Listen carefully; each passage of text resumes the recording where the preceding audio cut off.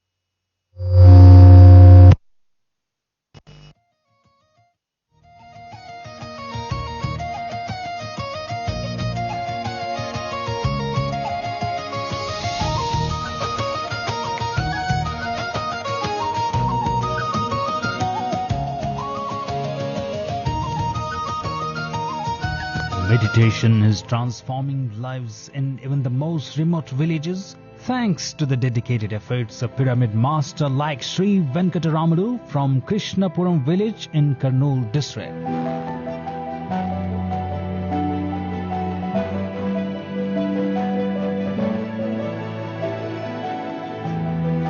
A humble farmer and barber, Sri Venkataramadu was naturally drawn to meditation. For years, he practiced in solitude beneath a tree on the outskirts of his village. His spiritual journey deepened when he was introduced to Anapanasati meditation, opening the door to profound inner experiences.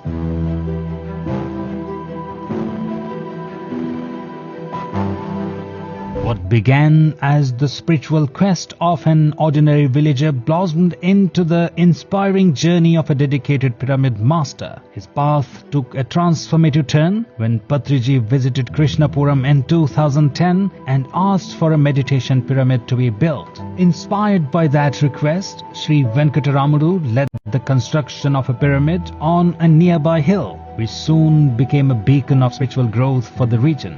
Through his efforts, meditation spread throughout the village, and even today, people regularly gather at the pyramid to meditate, grow, and experience inner transformation.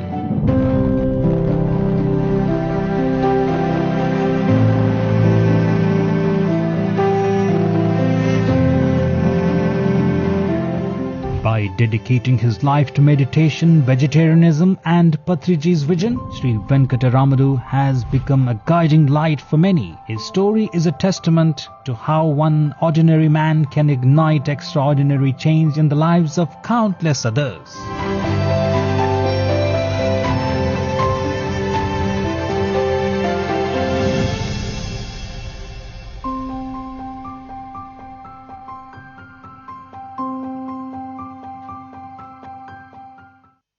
Meditation is transforming lives.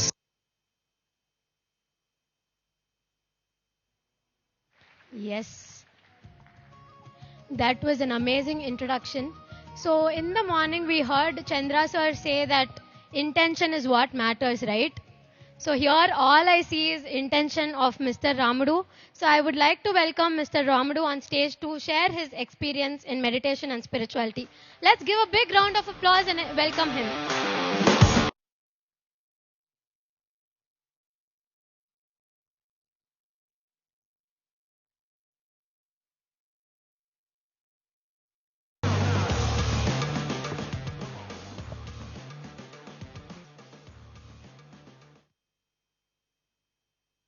నమస్కారం. కర్నూలు జిల్లా కృష్ణాపురం గ్రామం పూర్తి మారుమూల పల్లెలో మేము ఉంటాము. వ్యవసాయం చేసుకుంటూ జీవించే వాళ్ళం. అసలు ధ్యానం గురించి ఈ మాంసం తినకూడదు, మనకు ఆరోగ్యాలు బాగుంటాయి అనే విషయం మాకు ఏదీ తెలియదు గురువే. ఎప్పుడు పొలాలలో ఏ పందుల్ని ఏ జింకలను కొట్టుకొని తినేవాళ్ళం మేము. చిన్న వ్యవసాయ వృత్తి మాది. తర్వాత చిన్న షాప్లో చేసుకొని జీవించే వాళ్ళం మేము. ఆ విషయం మాకు తెలియక చిన్న పిల్లల ద్వారా పూజ అని తెలిసింది. ఫస్ట్ ముఖ్యంగా నమస్కరించాల్సింది పత్రి సార్కు, సదానంద స్వామికి, మన పత్రి మేడంకు, అందరికీ నమస్కరించుకుంటాను సార్. పొలంలో ఉండి మేము పని చేసుకుంటూ ఉన్నప్పుడు పిల్లలు స్కూల్కి పోతున్నారు మా గ్రామం నుండి కలగొట్ల గ్రామానికి. అప్పుడు సంపత్ కుమార్ సార్ అని హెడ్ మాస్టర్ పత్రి సార్తో ధ్యానం చేసేవాడంట. అప్పుడు ఆయన ఆ స్కూల్కి వచ్చి ప్రతిరోజు వాళ్లకు ధ్యానం చెప్పేవాడు. ఆయన ట్రాన్స్ఫర్ అయ్యి పక్కకు పోయిన తర్వాత మొత్తము బంద్ చేసుకున్నారు. ఒక 5 మంది పిల్లలు మాత్రం శేఖరు, రవి, చంద్రమోహను, కోటేశ్వరెడ్డి వీళ్ళందరూ చేసుకునేవాళ్ళు. ప్రతిరోజు ఇంటికి వచ్చి వాళ్ళు కళ్ళు మూసుకొని కూర్చునేవాళ్ళు.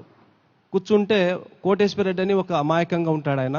ప్రతిరోజు మా చేను మీదనే అవతల చేనుకి పోయేవాడు. ఒకరోజు చేనులో పొలం దున్నుకుంటూ వచ్చినాడు. వచ్చి అన్నా పూజకు వస్తావా అన్నాడు. అంటే లేదన్నా నేను రాలేను, మేము వ్యవసాయం చేసుకుంటూ బతుకుతున్నాము కదా, నేను అసలు పూజకు రాలేను అన్నా. లేదన్నా నువ్వు వస్తే మన గ్రామం మారిపోతుంది, నీ వల్ల ఇతర దేశాల నుండి ఎందరో మహానీయులు వస్తున్నారని అన్నాడు ఆయన. అంటే నాకైతే తెలియదు అవన్నీ, నేను పని చేసుకునే వాడిని అని చెప్పిన.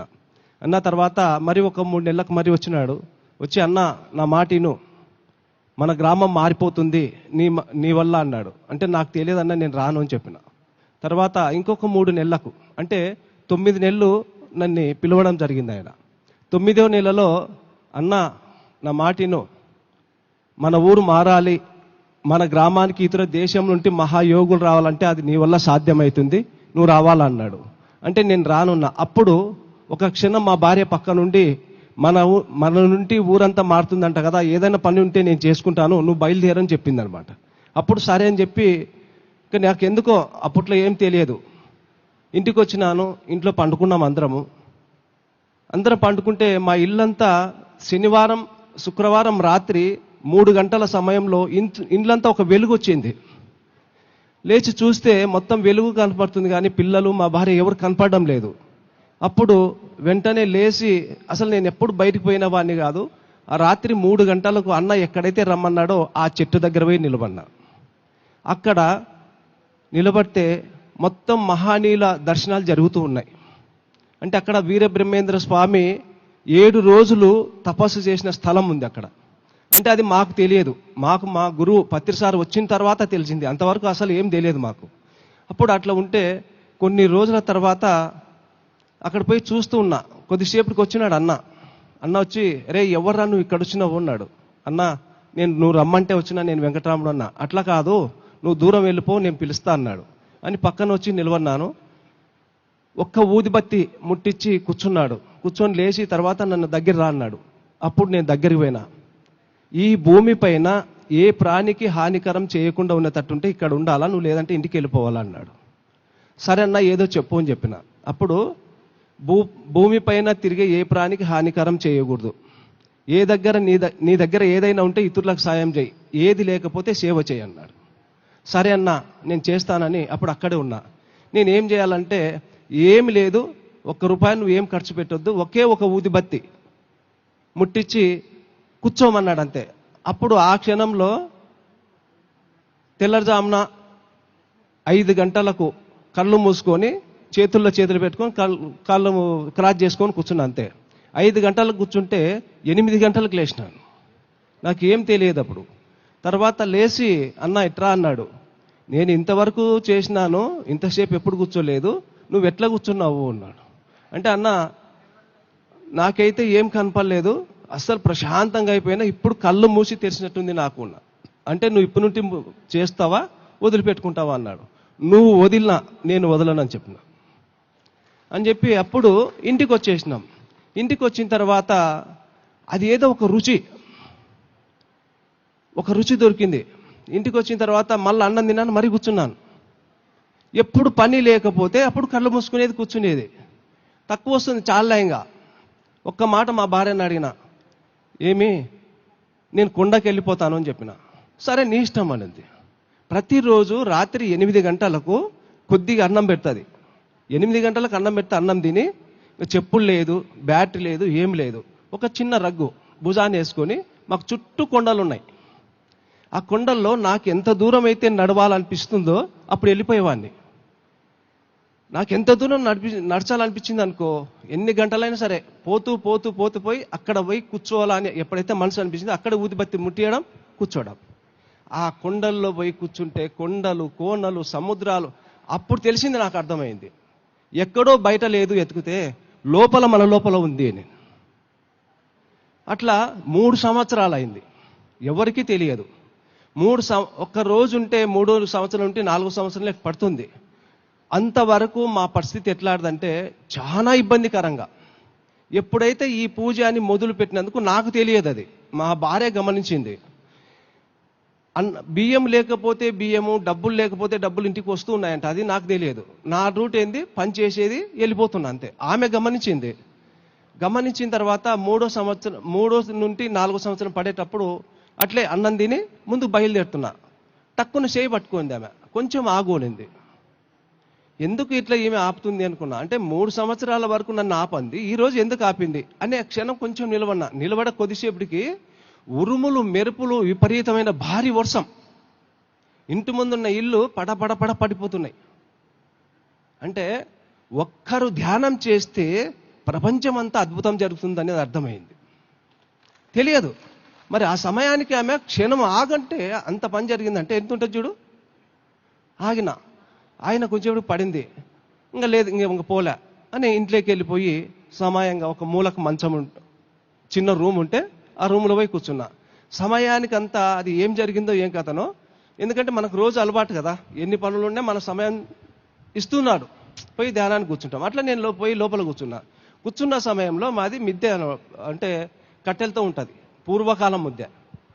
కూర్చున్నోన్ని ఆసనంలో ఇట్లా దెంతెలు ఉన్నాయి, దెంతెలకు ఆనుకొని ఉన్నానంట. ఆమె లేచి తలుపు తీసి చూస్తే ఇల్లంతా వెలుగుండి దెంతెలకు ఆనుకున్నానంట. ఆమె సడన్లో చూసి భయపడిందంట. నేను ఇన్ని రోజులు పోతుంటే ఏమనలేదు కదా, ఈరోజు ఉన్నామని అందుకు ఊరేసుకొని చనిపోయినాడు అనుకోయింది ఆమె. అప్పుడు పక్కన మా చిన్నమ్మ ఉంటే చిన్నమ్మ దగ్గర పోయి, అత్తమ్మ ఎందుకో చూడు, నేనైతే ఏమనలేదు, రోజు పోతున్నాడు ఆయన, ఉండు అని చెప్పినాను, అంతటి లోపల ఇట్లా ఊరేసుకొని చనిపోయినాడు అని. అప్పుడే వచ్చింది మా చిన్నమ్మ వచ్చి తలుపు తీస్తే వెలుగుందంట, ఇంట్లో వెలుగుండి పైన దింతలకు ఆనుకోనుందంట. వద్దు, నువ్వు ఏం మాట్లాడొద్దు, ఆయన తర్వాత మాట్లాడదామని బయటకు వచ్చేసింది. మళ్ళీ సమయానికంతా తర్వాత నేను వచ్చి బయటకు వచ్చిన తర్వాత అడుగుతుంది, ఏమి నాయనా మేమైతే ఇట్లా చూసినాము, ఏం జరిగిందంటే, చిన్నమ్మ ఇంతసేపు ఉన్న పనిని మనం పని చేసుకుంటున్నాము, పిల్లలకి పనిని పెడుతున్నాం, అందరికి పని పెడుతున్నాం, ఒక్క నిమిషం ప్రతిరోజు ఒక్క ఊదిబత్తి ముట్టించి కళ్ళు మూసి కూర్చోబెడితే అంత లోపల ఉంది, ఎంత ఆనందంగా ఉంటుంది అని అంటే, ఏమో నాయనా మాకు తెలియదు అన్నాడు అని. అట్లా వెళ్ళిపోయిన కొన్ని రోజుల తర్వాత ఈ ధ్యానం అనేది మాకు తెలియదు.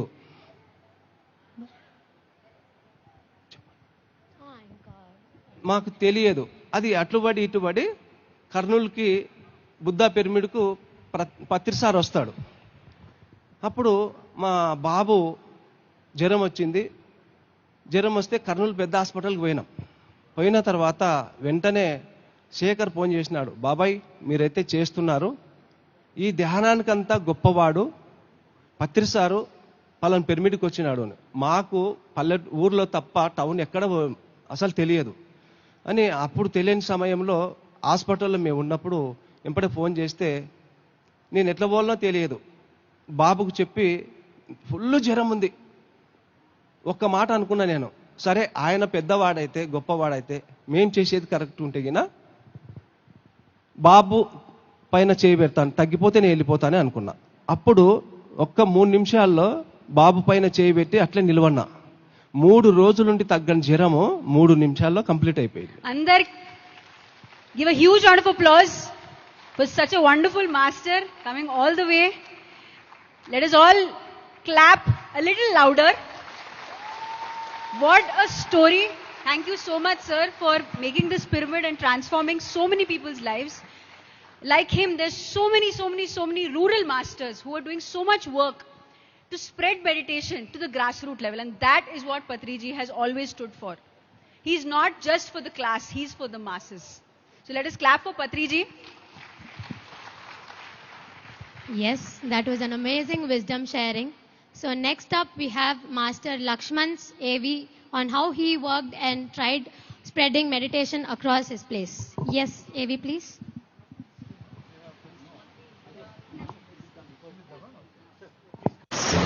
The story of Lakshman. Some discover meditation seeking peace. Others discover it when life leaves them no choice.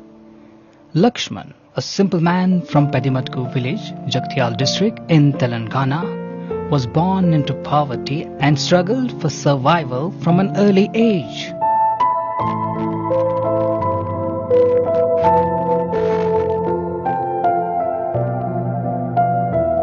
His greatest challenge came when both of his children were born with mental disabilities. Unable to understand or accept this condition, he fell into deep emotional suffering. Hoping for a better future, he moved to Mumbai in search of work. Instead, tragedy struck. A severe spinal injury left him physically broken and financially devastated. Surrounded by poverty, pain and uncertainty, Lakshman felt defeated. Then came a turning point. Through pyramid meditation and Patriji's teachings, his life began to transform. His health improved, but more importantly, his perspective changed. The children he once saw as a burden, he now recognized them as beautiful souls on their own unique journey. Today, Lakshman Garu and his wife Radha earn a modest living working in a rice mill.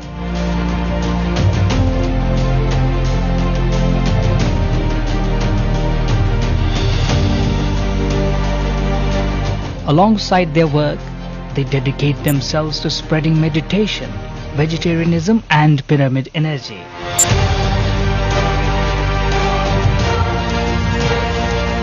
Despite limited resources, they travel from village to village, often on foot, sharing these teachings with others. Inspired by these benefits he experienced, Lakshman Garu even built a pyramid for meditation for his community using his own personal savings.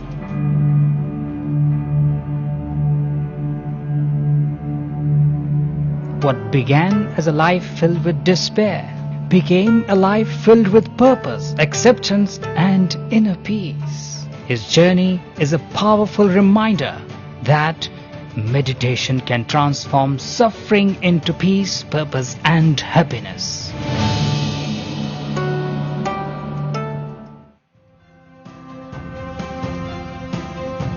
Amazing, amazing, amazing. Let us give a huge round of applause. Every single person may not come from a very happy-go-lucky lifestyle. They have some struggle, they are going through something or the other. But that's where meditation's impact really transforms people's lives. And this is just 2 or 3 or 4 such cases. We have thousands of case studies and they're available on PMC English and PMC Telugu. Please go watch these rural documentaries. This is a complete section, a complete playlist that we must watch. Andaram rural masters stories విని అర్థం చేసుకొని ఇంకా ఇది అందరితో share చేయాలి. అందరూ ఒక వాళ్ళ స్టేటస్ మీద, వాట్సాప్ స్టేటస్ మీద ఒక స్టోరీ పెట్టుకోవాలి. ఎవరు ఏ స్టోరీ విని ఎలా మారుతారో ఎవరికి తెలియదు. We must do our part to share this message to more and more people. Yes, that was another amazing story. And next we have Master Shiva with us to share about his meditational experience. Before that, another AV please.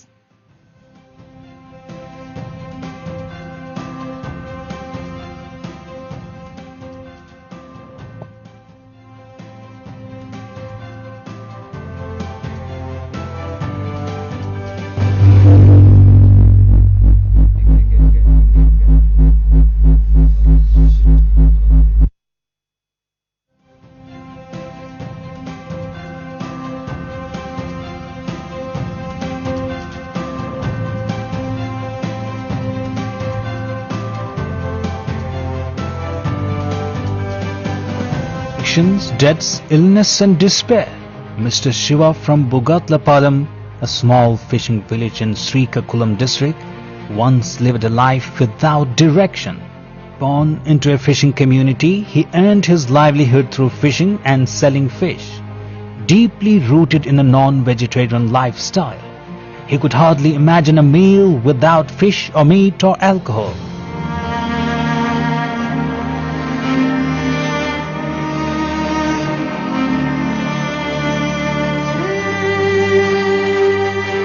He worked as an RMP doctor. His addictions took a toll on his health, family and future. His wife left him, illnesses surrounded him, and doctors gave him little hope of survival.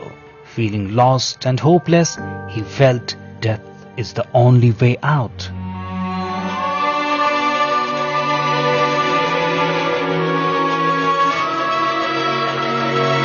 It was during this challenging phase that Sri L. Venkatramana Garu introduced him to meditation and the teachings of Patriji. What hospitals and medicines could not achieve, meditation made it possible.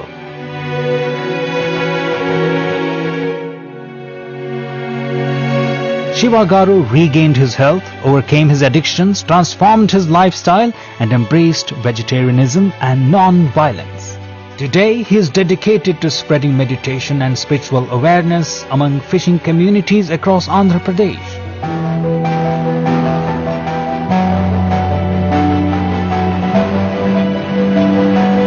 He is working for transformation in 108 fishing villages, inspiring many to give up addictions and adopt a healthier, more conscious way of living. Several pyramids have already been established in his village, creating centers for meditation and spiritual growth. Under the inspiration and guidance of Dr. G.K., Shiva Garu studied Patriji's Bhagavad Gita teachings and now shares the essence of Bhagavad Gita with people across India and abroad, and helps people achieve physical, mental and spiritual well-being through his spiritual care center. His wife, Bhudevi Garu, and family now stand beside him, supporting his mission and serving meditation seekers.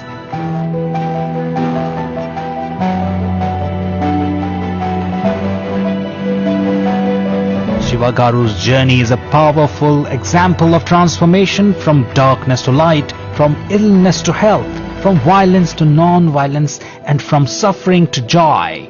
Let's take inspiration from his life and work together to fulfill Patriji's vision of creating a spiritually awakened world.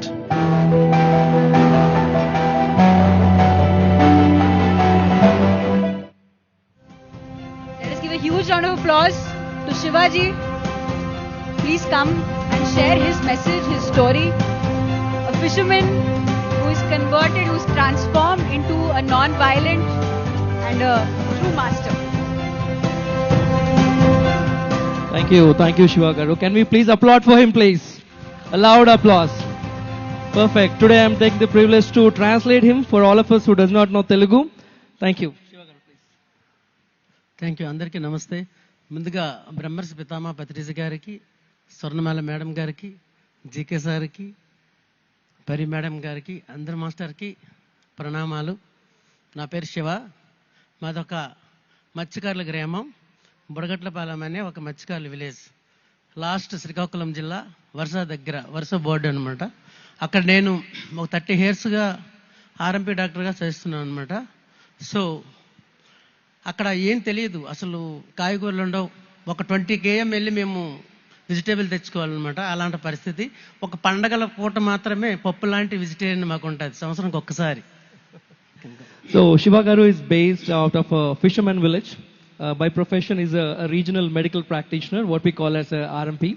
So the place where he is, there is no source of vegetables available there. Unless it is a festival kind of an occasion, they don't really have vegetarian food.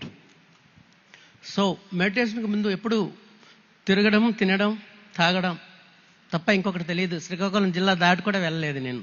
సరిగ్గా మాట్లాడడం రాదు అస్సలు. No common sense, అసలు ఏమి తెలియదు.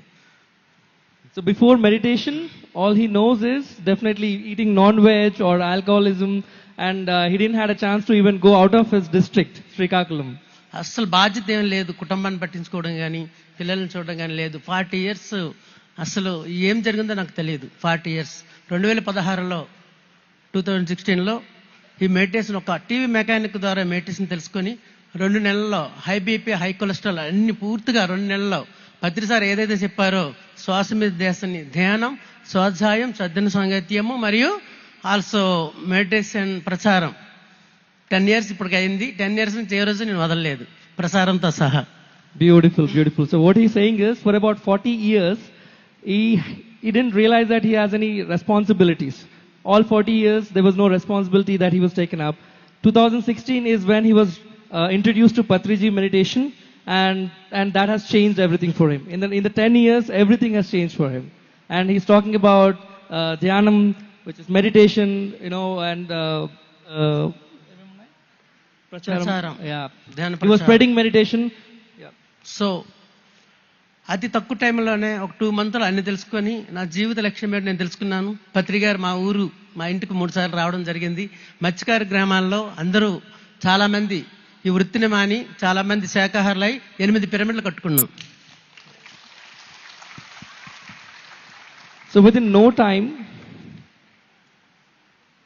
he was able to complete 8 pyramids. One village.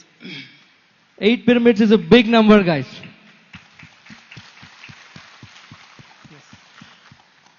Patri sir చాలా easy meditation, శ్వాస మీద ధ్యాస అనే మెడిటేషన్, నో మంత్రం, నో పూజ, అన్ని టోటల్గా నాకు అర్థమైంది. ప్రపంచమంతా దుఃఖంలో ఉంది, నేను దుఃఖం నుంచి బయటపడ్డాను, నా కుటుంబం అంతా కలుసుకుంది. నాకు ఎక్కడైతే వాల్యూ లేదో అన్ని వాల్యూలు వచ్చాయి, ఏమి లేదో అన్ని వచ్చాయి. 1 రూపాయి కూడా మాకు లేకు, సంపదలు, సర్వరోగ నివారణి, సకల భోకారిని, సత్యగాని అన్నీ వచ్చేసాయి. టోటల్గా ఏం కావాలో మెడిటేషన్లు అన్నీ వచ్చాయి. ఏం పట్టుకుంటే అది వచ్చేస్తుంది. నా జీవితంలో 3 ప్రతిరోజు నేను ఏమి నేర్చుకోవాలి, ఏం మార్చుకోవాలి. నెక్స్ట్ నిష్కామ కర్మ, ఏమి ఆశించకుండా ధ్యాన ప్రచారంకి ఎప్పుడైతే వెళ్తామో ఆటోమేటిక్ ప్రకృతి అంతా మన వైపే ఉంటుంది. పర ఉపకారం అన్నప్పటికీ పరమాత్మ మన వైపు వచ్చేస్తాడు, సర్వం మనకు వస్తుంది. ఆ సత్యం తెలుసుకున్నాను. చివరిగా ఏంటంటే విడవన పట్టుదల విజయరాయసం. నేను ఎప్పుడు ఏది వదలలేదు. ధ్యానం, స్వాధ్యాయం, సద్గుణ సాంగత్యము మరియు ధ్యాన ప్రసారం ఎప్పుడు విడవలేదు. నేను గట్టిగా నమ్మేది ఏంటంటే విడవన పట్టుదలే విజయ రహస్యము. ఎవరైతే విడవకుండా ఉంటారో వాళ్ళు కంపల్సరీగా ఈ భూమి మీద విజయం మనం సాధిస్తాం. Beautiful. So within no time, he has realized his life purpose, his soul purpose. So he was really looking at only 3 aspects in his life. One is ధ్యానం, స్వాధ్యాయం, మూడు. ఫస్ట్ది ఓకే రైట్, విడవన పట్టుదలే విజయ రహస్యం. రోజు నేను ఏం మార్చుకోవాలి, ఏమి నేర్చుకోవాలి. So the first thing that he wants is, what is that he wants to learn in himself, and what is that he wants to change in himself. That's the first thing that he was looking for. మరి పత్రి sir ఏం చెప్పారంటే, నీకు తెలిసింది ఏదైతే ఉందో అది నిష్కామ కర్మగా చేయి, and ధ్యాన ప్రచారం చేయాలి. as Patri sir has informed him, whatever he has learned, he is spreading that across, he is sharing this knowledge across. ఏం వస్తుందని ఆశించుకుంటే ఎప్పుడైతే చేస్తామో అన్నీ మనకు ఆటోమేటిక్గా వస్తాయి, అది సత్యం. ఆ తర్వాత పత్రి సార్ ఒకసారి నేను మాట్లాడినప్పుడు ఇలా అడిగాను నేను, సారు ఇలా మా ఊర్లో ఎంత అద్భుతంగా ఉంది, నేనేం చేయాలంటే నీకు అన్నీ చేస్తావని చెప్పి ఒక పిరమిడ్ని కడతాను సార్ అన్నాను. నేను ఓన్గా కట్టాలి, అందరికీ చేయాలంటే నువ్వు చేసేస్తావని చెప్పారనమాట. భగవద్గీతలో తర్వాత నాకు భగవద్గీత కూడా ఒక అనుభవం ద్వారా డాక్టర్ జీకే గారు ఒకసారి ధ్యానంలో కూర్చున్నప్పుడు వచ్చి నువ్వు భగవద్గీత చదువు అన్నారు. ఆ తర్వాత టోటల్ భగవద్గీత 3 నెలల్లో వచ్చేసింది. అర్థము, అంతరార్థము, పరమార్థం, total Bhagavad Gita. So in one of his conversations with Patri sir, when he asked, what is that I can do? Patri sir has suggested him to build a pyramid. He wasn't sure if he is able to do that or not, but Patri sir gave him the confidence that he can do it, and he proceeded with that. And also during his meditational experiences, one of the master has suggested him to read Bhagavad Gita, to learn Bhagavad Gita. And miraculously, he was able to complete the Bhagavad Gita in just 3 months of time. Okay, meditation ఎక్కువ లాభం పొందాను నేను కనుక. గురువుగారు ఏం తీసుకోరు కనుక ఆయన దారిలో ప్రయాణించడమే నా కుటుంబం అంతా కూడా, మా గ్రామము అంతా, జిల్లాలో 30 సెంటర్లు పెట్టాం, శ్రీకాకుళం జిల్లాలో. నెక్స్ట్ 2 రాష్ట్రాలు కూడా భగవద్గీత ధ్యానం చెప్పడం జరుగుతుంది. తర్వాత చాలా అద్భుతంగా జీవితం ఉంది. 10 years నుంచి ఎటువంటి ట్యాబ్లెట్లు వేయలేదు, ఏమనుకుంటే అవే జరుగుతున్నాయి, అన్ని కూడా జరిగిపోతున్నాయి ఆటోమేటిక్గా. ఏ బుక్ పట్టుకుంటే ఆ బుక్ వస్తుంది. అష్టవక్ర గీత కానీ, మరి వశిష్ఠ గీత కానీ, భగవద్గీత కానీ, వేమన కానీ, గురువాన కానీ అన్ని కూడా. ఇప్పుడు ఈ రోజు నేను తీసుకున్న నిర్ణయం ఏంటంటే ఇమ్మీడియట్గా 3 నెలల్లో హిందీ, ఇంగ్లీష్ నేర్చుకొని ఇంక నేను వెళ్ళడమే. ఎందుకంటే పరి మేడం, జికే గారు, గొప్ప గొప్ప వాళ్ళందరూ కూడా ఎంతో చేస్తున్నారు కదా, వాళ్ళకు కూడా మన నుంచి కొంచెం చేయూతనివ్వాలి. ఇంకా చాలా వేగంగా ఆల్రెడీ అయిపోయింది, ఇంకా చాలా ఫాస్ట్గా అవుతుంది. So, during his journey, throughout his evolution, he was able to transform even his family members and also the people around him. Most of his villages, being a fisherman village, he was able to transform them to meditators. And post which he has almost 8 of the villages has been converted to meditation villages right now, with 8 pyramids in each village. And right now, what his intention is to learn both Hindi and English, 2 additional languages, so that he can do a selfless service by teaching Gita and spreading Gita meditation to the outside world as well. Amazing, amazing. Thank you so much for this wonderful message. Yes, sir. Final message. అందరము కూడా sir చెప్పారు, ఎవరికి తక్కువ చేయలేదు, అందరూ కూడా నా అంతటి వారిని చెప్పారు. నేను భగవద్గీతలో 4:40 శ్లోకం, ఒకే ఒక శ్లోకం నన్ను ముందుకు తీసుకుపోతుందన్నమాట. అజ్ఞచ్చ శ్రద్ధానచ్చ వినాశాత్మ ప్రణశతి నాయం లోకోస్తు నపరో నా సుఖం సంశయాత్మన. తెలుగులో ఏంటి అంటే, అజ్ఞానము, అశ్రద్ధ, అపనమ్మకం ఉన్నవాళ్ళు ఈ లోకంలో కాదు ఏ లోకంలో కూడా ఎప్పుడు పనికిరారు. ఆ 3ని ఎవరైతే ఇస్తారో విజయం నీదే. Thank you sir, thank you very much. మా పిల్లలు కూడా ఆల్రెడీగా ధ్యాన ప్రసారం చేస్తున్నారు. ఒక సెంటర్ పెట్టాం. మా ఆవిడ అందరూ కూడా వచ్చే వాళ్ళకి 1000 మంది వచ్చినా సరే వంట చేసి పెడతారు. చాలా అద్భుతంగా ఉంది. మా జిల్లాలో నాకంటే గొప్పగా మాస్టర్లు తయారయ్యారు. 50,000 మరి స్టూడెంట్స్కి, స్కూల్ నుంచి, కాలేజీల నుంచి అందరికి కూడా 50,000 మందికి మేము ఈ ధ్యానాన్ని పరిచయం చేయడం జరిగింది. ఒక టీం ద్వారా, సింగిల్ కాదు, ఒక టీం. శ్రీకాకుళంలో అందరూ కూడా చక్కగా వర్క్ చేస్తున్నారు కనుక నాకు ఖాళీ ఇచ్చారు. నేను ఎక్కడికైనా వెళ్ళడమే. అన్ని పరిస్థితులు బాగున్నాయి. ఇంకా ధ్యాన ప్రసారం చేయడం ఒకటే ఉంది. Thank you very much. Beautiful, beautiful. Just the last statement that he's made is, it's not just him spreading the meditation, including his kids. He has formed a team through which there were more than 50,000 students he was able to reach and teach them meditation. That's a great achievement. Let's give a huge round of applause for that very thought, and that is the power. Thank you so much, Shiva sir, for being here, because every single pyramid meditation center, the beauty of which is that there is great knowledge, there is a lot of books that are available, there are a lot of magazines available, there is Anapanasati, which means also food. Some meditation centers even have Anapanasati, and if some pyramids are open only sometimes, they make sure that whenever there is a session, there's always food, and that is the doorway, or that is the way in which we can enter people's lives.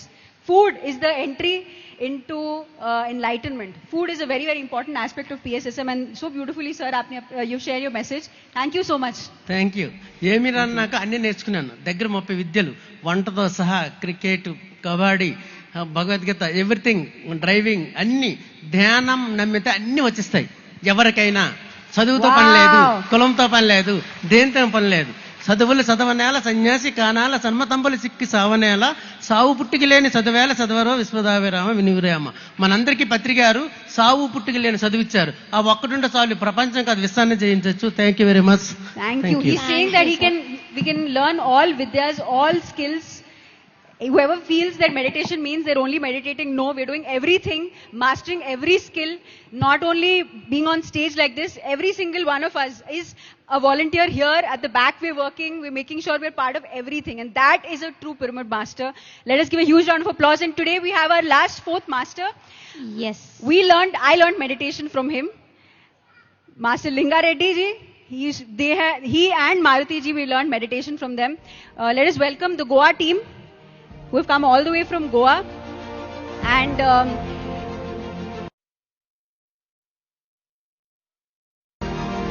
meditation it's always a team who is taking forward the message. Let us welcome give the Goa a huge round of applause, masters, and welcome the Goa team. Linga Reddy, sir.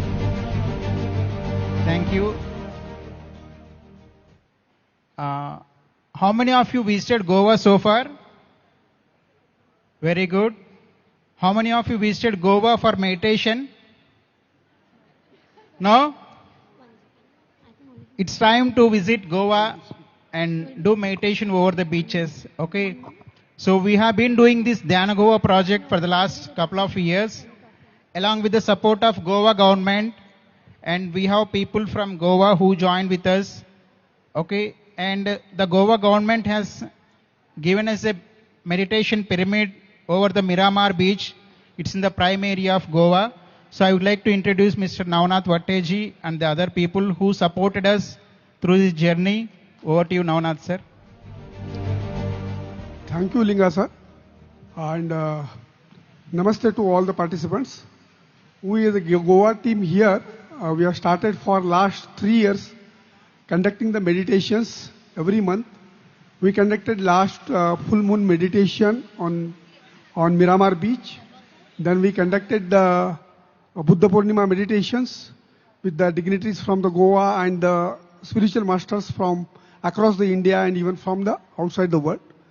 So Linga Reddy and Dwarkanaji has played a very great role to establish the Goa meditation chapter over there. And now we masters who has developed over there holding the rings and we are conducting the regular meditations. We are carried out conducting the meditation in the police force, jails, in the colleges, in the schools, and regular meditations are being done over there. So even going forward, 15th and 16th of August, we are planning to have a meditation in the Goa.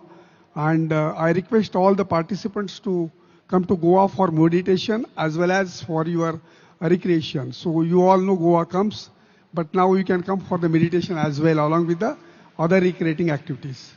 So maybe I will tell how basically I started over here. I was working for the corporate companies and I had a diabetes very early age at the age of 30. Then I had a spondylitis. Even after surgery also I was not getting the pain relief and then diabetes. And then I came across the meditation. I started with Vipassana and then so many other streams as well.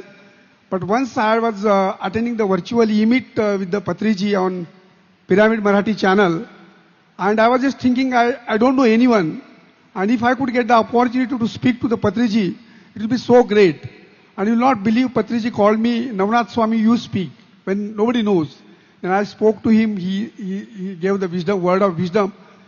And then one thing stuck with me is that Patriji said, read the others' books. I am not your guru. So, your Shwas is your guru.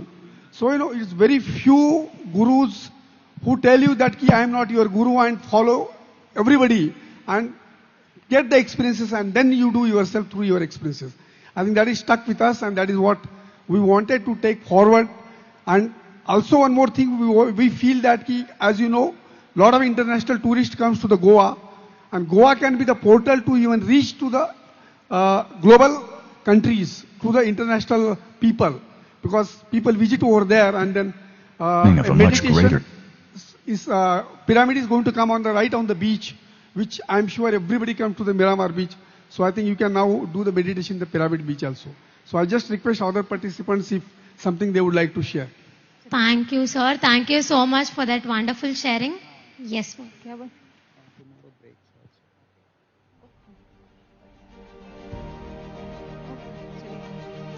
आत्मवंदन सभी को। मेरा नाम वासंती है, मैं गोवा से हूँ।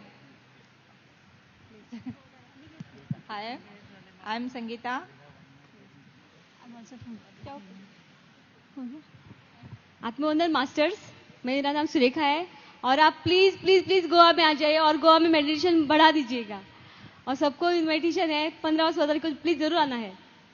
गोवा की उन्नति के लिए आपको जरूर आना है गोवा में। Thank you. Hello everyone, my name is Maya and we all are Sangeeta, Vasanti, Surekha and me is the sisters. My elder sister is Vasanti. She has brought us in the PMC and we are very glad to her that she has introduced us to the PMC and has changed our life drastically. Now our whole family is in the meditation and thanks to her, and I just wish everybody will come to this PMC family and be a group of that. Thank you so much. Thank you so much for that wonderful sharing. And you guys are doing so much for PSSM and spreading meditation. I think they are the prime examples for spreading meditation and doing seva through tan, man, dhan. That's what Patri sir has always said to us. So let's felicitate all our masters who are doing so wonderful job in spreading meditation, pyramid energy and ahimsa to the world. Let's give a huge round of applause and felicitate them. To felicitate the masters, I call upon Miss Livia Devi. Music, please.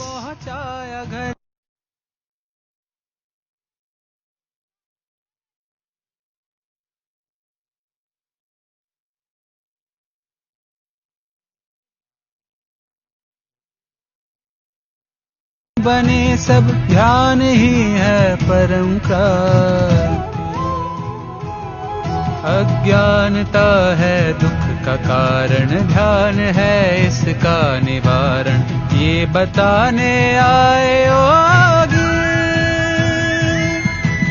ब्रह्मर्षि पितामह पत्री जी ब्रह्मर्षि पितामह पत्री Let's all be inspired by their stories. It's never about giving any reasons, but it's all in the intention that we have to spread meditation and pyramid energy and ahimsa to the world.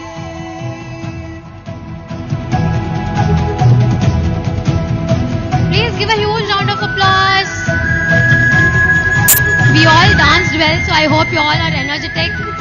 ये उनका यह रहा बस जीव के प्रति जाग करुणा फैले शाकाहार जग में मित्रता हो धर्म अपना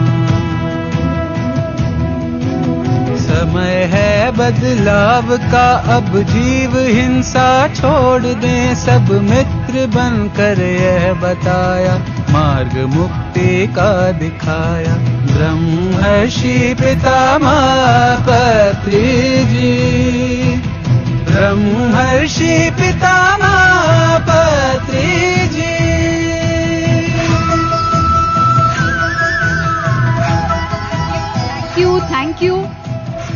Thank you so much.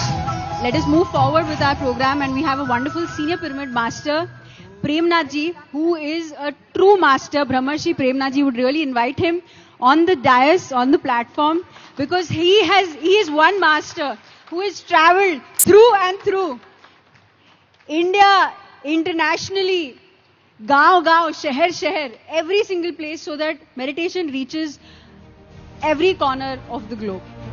Let us give a huge round of applause to Premnath ji. Brahmarshi Premnath ji. Namaste, sir.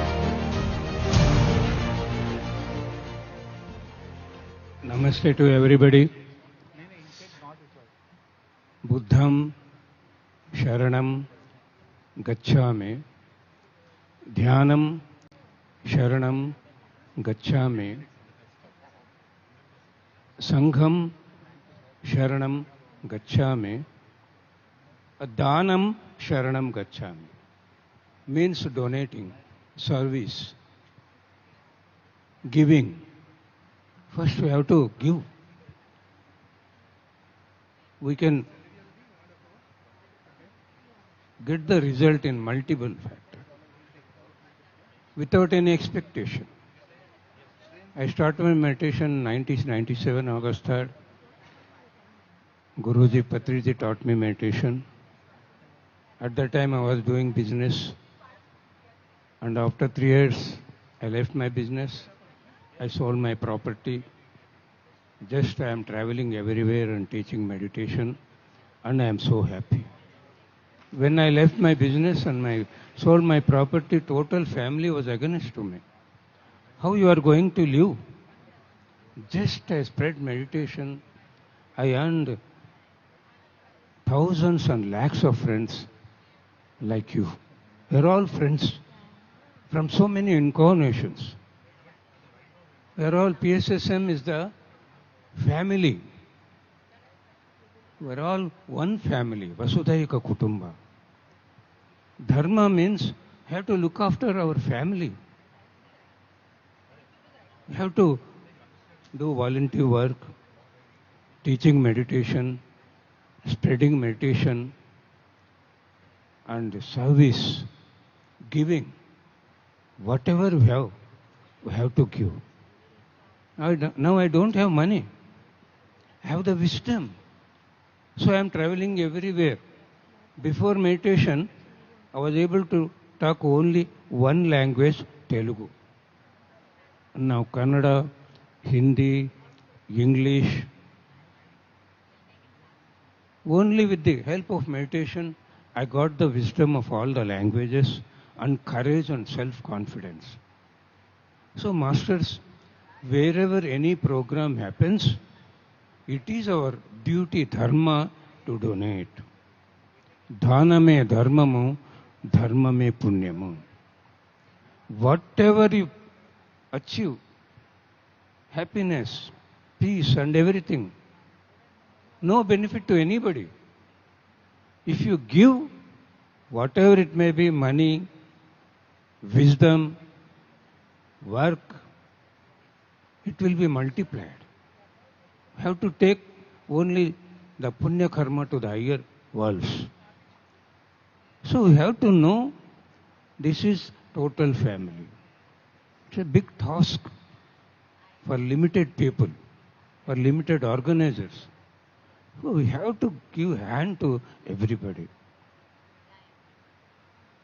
If you donate money for Annadana, how much you can get the wisdom and punya. If you donate 1 lakh people food to anybody, if you donate to one yogi is equivalent to it.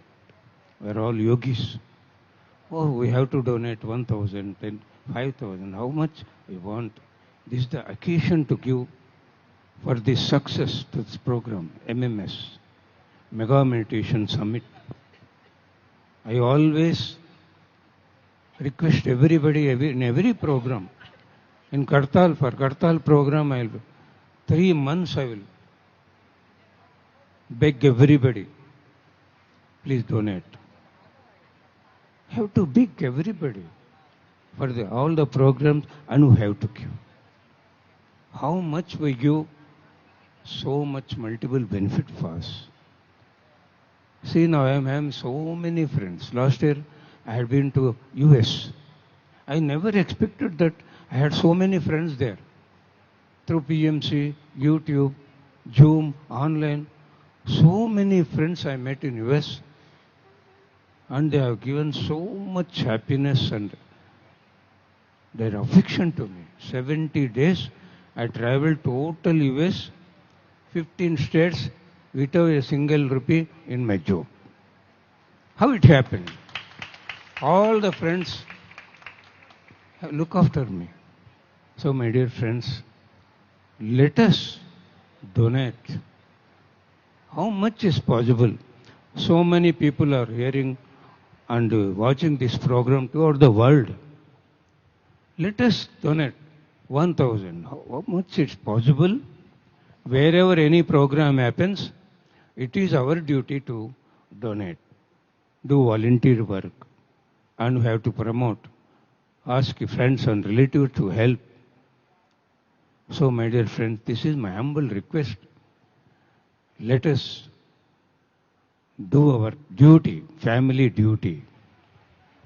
90% income for our little family, my Mrs., my children. 10% income to this Mega Meditation Summit, whatever it happens, Buddha Purnima, Dhyana Mahayaga in Kartal, Shakti Stall, so many things. Every month, if you can give 100 rupees each of pyramid master throughout the world, we can do so many programs like this. Only 100 rupees. Every pyramid master in the world. We are not North Indians, South Indians, Karnataka, America, we are all one. We are a universe. So there is no need to request anybody. If you donate individually, everybody, because it is a family dharma, 10% only. See, you give it and see what will happen. Naturally, you can see the result. ఇవ్వడం నేర్చుకోవాలి. ఎంత ఇస్తే దానికి 1000 రెట్లు తిరిగి మనకు వస్తుందండి. ముఖ్యంగా ఆంధ్రప్రదేశ్లో మన తెలుగు వాళ్ళు ఎంత గొప్పవాళ్ళు అంటే, ఈ పిరమిడ్ అంతా కూడా ఆంధ్రప్రదేశ్ డబ్బులతో స్థలం కొన్నాం, కట్టించామండి. ఇది అప్పుడు తెలుగు వాళ్ళు ఎవరు లేరు, ఈ కన్నడ వాళ్ళు ఎవరు లేరండి, అక్కడ ధ్యానం చేసేవాళ్ళు లేరు. ఇక్కడ ఇది బెంగళూరు, ఇది మనది కాదు అనుకోలేదు. ये सब हमारा है. कर्नाटक अलग है, आंध्र अलग है, साउथ इंडिया अलग है, नॉर्थ इंडिया अलग है, ऐसा नहीं है. हम सब एक है. हम सब कहीं भी प्रोग्राम हुआ हमें मांगने का जरूरी नहीं है, हमें देना ही है. ये सब हमारा धर्म है. कुछ भी दे सकते हैं. पूरा दुनिया ये प्रोग्राम देख रहे है ऑनलाइन में. मैं सभी के लिए रिक्वेस्ट कर रहा हूं, केवल यहां रहने को मास्टरों के लिए नहीं, हमें भी दूसरों से मांग के भी दे सकते हैं. भिक्षा मांगना है ऐसा प्रोग्राम के लिए. हजारों लाखों लोगों को खाना खिलाना एक ही है, एक योगी को खाना खिलाना एक ही है. योगियों का अन्नदान चल रहा है. ये सब हमारा धर्म है, हमें देना ही है. ये कर्नाटक, ये ಬೆಂಗಳೂರು, ಈ ಸ್ಥಳಕ್ಕೆ ಈ ಪಿರಮಿಡ್ಗೆ ದುಡ್ಡು ಕೊಟ್ಟಿದ್ದು ಆಂಧ್ರ ಪ್ರದೇಶ ಅವರು. ಅವಾಗ ಅವರು ಯಾರು ಅನ್ಕೊಂಡಿಲ್ಲ ಇದು ನಮ್ಮದಲ್ಲೂ ಅಲ್ಲ ಕರ್ನಾಟಕ ಅಂತ. ನಮ್ಮ ಗುರುಗಳ ಪತ್ರಿಸಾರಾಗಿ ಯಾರಿಗೆ ತೋರಿಸಲಿಲ್ಲ. ಎಲ್ಲ ನಮ್ಮದೇ, ನಾವೆಲ್ಲರೂ ನೋಡ್ಕೋಬೇಕು. ಎಲ್ಲಿ ಏನು ಪ್ರೋಗ್ರಾಮ್ ನಡೆದಿದ್ರೇನು, ಅದು MMS ಇರ್ಬೋದು, ಬುದ್ಧ ಪೌರ್ಣಮಿ, ಧ್ಯಾನ ಮಹಾಯಾಗ, 100 ರೂಪಾಯಿ ಪಿರಮಿಡ್ ಮಾಸ್ಟರ್ ಎಲ್ಲರೂ కొట్రే, ఒక్క పిరమిడ్ మాస్టర్ 100 రూపాయలు ఇస్తే కోట్ల డబ్బు మన దగ్గరకు వస్తుందండి. మనం ఇప్పుడు లక్షల్లో కోట్లలో ఉన్నాం. వింటున్న వారు ఎవరైనా సరే, ఆన్లైన్లో చూస్తున్న వాళ్ళు అందరికీ ఒక ರಿಕ್ವೆಸ್ಟ್, ಯಾರು ಕೇಳ್ತಾ ಇರ್ಬೋದು, ನೋಡ್ತಾ ಇರ್ಬೋದು ಪ್ರೋಗ್ರಾಮ್, ಎಲ್ಲರಿಗೂ ರಿಕ್ವೆಸ್ಟ್ ಮಾಡ್ಕೊತಾ ಇದ್ದೀವಿ. ನಾವು ಬೇರೆ ಅಲ್ಲ, ನಮ್ಮ ಗುರುಗಳ ಪತ್ರಿಸಾರ್ ಬೇರೆ ಅಲ್ಲ. ಇದೆಲ್ಲ ನಮ್ಮ ಧರ್ಮ. ದಾನವೇ ಧರ್ಮವು, ಧರ್ಮವೇ ಪುಣ್ಯವು. ನಾವೆಷ್ಟು ಆನಂದ ಹೊಂದಿದ್ರೇನು ಅದು ನಮ್ಮ ಜೊತೆಗೆ ಬರಲ್ಲ. ನಾವು ಯಾರಿಗೆ ಏನು ಕೊಡ್ತೀವೋ ಆ ಪುಣ್ಯನ ನಾವು ಇನ್ನೊಂದು ಲೋಕಕ್ಕೆ ತಗೊಂಡು ಹೋಗ್ತೀವಿ. దానమే ధర్మము, ధర్మమే పుణ్యము. మన దగ్గర ఏది ఉందో అది ఇచ్చినది ఊరకపోదు. ఏ సమయంలో ఇవ్వాలో ఆ సమయంలో ఇచ్చినప్పుడే ఆ పుణ్యం దక్కుతుంది. ఈ ప్రోగ్రాం అయిపోయినాక ఇవ్వడం కాదు. ఇప్పుడు డబ్బులు జోబులో అవసరం లేదు, ఒక్క ఫోన్ ఉంటే చాలు, ఎన్ని డబ్బులైనా తెచ్చుకోవచ్చు, ఎంతైనా ఇవ్వచ్చు. అంత టెక్నాలజీ కన్వీనియంట్గా ఉంది. ಬುದ್ಧಿ ಮಾರಕ ಮುಂದೆ మనం అన్నీ చేయాలి. ಯಾವಾಗ ಕೊಡಬೇಕು ಅವಾಗ ಕೊಡಬೇಕು. ಈ ಸಮಯ ಮತ್ತೆ ಬರಲ್ಲ. ದುಡ್ಡು ಬೇಕಾಗಿಲ್ಲ, ಫೋನ್ ಇದ್ರೆ ಸಾಕು. पैसों का जरूरी नहीं है, फोन रहे तो बस. कितना भी पैसे मांग सकते हैं, दे सकते हैं. इसलिए मेरे प्यारे दोस्तों, गुरुजी का भिक्षा मांगने का तरीका मुझे सिखाया. मैं हर एक प्रोग्राम में ऐसा ही मांगता हूँ. आप सभी को thank you, thank you, thank you. Thank you so much Premnath sir. दान ही धर्म है. We must contribute, we must support every single initiative of PSSM, and Mega Meditation Summit is a very, very important program. Thank you so much, sir. There's so much to learn from you. You've seen him speak in 4 languages. Thank you so much, sir. Thank you. You've seen him speak in about approximately 4 languages, and that is the power of Pyramid Master. No matter which language it be, the message has to reach people. And we request every single one, like he said, Bhiksham Dehi, to please support this event.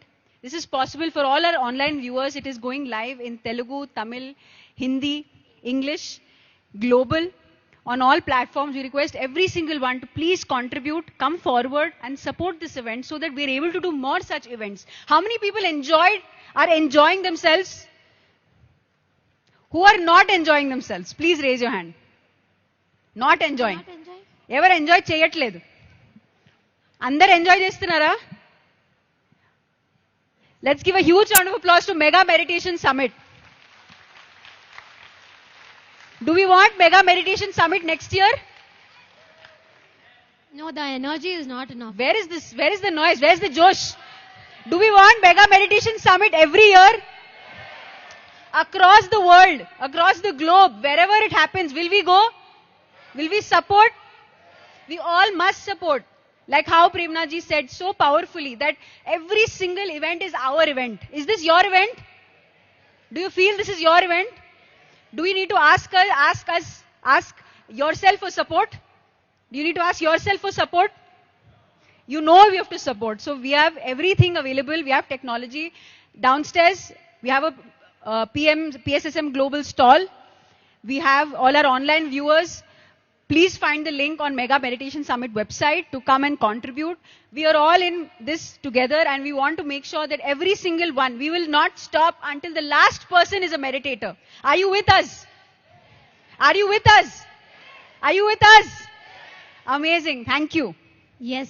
So, and I also hope you had amazing lunch or breakfast in the 1.5 days that has been gone. So you had amazing food, right? It was yummy.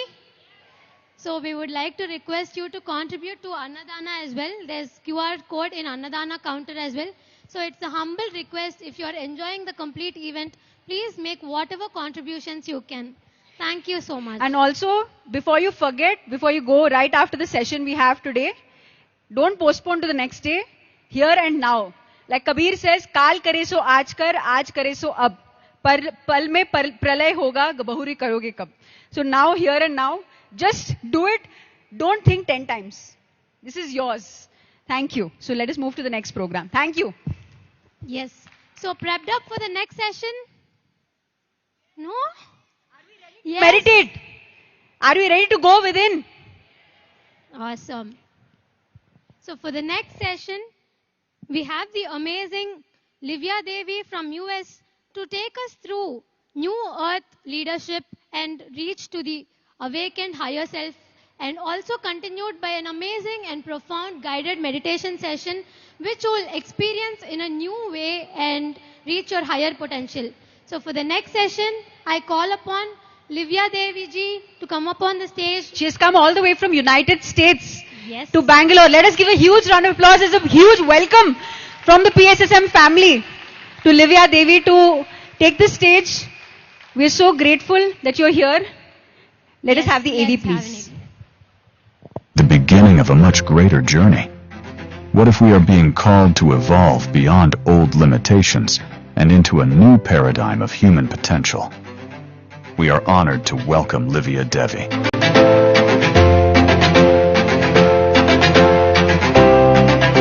An internationally recognized mentor, transformational leader, and trance channel for the 7D Arcturian Council of Light. Through her pioneering work, Livia has guided a global community of entrepreneurs, conscious creators, thought leaders, and changemakers to expand their awareness, activate their purpose, and align with a higher vision for humanity.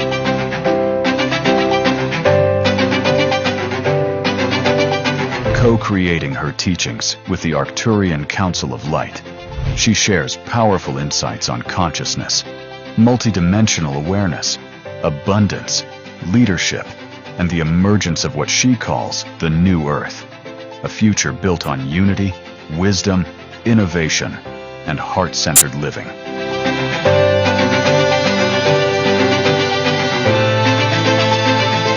Her message is both inspiring and transformative, that each of us has the ability to become a conscious creator of a more awakened future, beginning with the evolution of our own consciousness. Please join us in welcoming Livia Devi.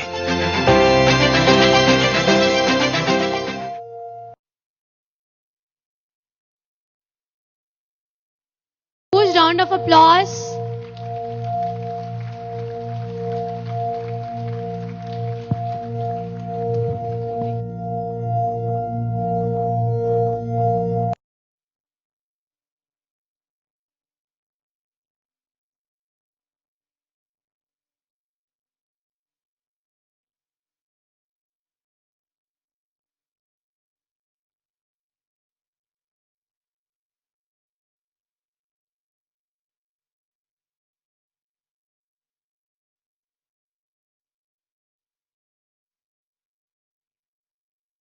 you all.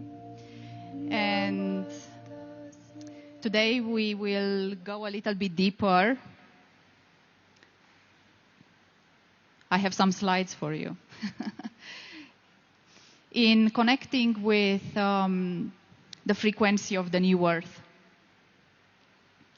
And what is this frequency? Why are we here all today? Why did we gather here? What is the reason that we are coming together? What are those elements that is keeping us, every cells of our beings and every souls together? It's just frequency. And as a fifth dimensional mentor, I work with people all around the world to actually tap into their highest soul expression and into the frequencies that are all around them and that are also connected to their higher consciousness. And as you see in this first slide, we are speaking about leadership. Because when you are connecting with a higher version of yourself, you move from being a seeker, a follower, and becoming a master. And self-mastery comes through self-acceptance, self-realization, self-actualization, and embodying the higher version of yourself, the higher expression of your consciousness. And this is when frequency becomes real. When the vibrational field and everything around you, it's not just a concept anymore. It's not something that you are tapping in from time to time, but becomes something that you are co-creating with consciously every day.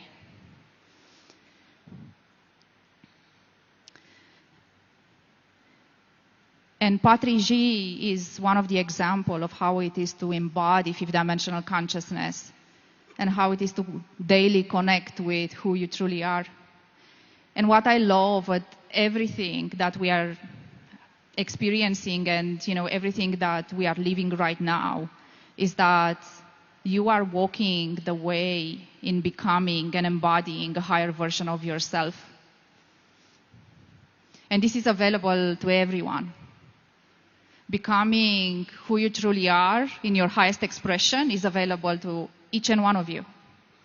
It's not only available to me or to a couple of people around the world. So how do you get there? The first step indeed is meditation. This is the very first step. And it's the most important one. Because what does it mean to meditate? What is happening when you meditate? You actually align your column of ascension. You align all your chakric system, and you allow a higher version of your consciousness to flow through you, which is your higher self.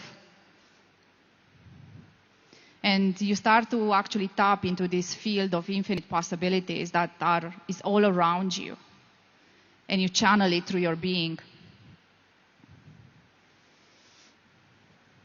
And the first step is meditation. The second step is connection. You start to connect to everything that is, and you let that to flow through you effortlessly. When we talk about embodiment of who you truly are, of a higher version of your consciousness, everything starts with activation. This is the third step. So the first step is meditation, the second is connection, the third is activation. Why activation? Why do you need to be activated? What activation means? Yeah? So let's just answer to these questions.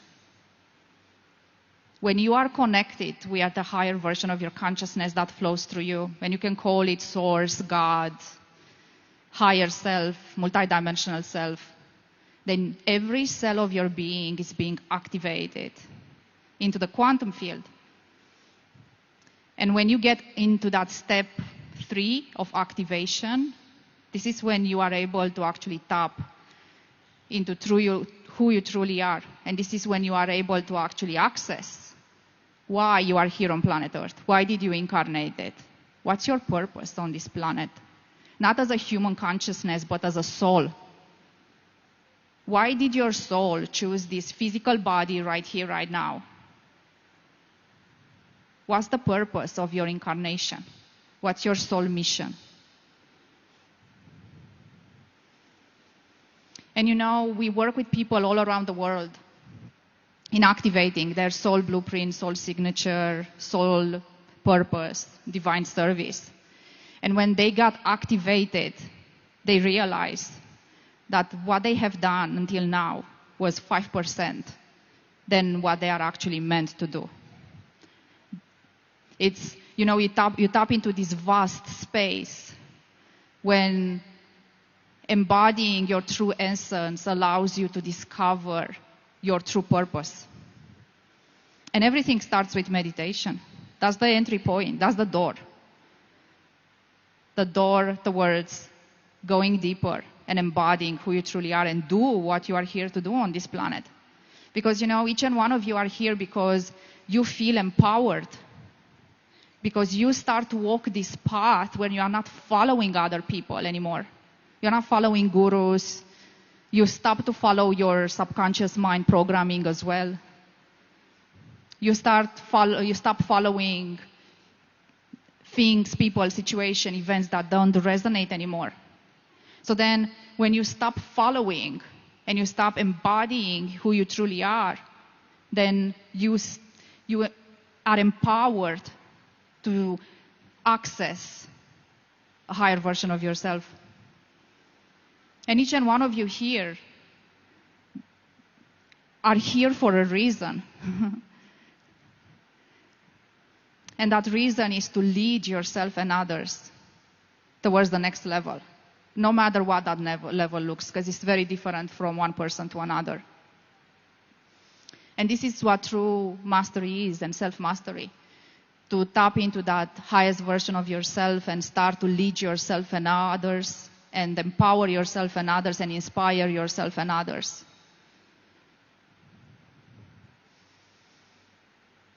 And one of the most important things of an embodied fifth dimensional leader, and I'm speaking about fifth dimension, not third dimension, because we saw leaders all around the world, in governments and presidential institutions and different structures, that they are not tapped into the fifth dimensional consciousness. But when you are tapping into that stream of evolution of consciousness, then you lead differently because your value system is changing completely.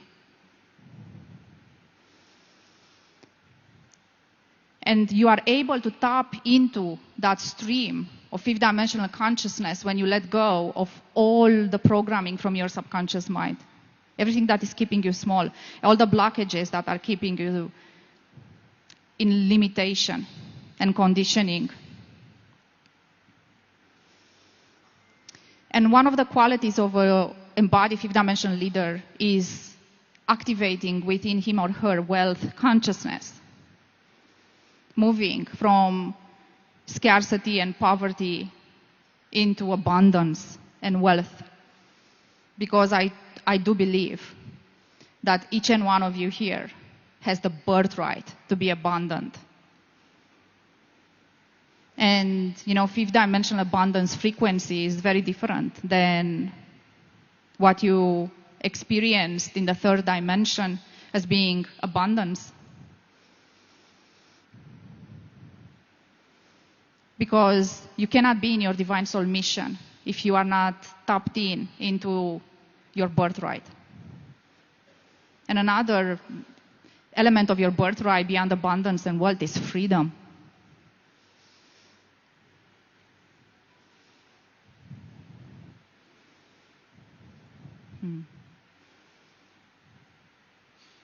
How many of you are free and are feeling truly free in your heart and souls? We are all looking for enlightenment, but true freedom is actually felt into your heart consciousness. It's not about how long and how many hours you meditate. It's about the connection that you are making in that spot of connection.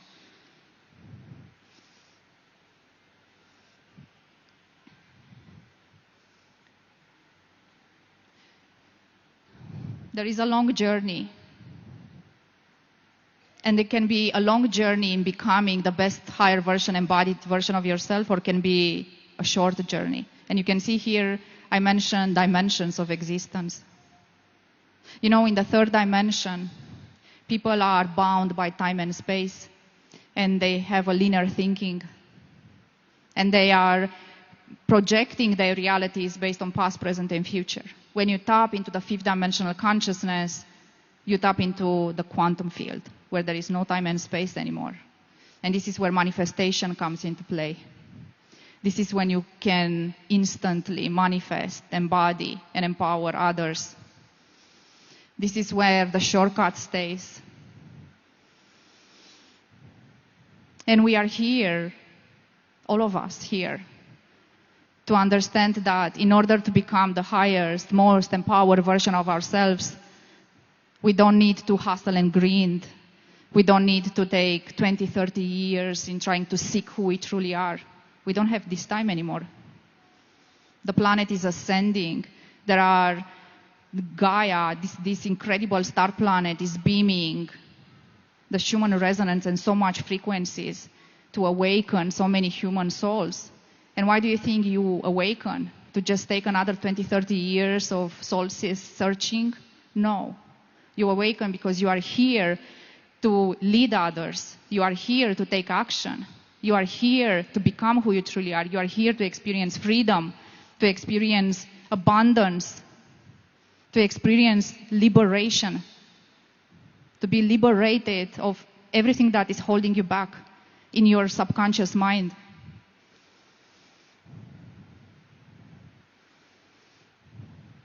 And this is how we are moving as a collective to the next level. The next level is not me or 10 others or 20 others.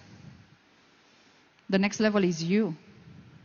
And every action that you are taking in your day-to-day reality to actually step into the highest, most embodied version of yourself.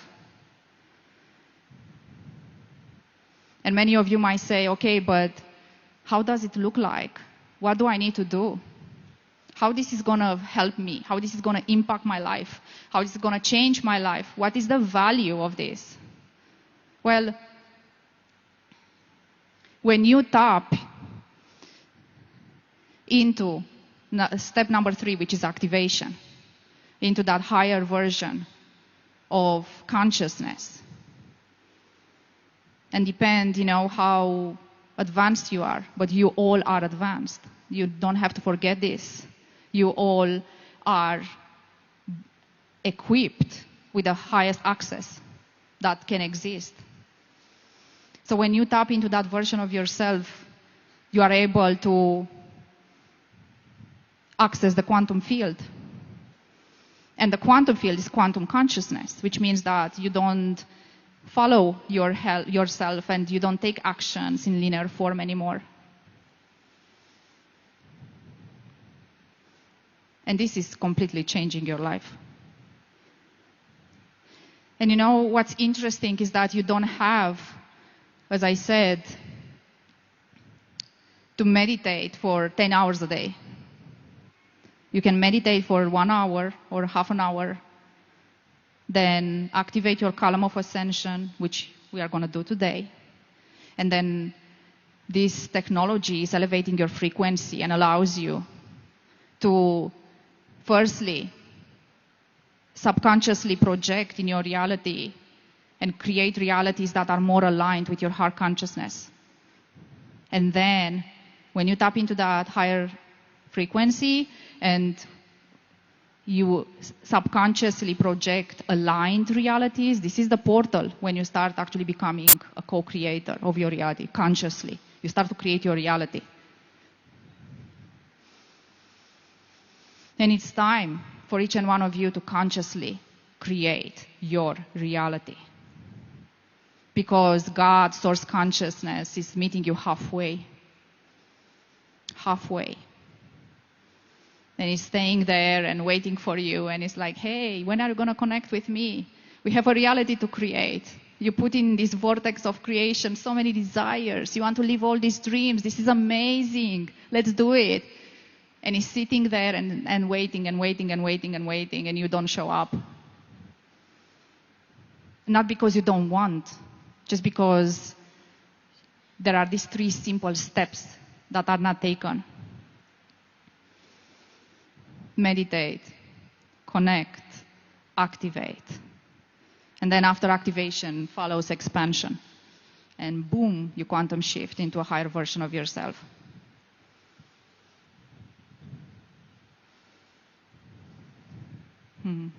I have so much to share with you. I prepared those slides, but I'm not following them. Because I can teach so much, but there is, one interesting thing that I learned these days, simplicity.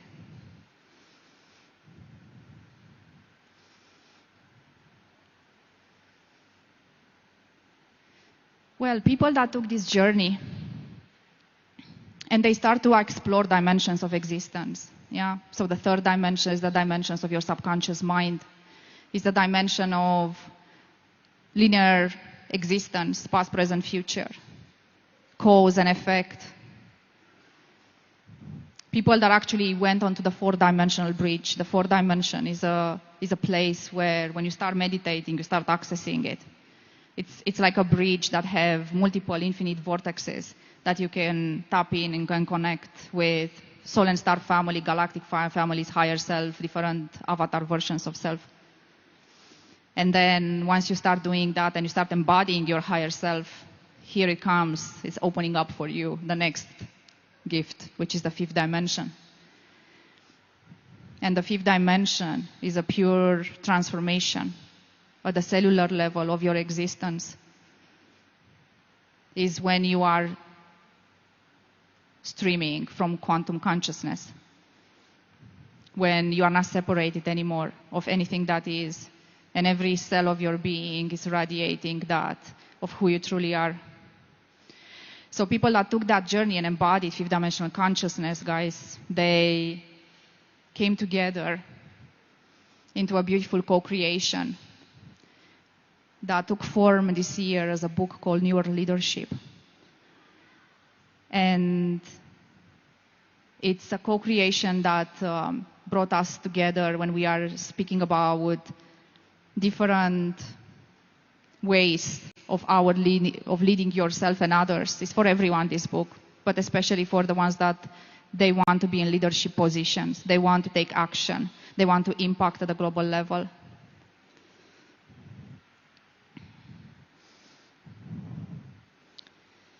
So,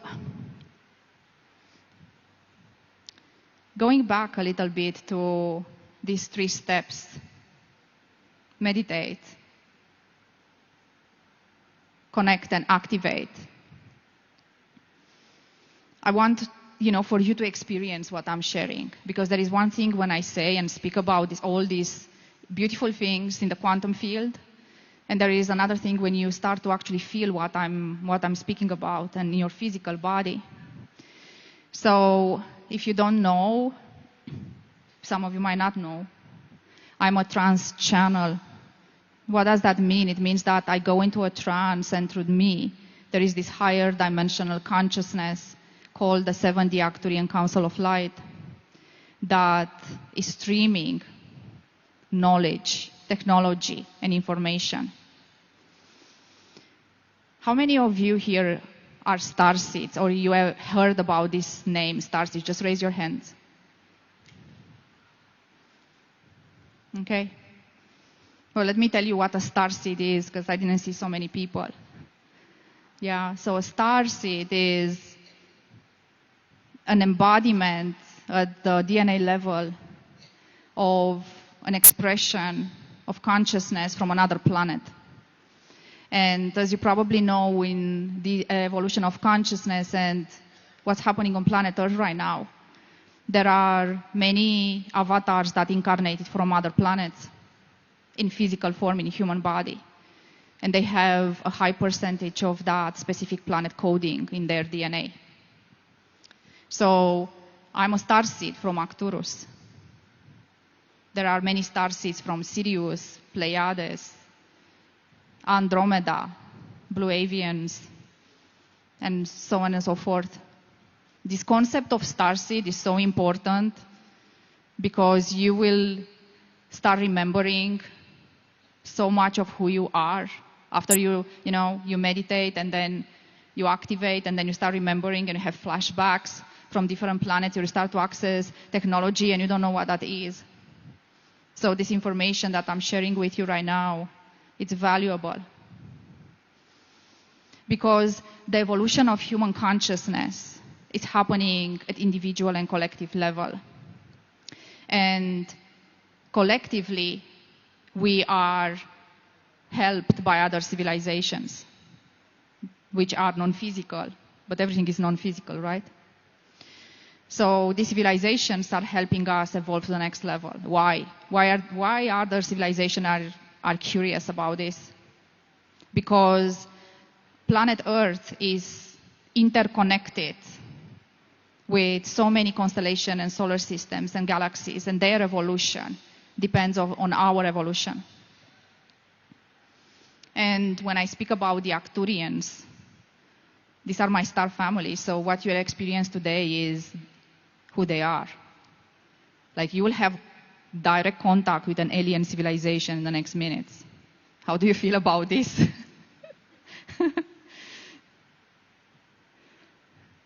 This is the innovation that Patriji and Pari brought it to us. You know, Patriji was a visionary. He was so ahead of his time. But this doesn't mean that what he accessed cannot be activated within each and one of you. This is why we are all here, because this access is available to everyone. And you know, it will come a time and space in human evolution when all of these fifth dimensional abilities like telekinesis, clairvoyance, and others are just going to be the norm, not the exception. So I would like to take you through this journey now of activation. Let's just connect with other civilization. Let's see what they have to say. Let's see how this is going to change your life. Let's see how this is going to improve the value of your life. So I will ask my team to arrange here.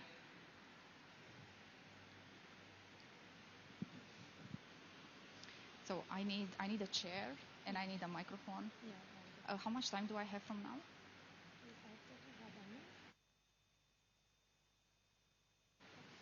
And I need a microphone.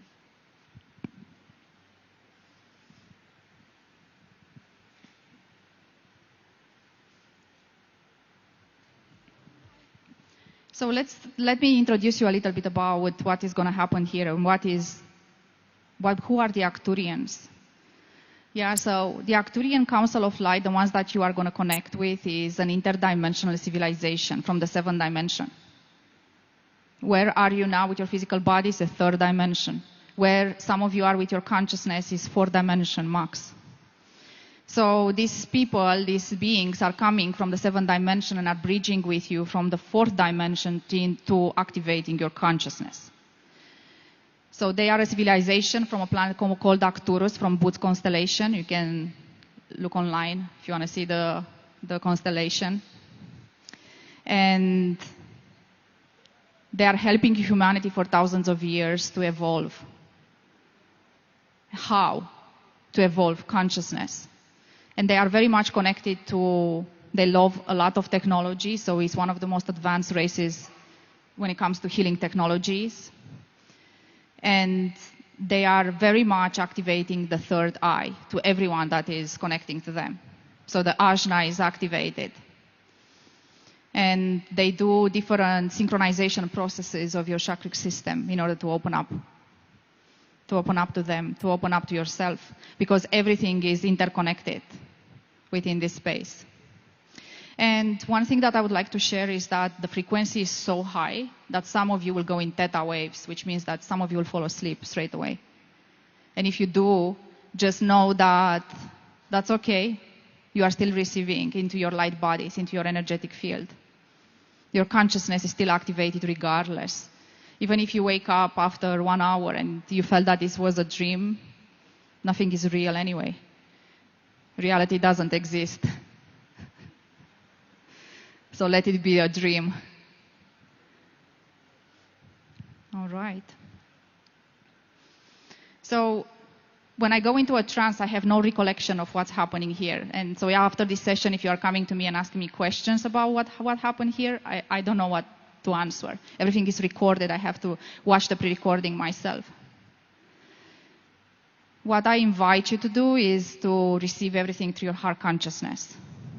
You might not understand, and many people are crying, others are laughing. It's shocking. So let's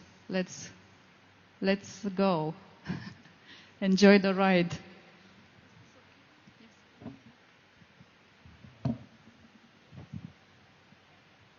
Okay. Can you hear me now? Yeah.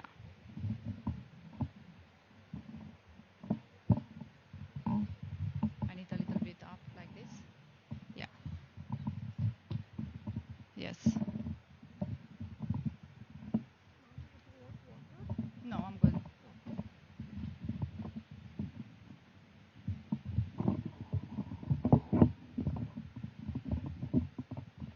All right, that's perfect. Can you put it more on the side because it will do, that's it, yeah. Yeah, okay. Okay, I want to see some excitement. Who is ready for the 7th Arcturian Council of Light? Oh, show me your hands, okay. All right. I see some people smiling, are excited. Others are like, what? What is going to happen here? Don't worry, you are not going to be beamed onto a spacecraft. You are going to be here, okay? So we will start this with a guided meditation. So I'm inviting you to gently close your eyes. This is the safety point. Yeah, you know how to meditate. So I'm inviting you to gently close your eyes and bring your awareness to your breathing. Inhale through your nostrils and out through your mouth. And with each breath you are taking in, just invite prana, life force energy, chi into your heart. With each breath you are taking in, just let this prana to move through you more and more. And now with your permission, we will activate for each and one of you here your individual column of ascension, golden crystalline light energy from the great central sun now flowing down through the stargate of our sun into your galactic star portal, your soul star portal. And let this beautiful golden light now to access your crown chakra. Let it go through your third eye, activating the diamond inside your pineal gland and collecting your diamond inside your pineal gland with your third eye. And let this beautiful golden light now to go through your throat and flow down into your upper heart, which is the space below your neck and above your physical heart. And from here, let it flow into your heart, opening all layers, levels, and dimensions of your heart consciousness. And now let it expand into your solar plexus, your sacral, your root. And let this golden light now to access from the root chakra, flow down into your legs, your knees, your feet. And from the sole of your feet, let this golden light to go through the layers of the earth, through the Elven realm, Lemurian realm, until it's meeting the crystal core of planet Earth. And we will anchor today's transmission into the 5th dimensional crystal core. Now let this beautiful golden light to go through all layers of your physical body, your organs, blood, bones, the space between the molecules, and let it expand now into your electrical body, your emotional body, your mental bodies, your crystalline light body, your diamond light body, your rainbow light body. Let it expand now into your greater energy field, 10 meters all around you, front and back, left and right. And let this beautiful golden light pierce now through everything that is matter, through your seats, through the ceiling, to everything around. And let yourself fully melt into this space.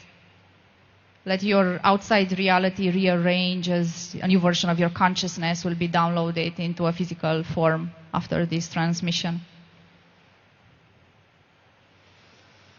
And now we are anchoring this beautiful golden light from this place through this highest pyramid, through all the pyramids that exist now in India, through Patriji grid, and we are connecting it, the Pyramid of Giza.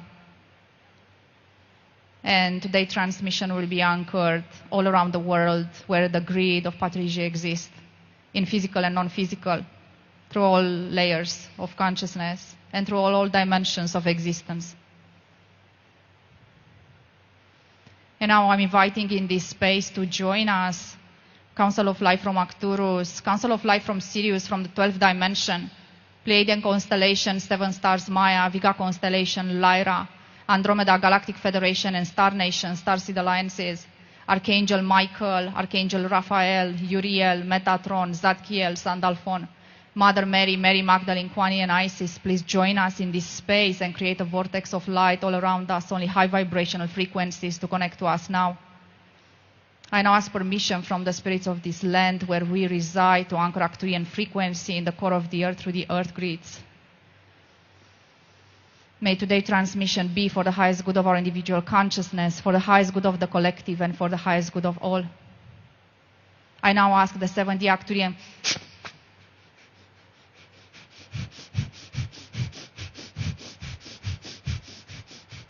and here we are, dear ones.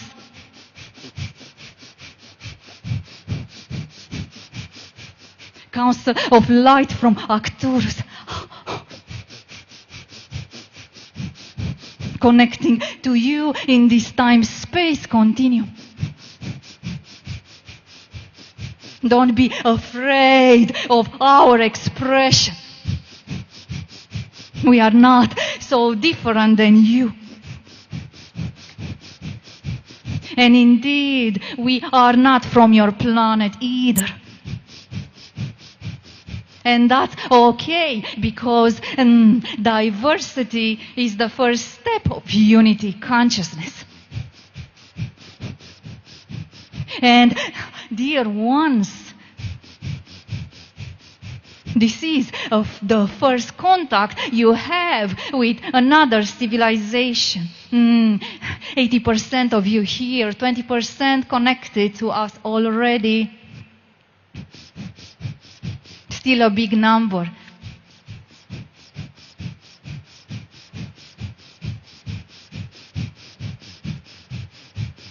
So nobody here is afraid to evolve, right? Because meditation is opening the stargate of evolution.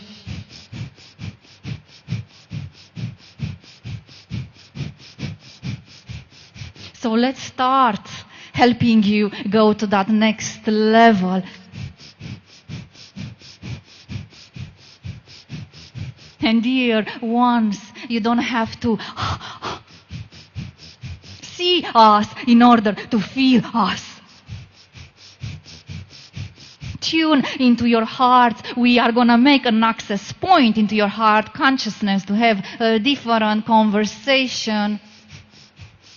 This is not a conversation with your mind. So we start scanning this group now in front of us. And we are using the pyramid energy to accelerate this transmission now.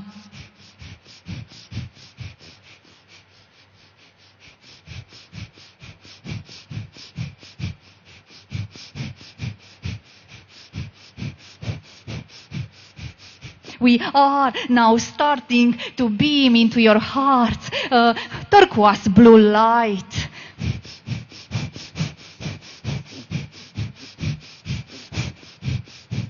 Receive this effortlessly.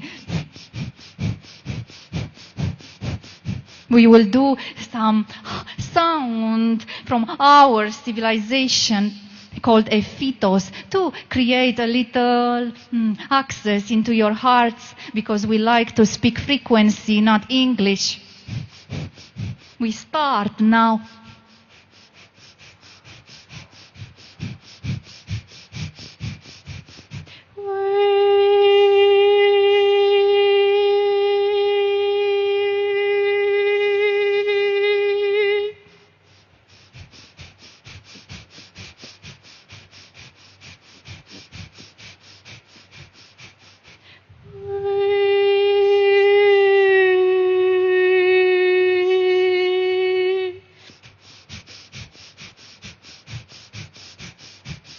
You are almost ready for a good heart conversation with us.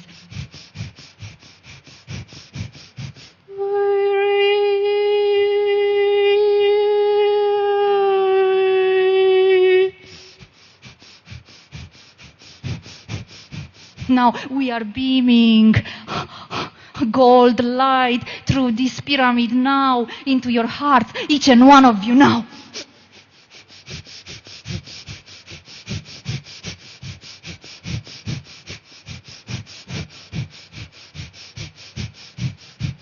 Very good. Your receiving is at 87%. Not so bad for the first time.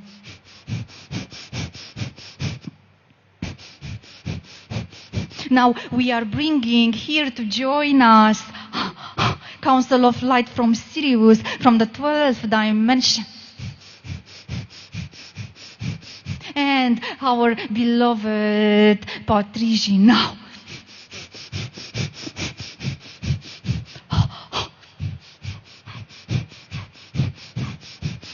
Now, dear ones, we will take the blueprint of this pyramid and replicate it all around the world on the grid, multidimensional grid of the dream of this visionary. The dream is has been dreamt already, which means the reality has been created. We are just bringing it into your consciousness. Now.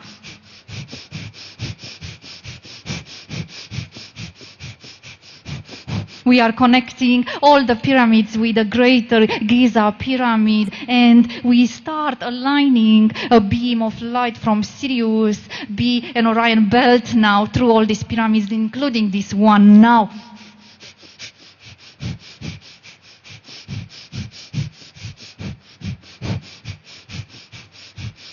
Now, breathe slowly into your heart.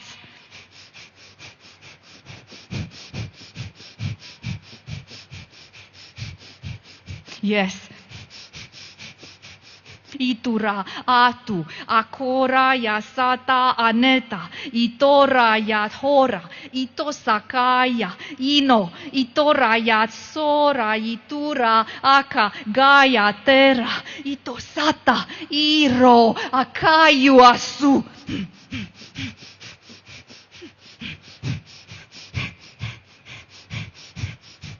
Now, dear ones, as you are all linked through your heart consciousness, your heartbeats are beating as one.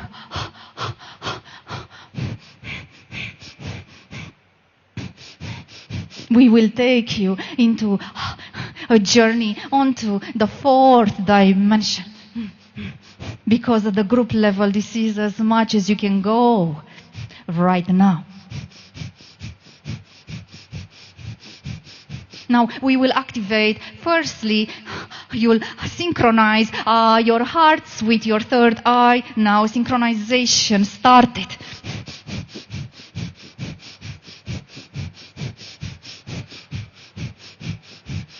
Release the resistance. Don't resist your evolution, your becoming, your easiness. 45% synchronization. Third eye with your heart, Ajna with Anahata. Let that heart open up more and more. With your intention, expand your electromagnetic field now to 5 meters all around you. Don't be afraid to show to the world how much you love, how much you are love. 5 meters, all of you now.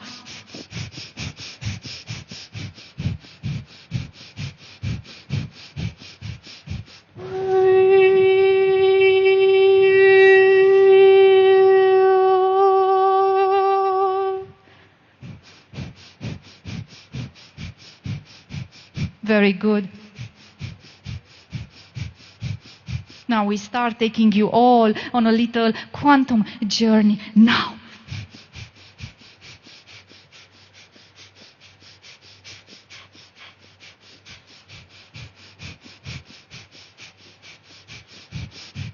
All of you are now activated into your diamond light body. This is where the access into quantum realities is.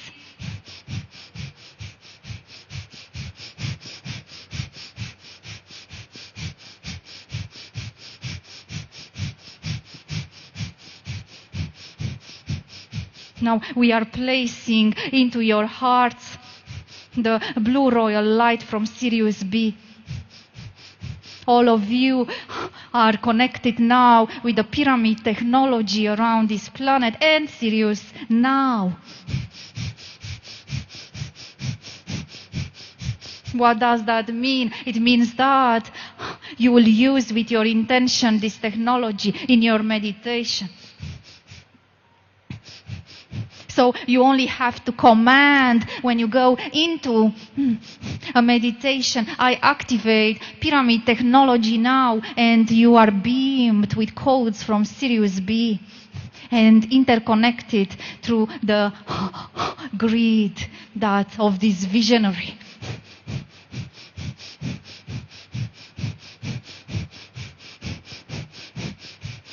Now we are starting activating your diamond light body.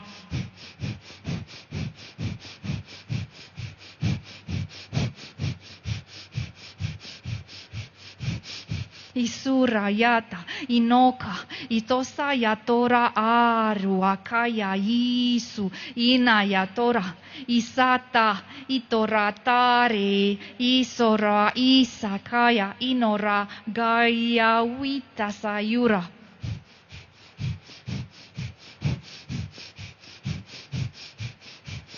You are all connected, your diamond light body, with the diamond codes of your planet.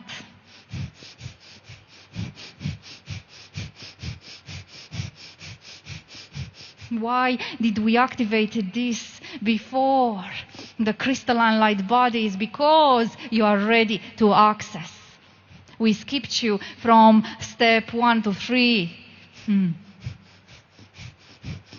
How comfortable.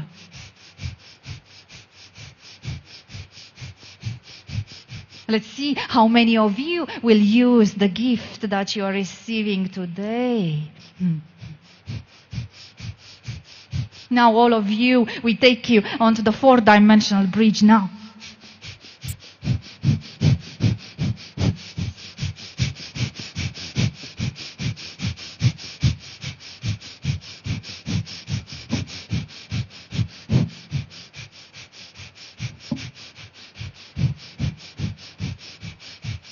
Anchoring now your diamond light body, synchronizing it with the 4th dimension.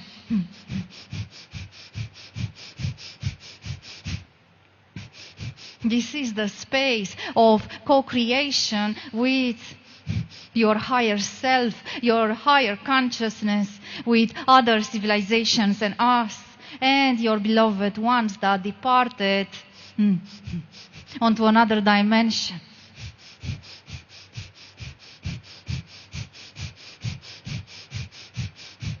Don't be afraid to explore this field. Don't be afraid to receive from this field. Don't be afraid to embody this field. The gifts of the fourth dimension is that not only your mind is quieting, but you'll start to not think linear anymore.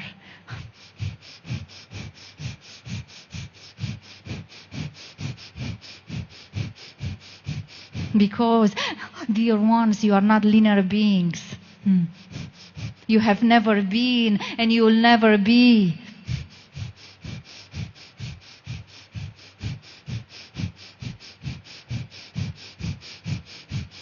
Now, we are going to place into your heart a sacred geometry technology from your planet called an octahedron at the back of your heart now. Let's activate that Christ itself, Christ consciousness.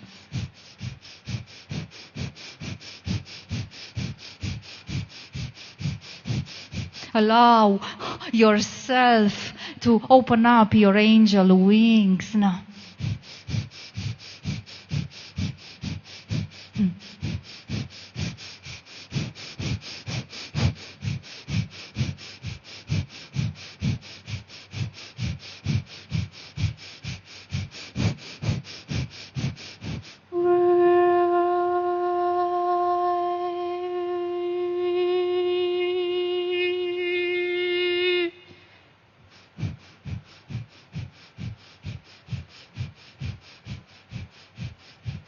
Now, through these angel wings, open them up now, all of you. Open your wings. Don't be afraid.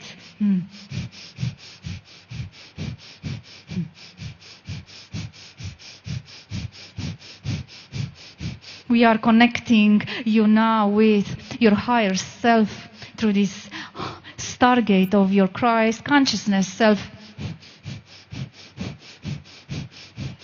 For some of you will be the capacity of receiving in your physical bodies of your higher self is 35% at collective level.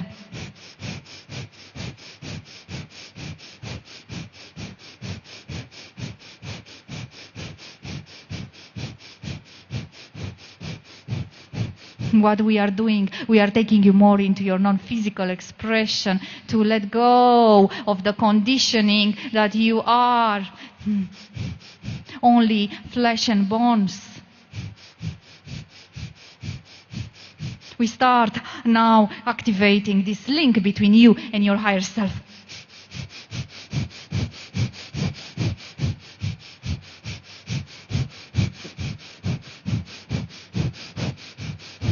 %,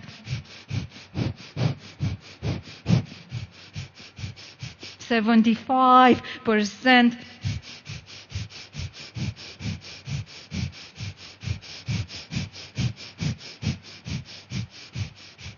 80%.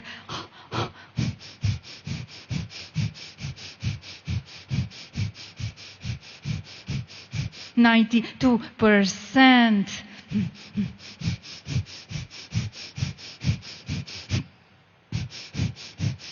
100% link established now in between you and your higher self. What a wonderful thread. Golden thread of light. What a wonderful embodiment for others.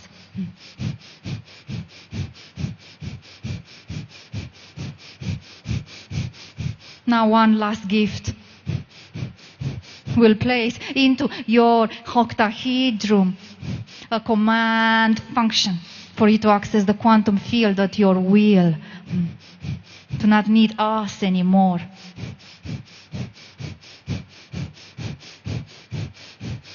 Dear beloved ones, the quantum four-dimensional bridge that we will be giving you access through a key code into your octahedron, which is installed into your heart, will allow you to take trainings, to receive downloads, to anchor your visions into reality, to connect with your higher consciousness and galactic councils of light, to speak to ascended masters with your teachers in a more streamlined ways, to ask Babaji if you want his advice. This is available to everyone right now. The only condition is to not put any of these beings on a pedestal. To not put anyone on a pedestal. Because in the moment you do that, you create a gap. And the link, the key code link that we will give to you is when you connect with everything and everyone that is on the quantum field from equality and equanimity. Not through prayer. You are invited to an equal conversation. And if you cannot do this, then you cannot access this key code inside of you.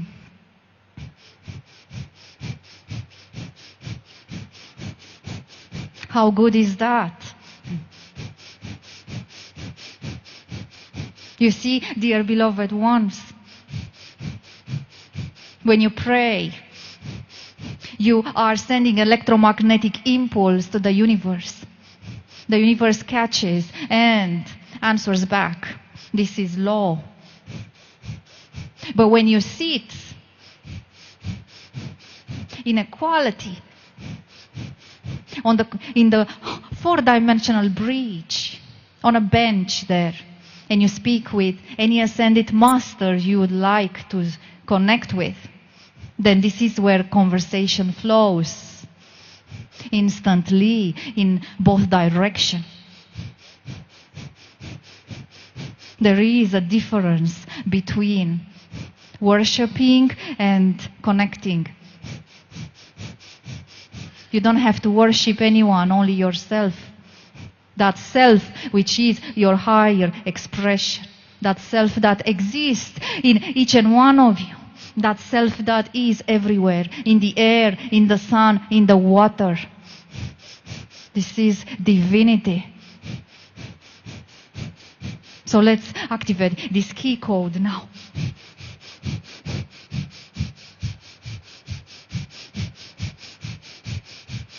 We are beaming now into your heart, your third eye, and into your solar plexus. A gold light with blue particles. Front and back of your heart right now.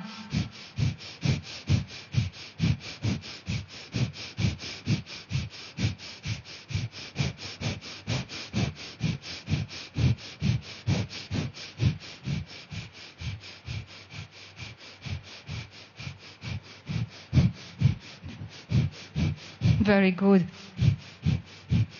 Now, in order for this command to function, this is the beautiful part, the most enjoying part, is that your voice, your throat chakra has to be activated. Because some of you are not speaking your truth, are not staying in your power, are not using your throat chakra properly. You are afraid to speak. This is why so many of you are speaking so low. Hiding. Not wanting to be heard, seen. So let's activate that throat chakra. And this is the final component of this activation. Throat chakra activated now. Let's start. We are beaming now into your throat. A blue light with green particles. We want to hear your voice. Let's hear. We want to hear you all. Let's all do together a sound of Om.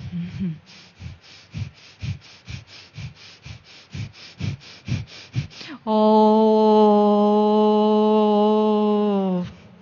yes, lift that up. We want to hear it more. Yes, even higher.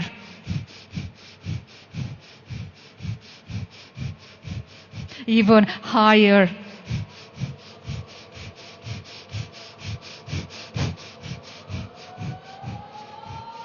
Yes, we like that. That is release.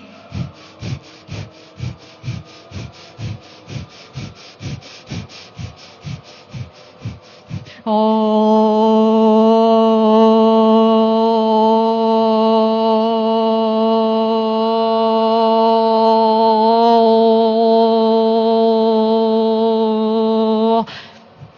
higher. One more time. Yes. Yes.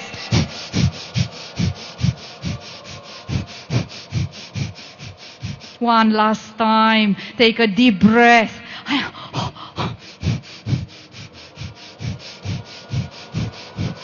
Yes.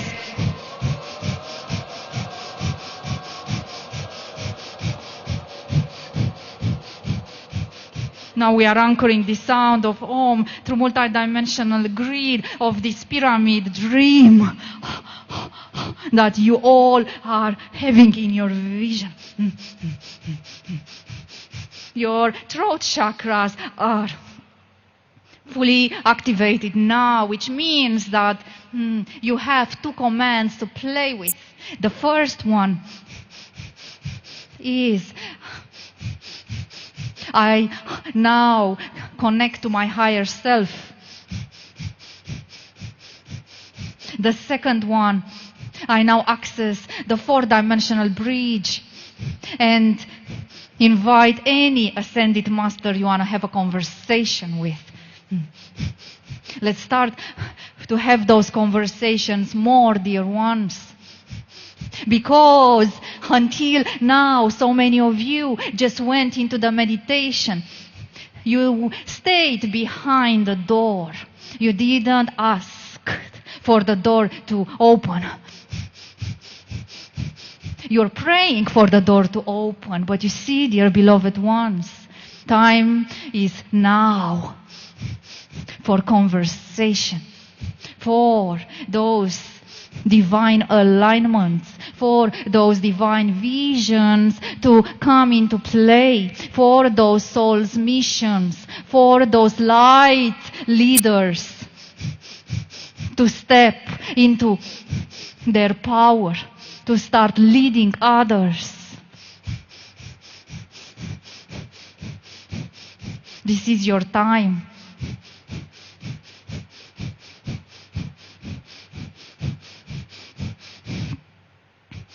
We ask now our beautiful helper,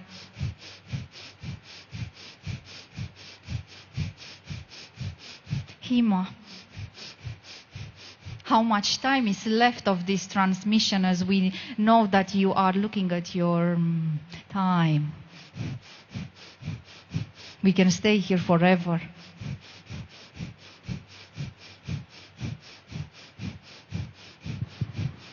Ten minutes.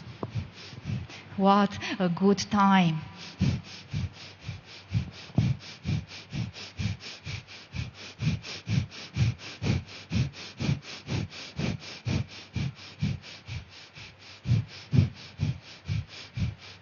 We normally answer your questions, but we feel that if we start that conversation, we will go over those 10 minutes. We have so much to share with you, and we feel your excitement.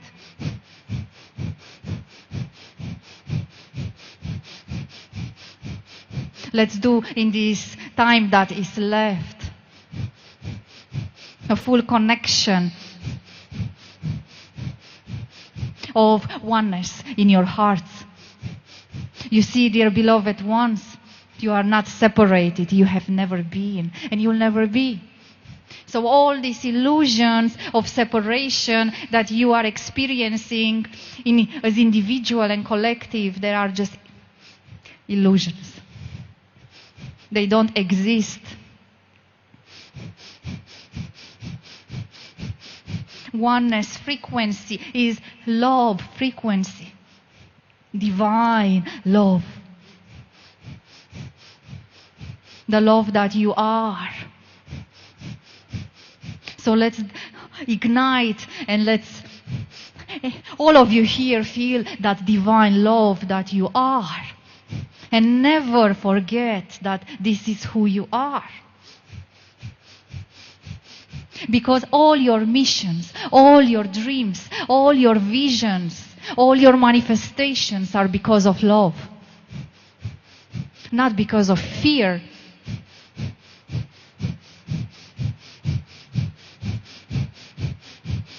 So let's just now allow us to place this divine love and activate it into your hearts. To know that your heart portal, your heart consciousness is the gateway. And when you feel separated, when you feel alone, when you feel misunderstood, when you feel not in your power, when you feel lost, this is where you return into your heart. You don't meditate with your mind, you meditate with your heart. You let that divine love within you to guide you further. Not your mind. The mind will create trouble. So let's just place that sacred love of the divine into your hearts now.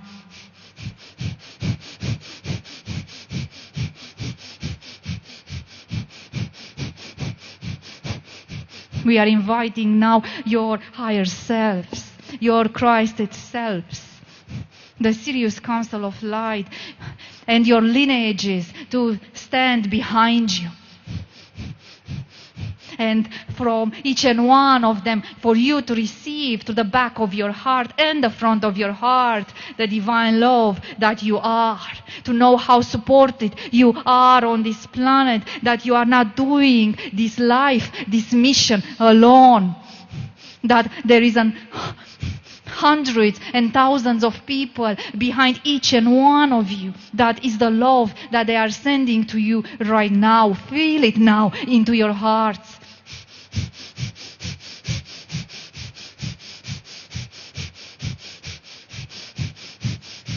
Let that love spread in each cell of your being, in your arms, in your legs, in your head.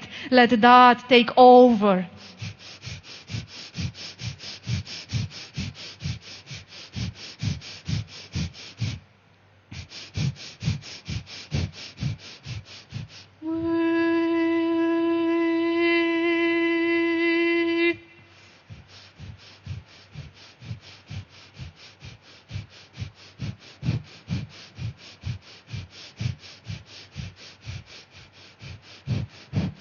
We are placing now in 50 centimeters above your head a pyramid technology. The pyramid technology is activated for each and one of you. Then will stay like this until you through your free will cancel it. This will elevate your frequency always, every day. How good is that?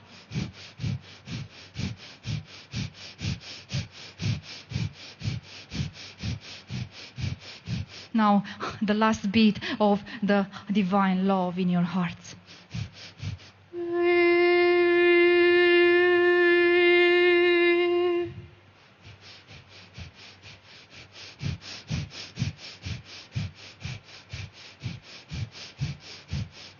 You are all at 99% capacity of receiving. You cannot take any more. But this is enough. Beautiful ones, before we release ourselves from this vessel, we want to share with you that we are deeply honored that you allowed us today in your time-space continuum to access your heart consciousness and co-create with you your next level of evolution and embodiment. We are deeply humbled to be here, because as you evolve, we are growing as well. This experience for us is invaluable. And we are looking forward to continue this conversation with everyone here in the quantum field on the 4-dimensional bridge. We'll place a bench there. We'll wait for you there for a little talk. From the regions where we reside, we are sending you our love embrace. Feel it now.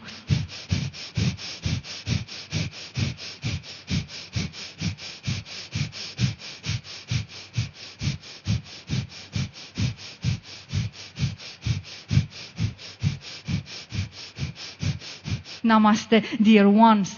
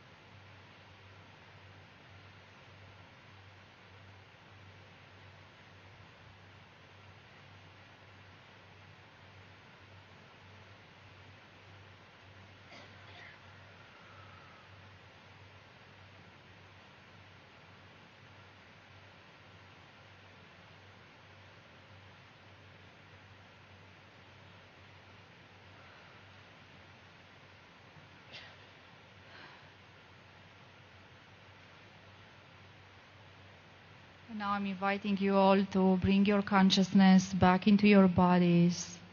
Feel your seat bones. Feel the sole of your feet. In your own pace and time,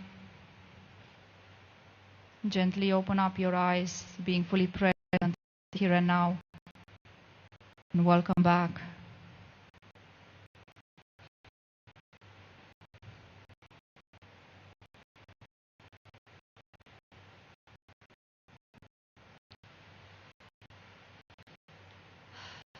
There are no words to express what happened here today, and there are no words for you to explain what happened here today. Just let yourself receive, and know that everyone received exactly what you needed, not what you wanted.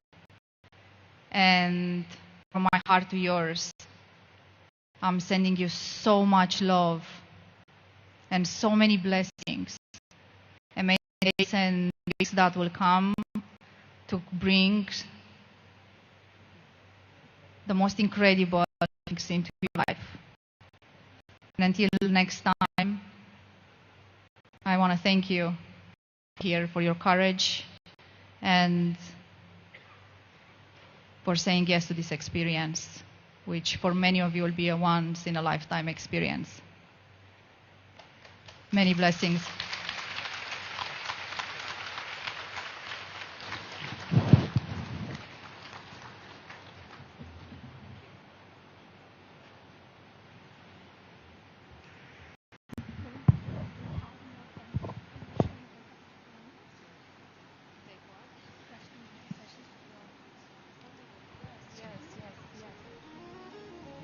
Okay, friends, I hope it was such a relaxing and calming session. Don't you all agree with me?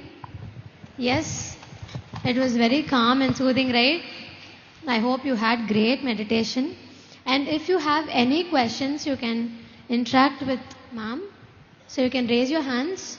We'll hand over the mic to you and you can ask your questions. Anyone, any questions? Or anyone wants to share your experience?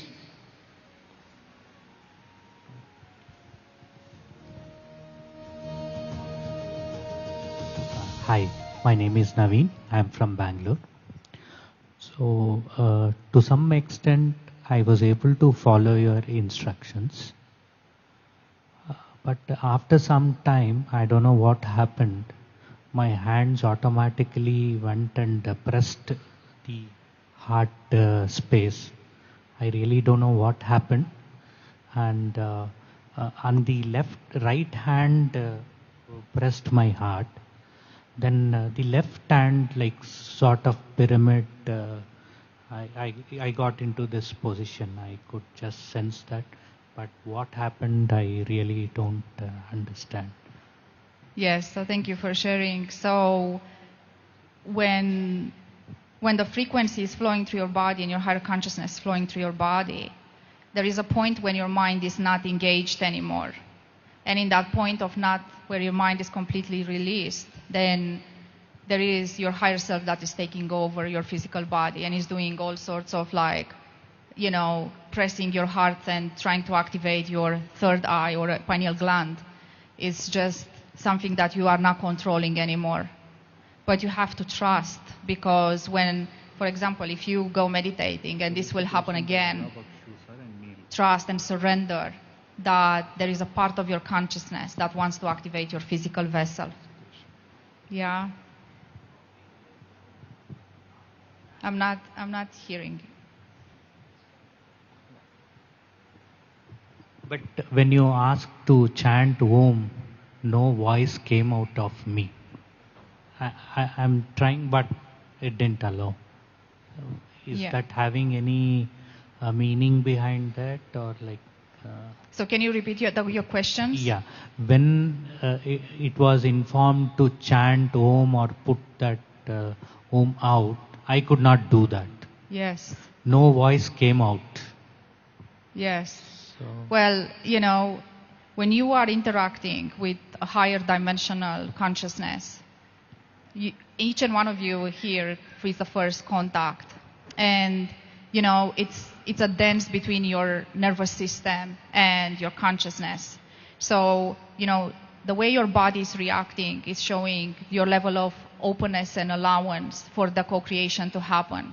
Like if you felt like you cannot follow, or you cannot speak words, or you cannot chant, or you cannot do anything, it's because your body, it has, it's a blockage that, was manifested in that moment.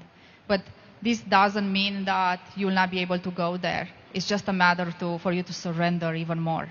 Okay. Because the body, in the end, what you experience here is a contact with an alien civilization. Every cell of your being knows that.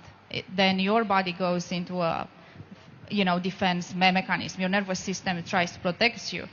So your body at the beginning will not allow it until, it's actually, this frequency becomes familiar. Check. Yeah. Sure. Thank you very much. One more experience, anyone?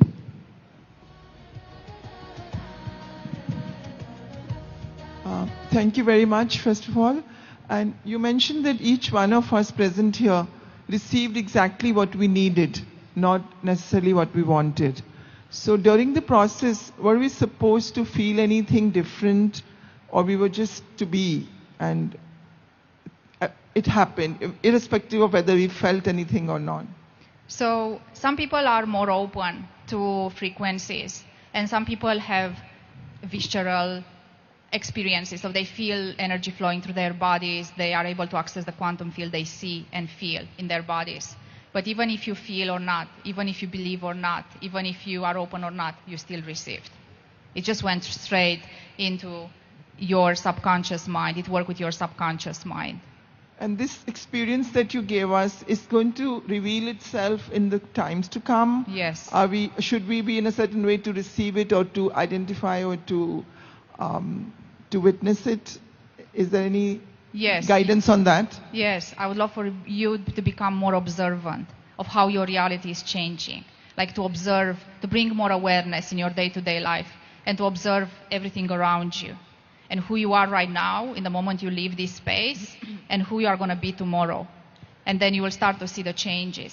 And the good part, like if you start to go through that changes and you observe the changes, it's like you start to, it's a snowball effect. The more you see the changes, the more you are able to actually connect with the new reality, and you kind of shift. Everyone here is shifting reality right now. Everyone, you all shifted. It's just a matter of you observing the change. And is it something that we can repeat after a certain time, this experience? The most important tool that I can give you to all of you right now here, and this is life-changing, is when you meditate every morning, activate your column of ascension. Activate? Column of ascension. The column of ascension is a technology that we used it at the beginning. It's like a column of golden light that is coming from the gray central sun, through the stargate of our sun, through all your chakric system, and it's anchoring into the core of the earth. And the address of anchoring, if I can say like that, has to be 5th dimensional earth.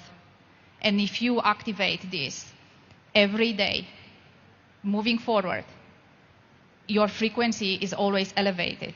You are operating at a higher frequency all the time.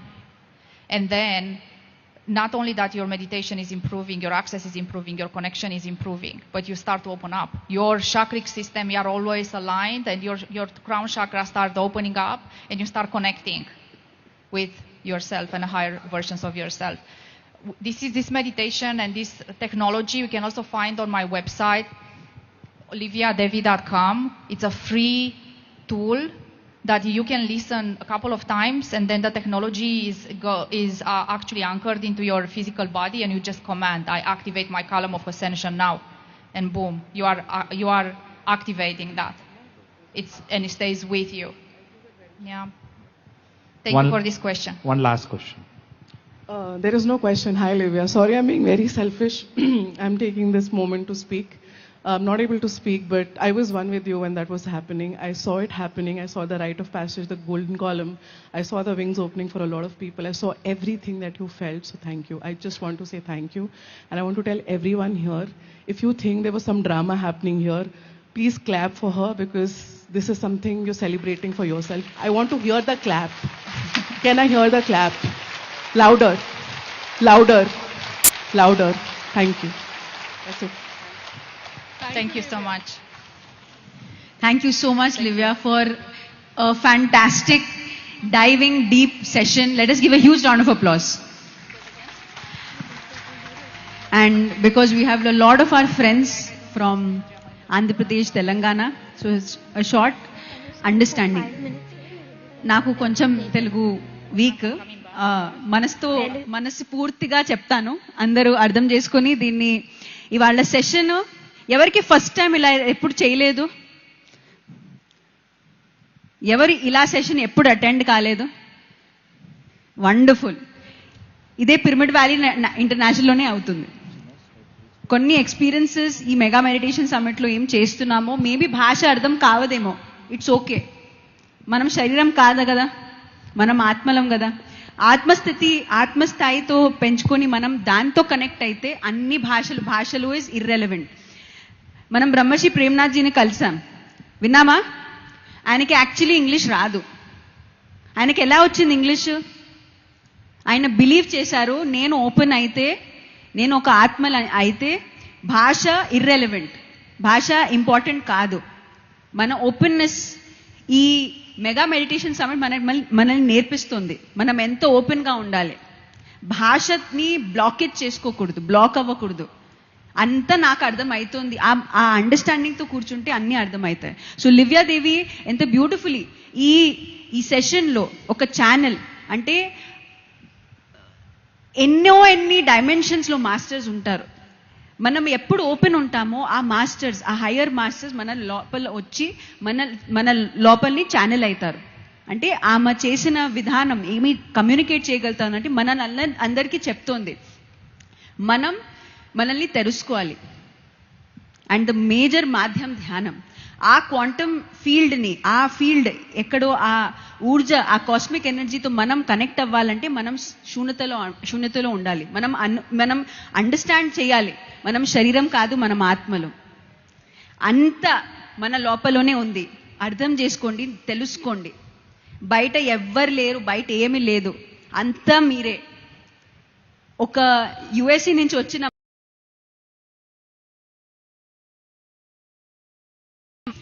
అందరికీ చెప్తోంది, చాలా మందితో పనిచేస్తుంది, ఎన్నెన్ని రాష్ట్రాల్లో మనుషులతో పనిచేస్తుంది. ఒకటే ఒక మెసేజ్, మనల్ని శూన్యత చేసుకొని ఏం కావాలంటే, ఏ డైమెన్షన్, ఏ మాస్టర్ ఈ సమయంలో ఏమి అవసరమో, మన ద్వారా ఏం అవ్వాలో అలా మనం అవ్వాలి. లక్ష్మీదేవి, సరస్వతీదేవి అందరూ ఎక్కడ బయట లేరు, మన లోపలనే ఉన్నారు. మనం ఆ ట్యూన్ ఇన్ చేయాలి. ఎలా ఒక ట్రాన్సిస్టర్ని మీకు 98.3 FM కావాలంటే ట్యూన్ చేస్తారు. ఈ మాస్టర్ ఈ మొత్తం వచ్చిన ఛానల్ చేశాము, అది ట్యూనింగ్. ఒక ట్యూన్ అయింది, మనం రెడీ అయిపోతాం రిసీవ్ చేయడానికి. ఈ మొత్తం ఇవాళ రేపటి రోజులు ఇదే మనం చేయాలి. ఎంత శూన్యతలో ఉన్నాం, ఎక్కడ జడ్జ్మెంట్ వచ్చినా, మనసులో ఎక్కడ జడ్జ్మెంట్ వచ్చినా మనం అది జీరో అయిపోవాలి. ఏం అర్థం కావట్లే, ఒక మనసులో ఒక విచారం వస్తుందా, ఏం చెప్తున్నారో అర్థం అవుతుందో లేదో, ఏం చెప్తున్నారు భాష అర్థం కావట్లే, మనం ఇక్కడ జీరో అయిపోవాలి. అంతా ఏం నాకు అవసరమో నాకు వస్తుంది, నాకు అన్ని ఇన్ఫర్మేషన్ నాకు వస్తుంది. మనం ఎనర్జీతో కనెక్ట్ అవుదాం masters. So thank you so much, Livya Devi, for such a beautiful expression. You have really played a very important role. You're now part of our family, because we feel that if you're here, every single master who's here, you're part of our family, and we're part of your family, I'm sure. So thank you so much for coming all the way from the United States. Thank you so much, everyone, and thank you for receiving. And I feel like one last thing, which is like a grounding thing, because I forgot to tell you, drink plentiful of water. Yeah, because this allows everything that you have experienced today to be fully anchored into your physical body and for the next days as well. And it was a pleasure to be here with you all. And I'm excited for each and one of you and the next steps of your journeys. For me and the 70 Arcturian Council of Light is always such an honor to be part of your experiences, because even if I'm in a trance state, there is they are actually accessing the most intimate part of yourself, which is your consciousness. And in the same time is the element that is connecting everything that is. So thank you for having us here, and it was amazing. Thank you. Thank you. ఆమె channel చేసిన master యాక్చురియన్ master, ఇంకో dimension ఉండిన master యాక్చురియన్. ఆ యాక్చురియన్ మాస్టర్ని ఆమె channel చేసి అందరం నీళ్లు మంచిగా తాగుదాం, మనల్ని హైడ్రేట్ చేసుకుందాం. ఎంత నీళ్లు తాగితే అంత మనం బ్యాలెన్స్డ్ గా, గ్రౌండెడ్ గా ఉంటాం. So thank you so much. Thank you. Yes, thank you so much, ma'am, for the beautiful session and enlightening us to reach our highest awakened potential. So to felicitate her, I would like to call upon stage Allah Bakshu sir and Neil sir to felicitate her. Let's give a huge round of applause and for her to enlighten us to reach our highest potential.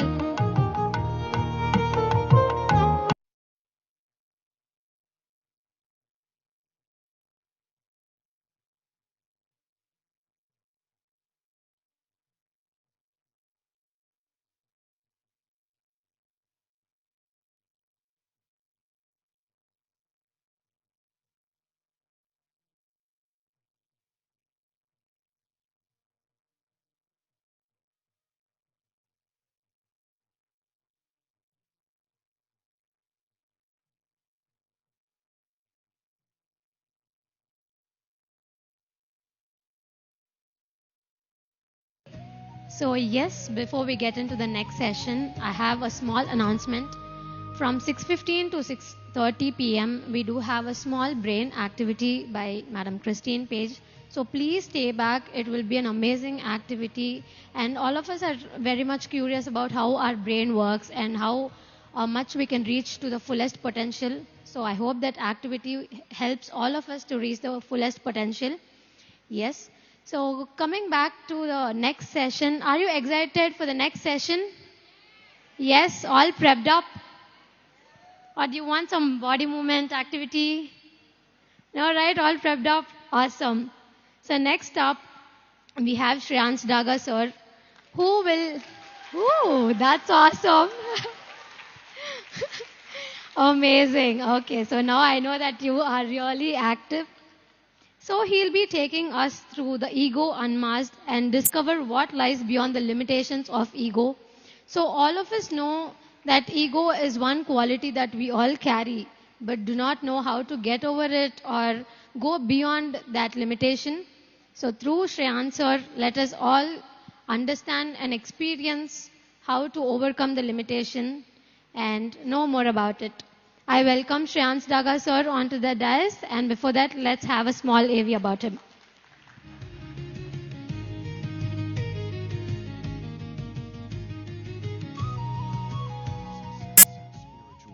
Truly coexist?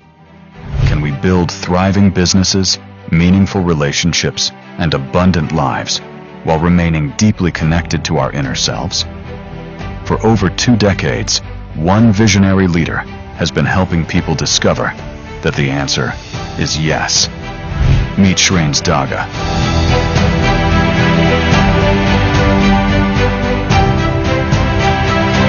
Entrepreneur, spiritual teacher, humanitarian, and transformational leader.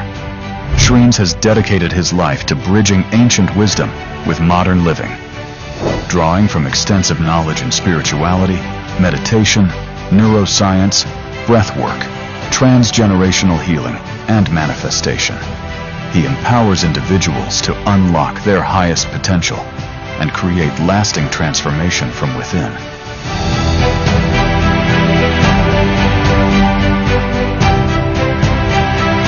His journey has taken him across the world, learning directly from hundreds of spiritual masters and thought leaders.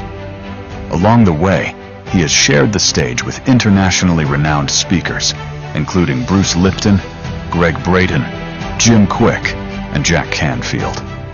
Yet at the heart of his work lies a simple belief: life is meant to be celebrated. Every challenge, every relationship, every experience is an opportunity for growth, healing, and awakening. Driven by a mission to uplift humanity, Shreyans founded the Shreyans Daga Foundation, bringing the science of spirituality to people around the world. Through workshops, courses, and transformative events, the foundation has impacted more than 1 million lives, helping individuals discover greater well-being, purpose, and inner freedom.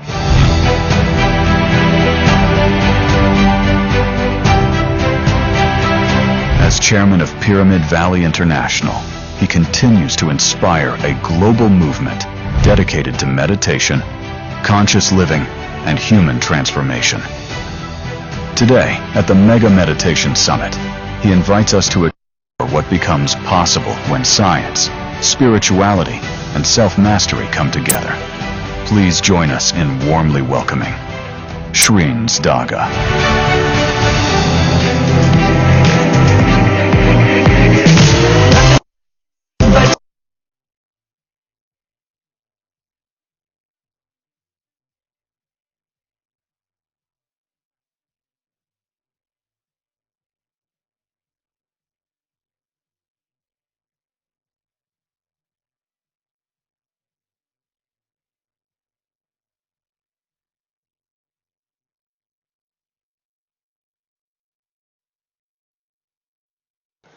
Thank you all. Thank you so much. I don't.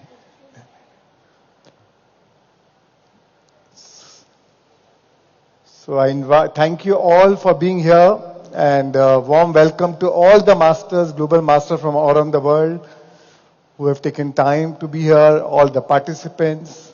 This reminds me of Global Festival Spiritual Scientists, which we used to do for 12 years, and then I think last we did in 2019. So I'm feeling a very same, it's like a deja vu, nostalgic feeling, seeing all these international masters here again. So thank you all. So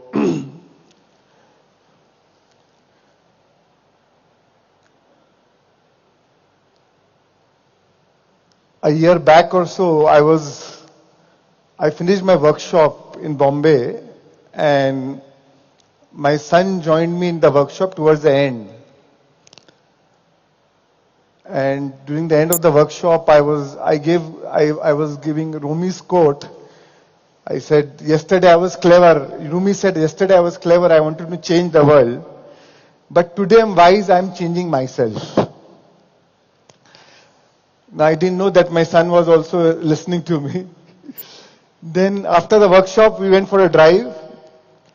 On the way back, he said, I want to have McDonald's burger. So I gave him 500 rupees. And he bought the burger. And I said, give me the change. Where is the change? He tells me, don't look for change outside. Look, change comes from within. So sometimes spirituality can backfire also. Especially in the family.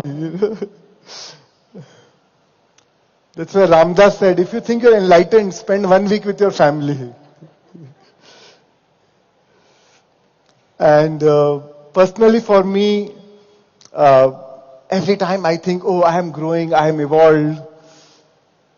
Some family environment, when you meet your spouse, your kids, your teenage kids, and something challenges you, and then you realize, oh, something still got triggered. We need to work on ourselves. And then you realize, oh, you think I've let go of my ego, but there's still so much work yet to be done. And today's topic is Ego Unmasked. I want to know how much time do we have? Because that means 4 hours. All right. So what, 6:40? That's fine. Yeah, so it'll take an hour.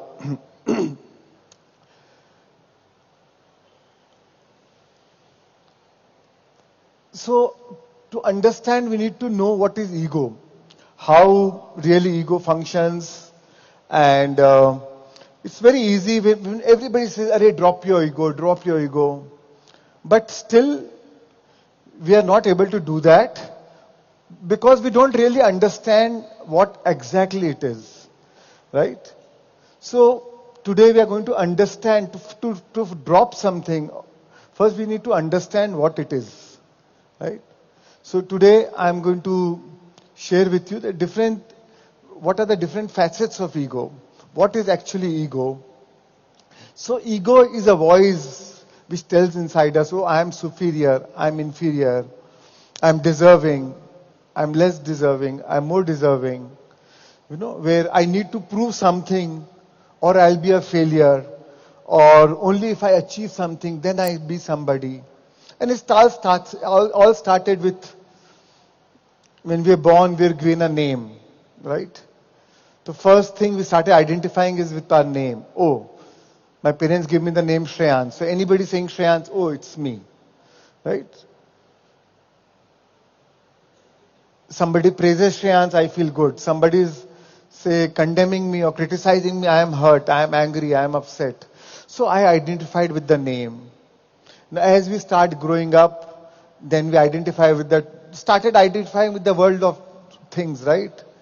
My parents, my toys, my friends, my school, my religion, my family, so my nation. So everything, we start identifying with the world of things, right? And most of the time, there's no problem with the ego. The only problem is ego keeps us trapped in this surface reality. And so we need to understand ego. And the reason, the very reason why ego keeps us trapped in the surface reality, because that is the only place in this three-dimensional reality, that's the only place where ego survives, right? Because losing your ego means your identity, your personality self. You feel, oh, as if it's like living dead, as if I may not survive. It's like stepping into the unknown. But once we learn how to understand ego, decode ego, and know when it serves you and when it is not serving you. So you can know to discriminately use when to use your ego. It's not like that we don't need ego. We need ego to survive. We need ego to function in this three-dimensional world. Right? I cannot function in this three-dimensional world without my name. Right? To get a job, I need some degree, some qualification. So we need our ego, our identity, our personality self to play different roles that we play, whether a role of a customer or as a business person, as a buyer, as a teacher, whatever roles we play. So it's not that ego is bad or we need to discard ego. But what is important is to understand ego, awareness of the ego. Once we know that, then it is easier to shed the parts which we don't need it for, then we know when to shed and when we need it, right?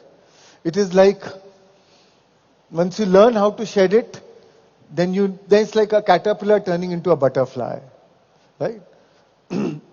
So what is the anatomy of ego? So ego is about two things. There are two things which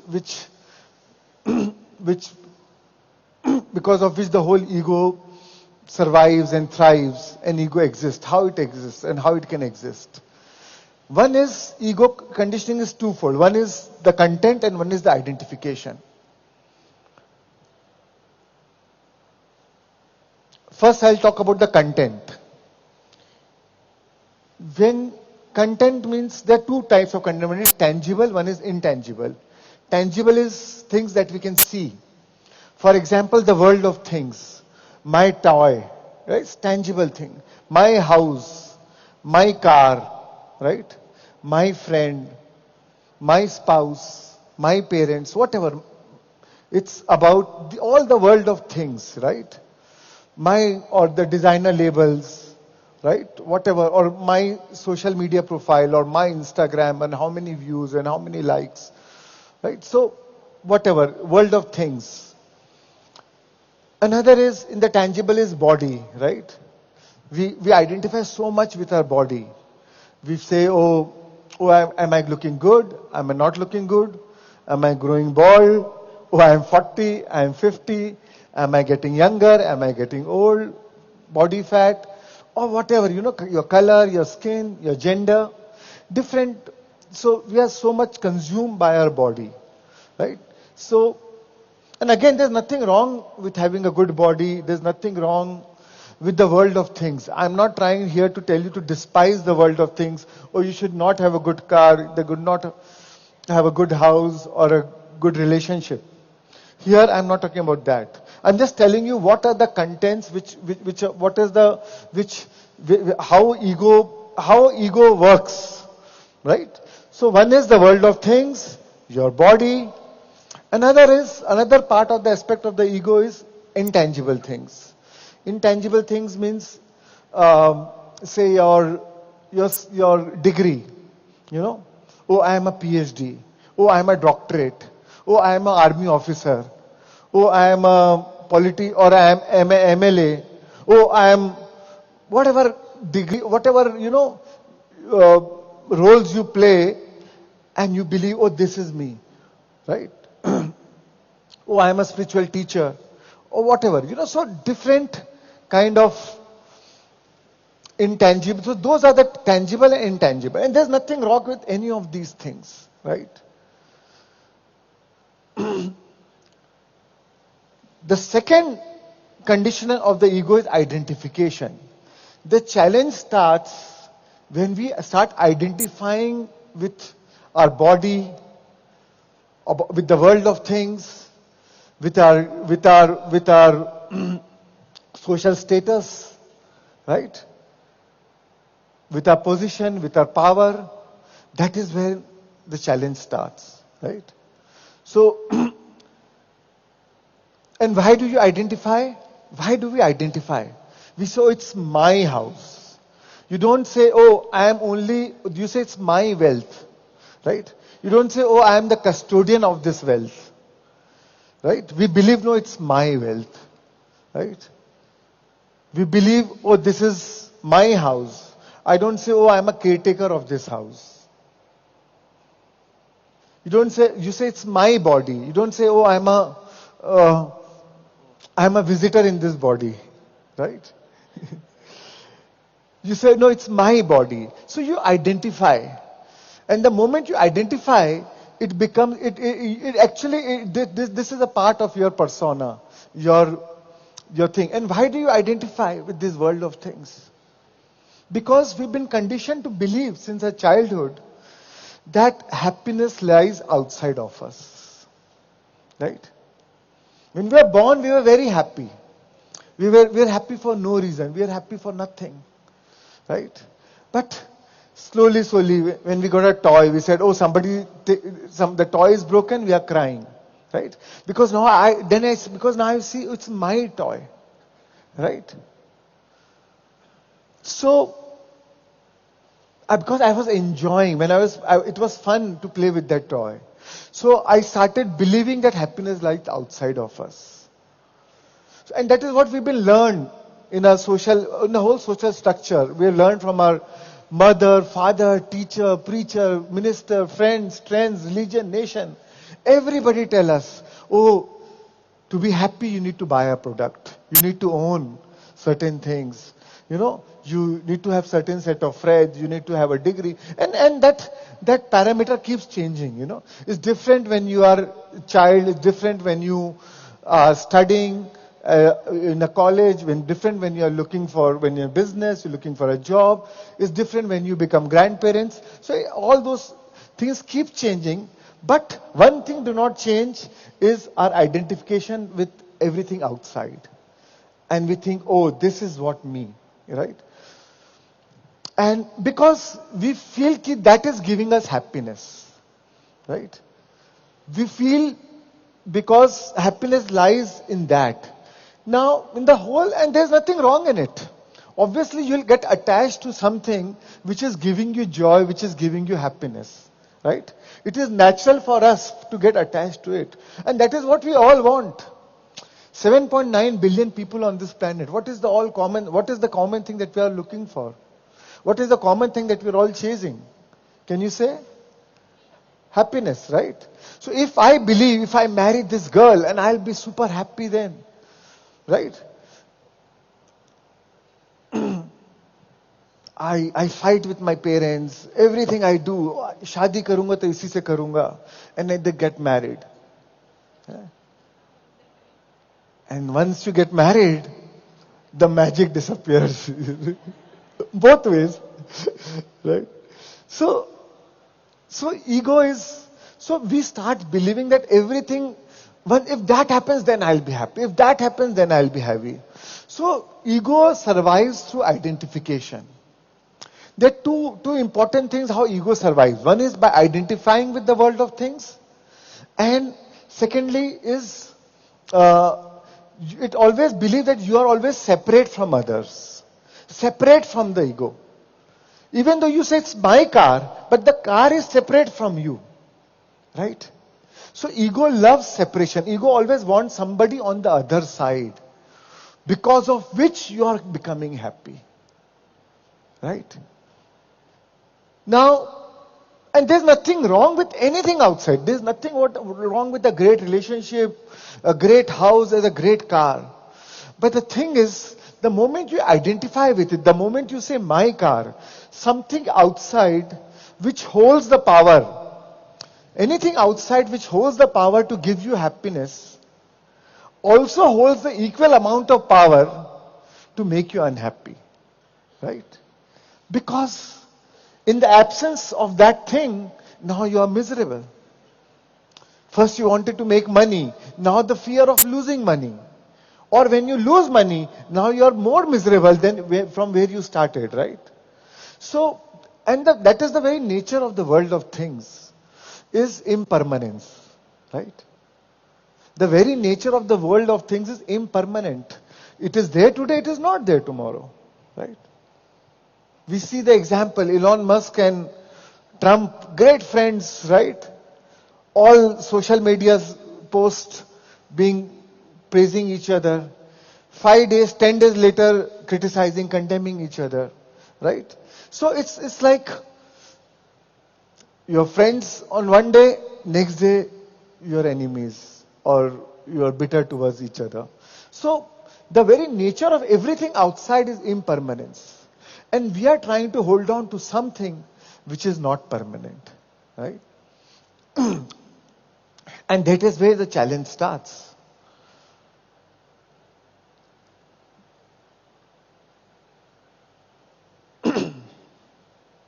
And an ego loves to keep you trapped in this three-dimensional reality. Keshav, show the pyramid slide.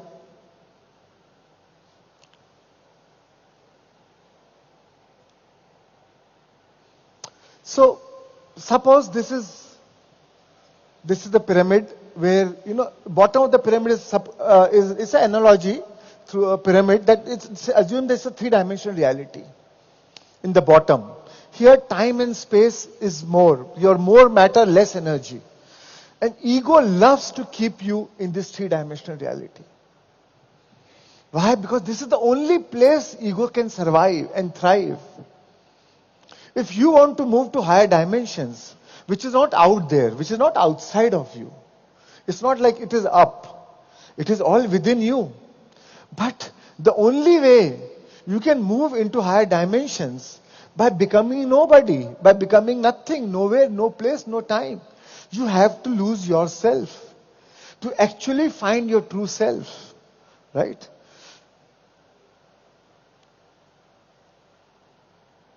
That is what meditation does. That is what Buddha found. How can everybody be happy? Why are people suffering? He said the reason for people suffering is because of attachment with the world of things. Now he said, how to drop the attachment? The best thing is you think you get attached to world of things as long you think. Lao Tzu said, stop thinking and end your problems. Right? When you go to sleep, when you're not thinking, the world do not exist for you, and you wake up so happy, so joyful. Because all the problems disappear at that time. Because the problem is, we look for anything outside for happiness, but then I started my business for if I make so much money, it will be so great. But when my business is going through loss or some challenges, that became the source of my unhappiness. Right? And that creating resistance in my body. The more resistant I feel, the more resistance to existence, the more I lose my connection with my inner self. The more I lose my connection with my being, with my inner being, with my source. Right? So Buddha said, you want to be happy? Then the best way is, the moment you stop thinking, all the attachment drops. Because there is nothing to identify. If you don't know if you exist, René Descartes said, I think, therefore I am. Right? When somebody is in a coma, right? They stop thinking. The world stops to exist. Right? So stop thinking and end your problems. So Buddha said, how to stop thinking? Because the moment you stop thinking, you'll drop your identity. You will stop identifying with the world of things. There's no identification, there's no resistance. And he said, how to stop thinking? Observe the breath. Be with your breath. Anapanasati. That's what Patriji taught us. That's what Buddha taught the world. That's what Patriji taught the world. Right? Just be with your breath. When your breath, your mind becomes empty. The moment your mind becomes empty, you lose your identity. When you lose your identity, you drop all resistance. The moment you drop the resistance, you connect to your inner being. You find your connection with your true source. Which is then you realize, the true joy is there. Now I am happy for no reason. The happiness which I was searching outside is actually within me. I don't need to outsource it outside. Because everything that you do in your life is for that emotional payoff of happiness or peace or love, right? Right? Oh, if I get this car, then I'll be happy. If I get this house, then I'll be happy. So it's for that emotional payoff. At the end, you want it so that you can be happy. Right? Now, if everything that you want in your life is for that emotional payoff of happiness, and if there's something within you, your source, your pure consciousness, which is pure joy and happiness, then why do you need to outsource outside? Your source is your ultimate resource. You don't need to outsource it outside. And that is where meditation teaches us. That is what enlightenment is. That is what self-realization is. Realizing your own self. Dropping the selfie part. Yeah? And realizing your own self. That's what's called self-realization. It is the realization when the wave, it is when the wave realizes that it's an ocean. Right? When you drop your identity, ego feels threatened. Ego feels scared. Ego is fearful when you're trying to drop your identity. When you're trying to observe your breath and become mind empty, the mind will play its monkey game. The body will start paining, something uncomfortable, to bring you back to this three-dimensional reality. Because that is the only way ego will survive. Right? All of a sudden you remember something about your kids or somebody's unwell and start worrying about it. So ego loves to keep you trapped in this three-dimensional surface reality. Because to change your vibration, to vibrate at a higher frequency, to move to higher dimensions, the only way you have to become the only way you change it by becoming nobody. By becoming nothing, nowhere, no place, no time. That means the very survival of the ego is threatened. So that's why ego loves to keep you trapped here. I have so many friends since childhood. They know what the work I am doing, but still there are few who are so engrossed and trapped in the surface reality, and they are scared to meditate. Because they feel, oh, what if I lose my interest in the world? And I love my food, I love my restaurant, I love my car, and I love my house.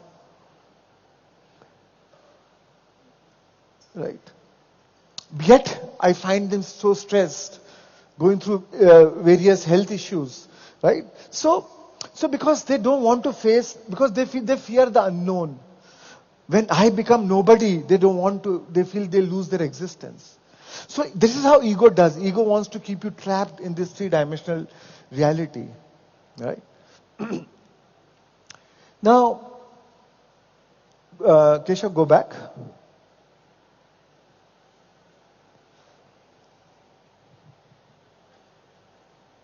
Now, there are different traits of ego. And it is important to understand these ego traits. Right? I'll go maybe quickly one by one. Usually I take a full 1 day or sometimes even 2 day workshop on this topic. But I'll just touch base upon most of the things so that you just get the concept. Right? Now, there are different ego traits we have. Right? So, first is about complaining. You know how ego survives? One is by identification, by separation. Ego always wants somebody on the other side of the stick, on the other side of the rope. Somebody is there. So ego loves by complaining. That is a trait of the ego. You know, because the mind wants to keep you trapped in this surface reality. So start complaining. The mind unconsciously loves problem because it gives you an identity of sorts. It gives you an identity. When you complain about others, you affirm your identity. When you complain, actually you are making yourself a victim. Right? In any situation, we have always 3 choices. You know, leave the situation, change the situation, or accept it. All else is madness. But ego loves to keep you trapped, right? So to complain means it's about non-acceptance of what it is. Ego never want to accept the current reality. Ego always live in a resistance. So when you are complaining, you unconsciously carry a negative charge. Gossip, So,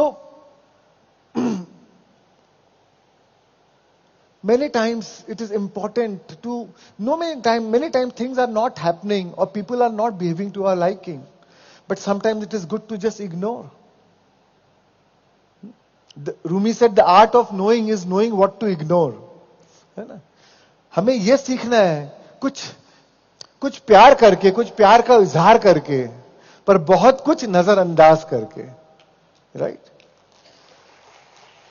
आपको दूसरों में जो चीज अच्छी नहीं लग रही उसको नजरअंदाज कर दो, एज इफ आपने देखा ही नहीं. It's not easy, but ego loves to keep you trap there.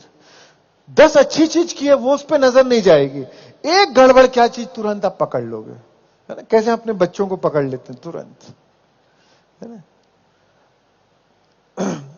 But the truth is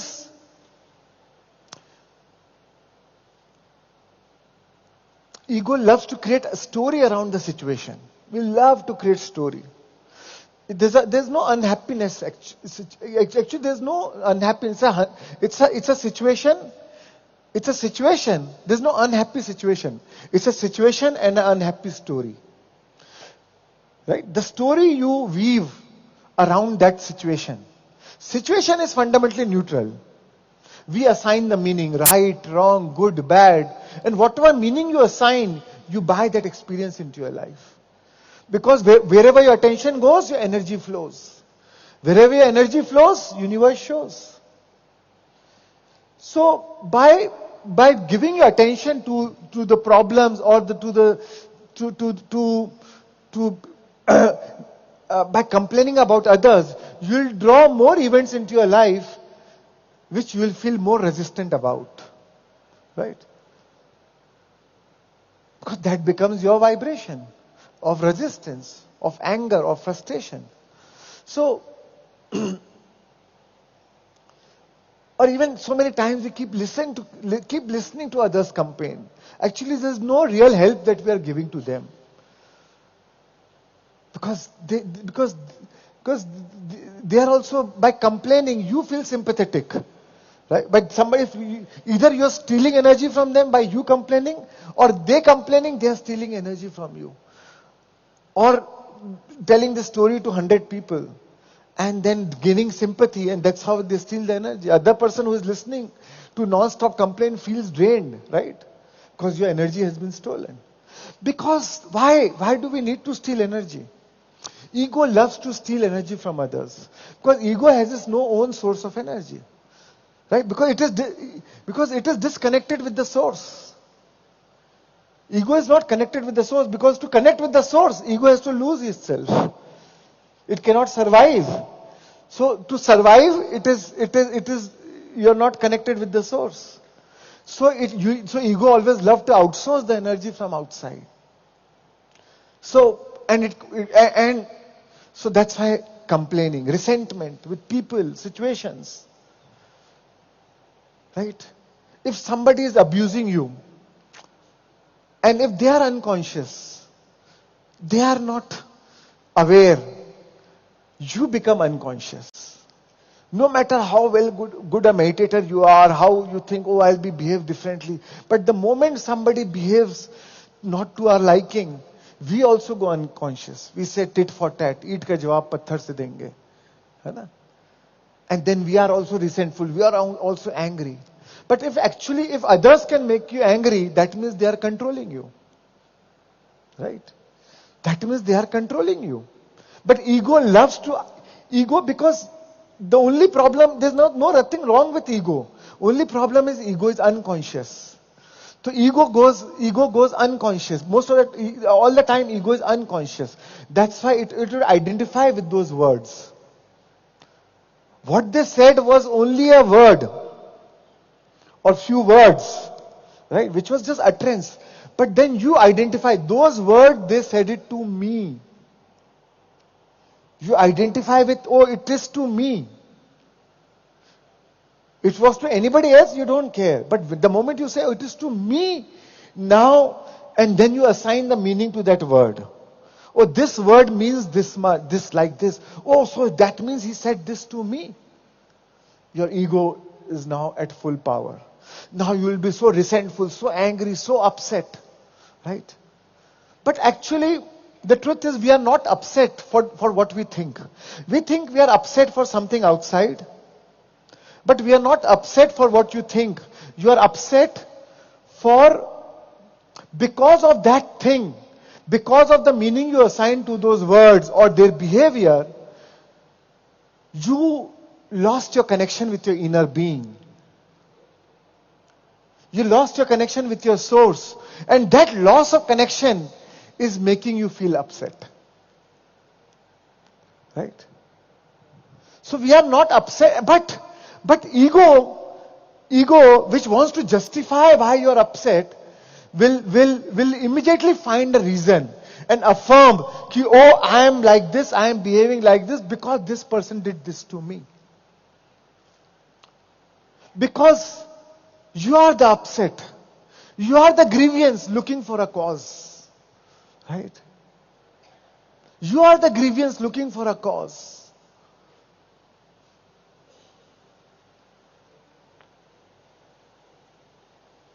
Because over a period of time, our body becomes addicted to some molecules of stress, hormones of anger, right? Some resistant hormones. We become addicted because all our life, if we continuously live in the same situation, used to same chemicals, our body becomes addicted to those same chemicals. And the body says, no, find a problem, I need stress, because I need cortisol. And then you'll find somewhere. If it is not in your environment, you'll go think of something in the past. If nothing in the past coming up, then you start worrying about future. Right? Worry is a prayer for manifesting what you do not want. Because when you're worrying, you're speculating the worst outcome. That means you're giving your energy to something that you do not want. But wherever your attention goes, energy flows. Your energy is the currency of the universe. When you transact your energy, whatever you give your energy to as a transactional, you buy that experience in your life. Right? So drop the resistance. Resistance, the more resistant you are, the more it hardens the shell of the ego. You become closed. Right? Rumi said, if you are irritated by every rub, how will you ever be polished?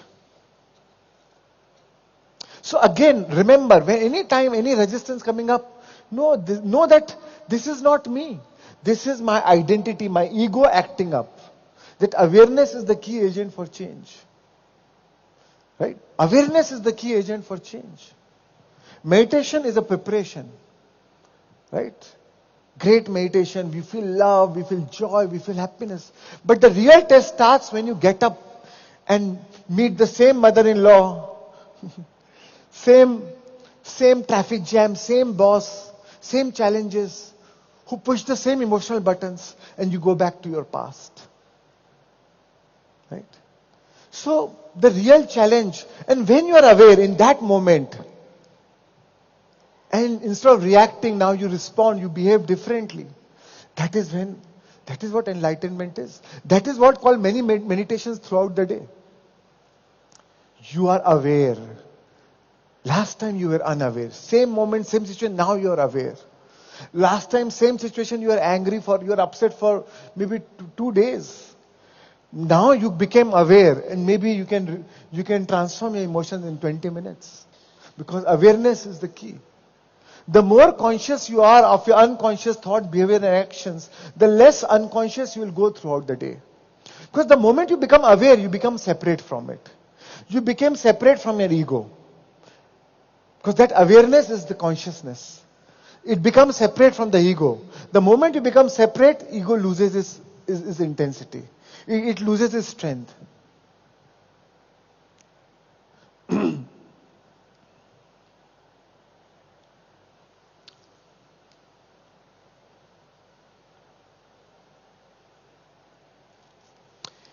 Grievance, resentment when carried for a long time is a grievance, right?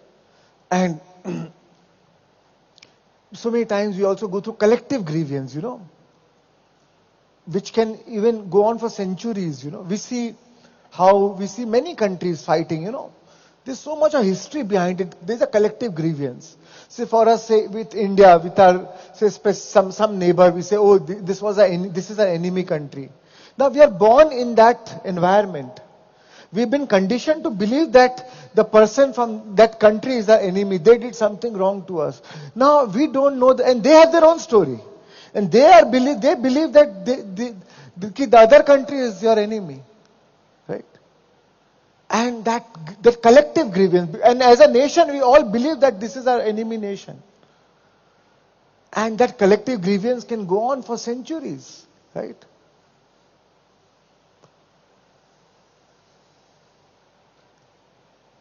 So again, that is the ego, where you identify because you feel this is my country, and this is the story of this country. So you make it your story. But who is harboring anger? You, in your heart, in your body. So that is changing your vibration. And that is whatever is your vibration, that is what you will attract into the universe. That is what you are broadcasting to the universe. That this is what I am worthy of receiving. So there are no justified resentments. There are no justified resentments. No matter whether what it is, whether it is about the country, whether it is for your religion, or for your tribe, or whatever it is, right?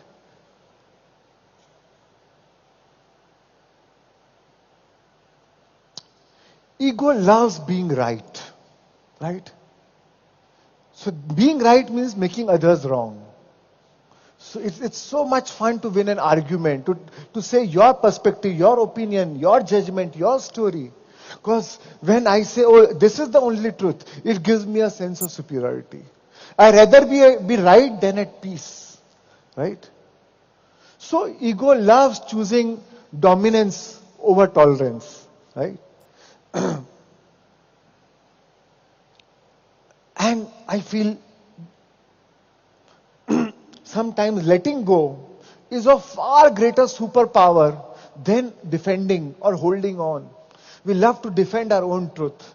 Oh, suppose I vote for some political party, I can argue till death, no, this is the only right party. Right? Now, everybody has the right to their own view. It's not about right or wrong. It's about you hold your truth, they hold their truth. But ego loves somebody on the other side. And you love to make yourself right. Oh, my truth is the only right truth. My religion is the only right religion. My view is the only right view. Right?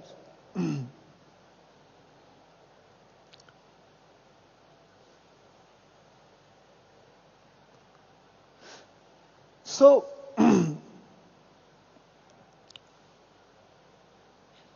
another is judgment. Ego loves to judge others. Right? Ego loves to form opinions. J.D. Krishnamurti said that the mark of true intelligence is to observe without evaluating. To observe without evaluation is a mark of true intelligence. But ego loves to evaluate things, to make form and opinions, because that doesn't need any accountability. I can think whatever I think about you. Right? I don't need to be accountable to anybody. And so ego loves to weave a story and make judgments. Right? Even sometimes if you are very ethical and if somebody is taking bribe or say somebody is doing anything unethical, we form judgment about them. We say, oh, I hate this. I hate these people. How can they be like that? But if you truly believe in free will, you'll say everybody is co-creating their reality. They are making their choices. I will make my choice. I don't need, why should anybody's behavior make me resistant? Make me despise? Because what you resist, you persist. Right? So, but ego loves to make judgments. And judgment has an emotional charge. So suppose if you're very calm and peaceful, and if somebody gets angry or short-tempered in a family, you will say, oh, how stupid this person is. How idiot this person is. Now, you may not verbalize it, but you have a strong judgment towards that person. And every judgment carries an emotional charge. Right? And because of that emotional charge, you will evoke, that becomes your vibration. And your vibration speaks to others, your energy speaks to others even before you speak. Right? Suppose I have if I believe, oh, my wife is very short-tempered. You know, when I am around her and I'm just because she's saying something in a little bit uneasy tone and I'm saying, oh, ab to bas, she's going to behave like this only. Oh, lo, chalu ho gaya iska. You know. मुंह से I will not से, क्योंकि मुंह से बोलने में तो फटती है, बट अंदर स्टोरी चालू हो गई, राइट? सो अंदर स्टोरी चालू हो गई. बट व्हेन यू जज, that is the emotional charge that is you are resonating to her, and because of that you'll evoke more of that response from her.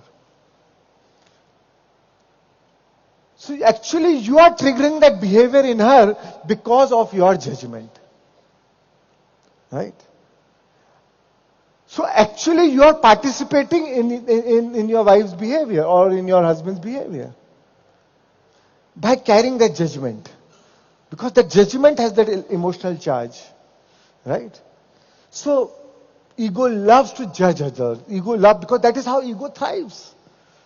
Somebody is not correct. Somebody should not be the way they are. Right? And actually, when you judge others, yatha drishti tatha shrishti. A man is according to the manner in which you look at them. Right? When you focus on the goodness of others, you evoke more of the goodness from them. And then you tune into your own goodness. When you focus on the faults of others, you create your own fault lines. Right?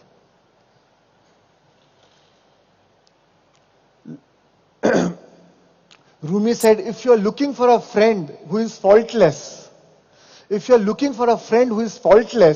you will be friendless. Right? So, everybody has nobody is perfect. We're all work in progress. But when you judge others, judgment creates resistance. Right?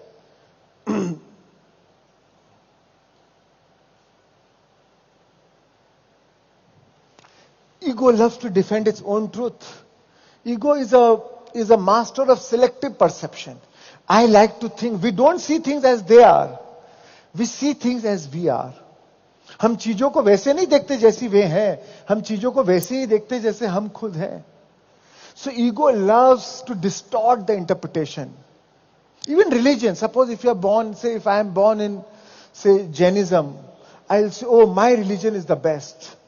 Right? और हमारा धर्म सर्वोपरि धर्म है. So even there the ego comes. Right? If they belong to my religion, my caste, oh, I'll be happy to help them. Because ये तो मेरे धर्म वाले हैं. So ego, and subconsciously the ego is surviving. The ego is thriving. Ego is acting through you. And then again in the name of religion, you fight with another religion. Because you want to defend your own truth. भगवान के नाम पे हम मरने के लिए तैयार हैं. अरे मरने किसने बोला था भाई? जी लो, भगवान के नाम पे प्यार कर लो, वही तो भगवान की सीख थी. बट हम मरने के लिए तैयार है, लड़ने के लिए तैयार है, कटने के लिए तैयार है, काटने के लिए तैयार है. Right? This is how ego works.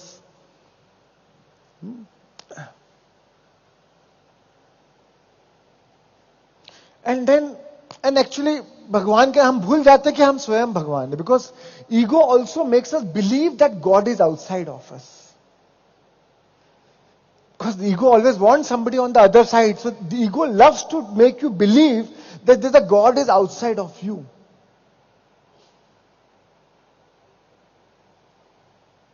That's why it's easy for us to believe in God than to believe that we are gods.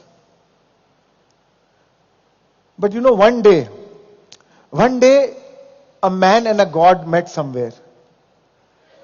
And both exclaimed, "My God."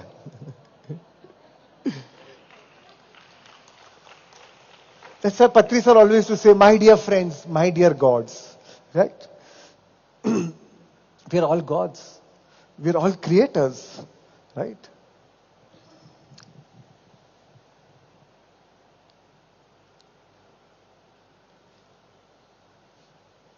Collective ego, far more dangerous than the individual ego.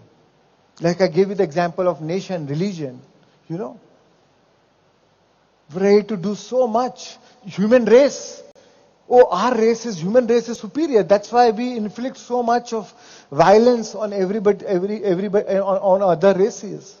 Against Mother Earth, against other species. Right? So this is, collective ego is far more dangerous. I can kill thousands of animals to make one for my own personal survival. Or living beings, other living beings. Because that is, because I feel I am superior. I am a superior race. Right? We can destroy so many plants, so many wildlife, just because I want to survive. So ego loves that. That's a collective ego. Far more dangerous than a personal ego. Right? At least personal ego, you can realize, you can wake up. You feel ki, oh no, there's something wrong. I need to make a change. Collective ego makes you believe that this is the right thing what you're doing. Right? If there's some violence, there's a fight between two countries or some nation, something, if you hear that in your enemy country there was a bomb blast and 100 people died, the ego makes you feel happy. Somehow you feel good. हमारे तो 2 मरे, उनके तो 100 मरे. So, but ego makes you feel good about it. Wow, nice. Forgetting that who made this division, who made religions, who made countries, humans. In the eyes of God, God only sees in one way, whether are you connected with your source, with your godlyhood, or you are not connected. There's only two categories.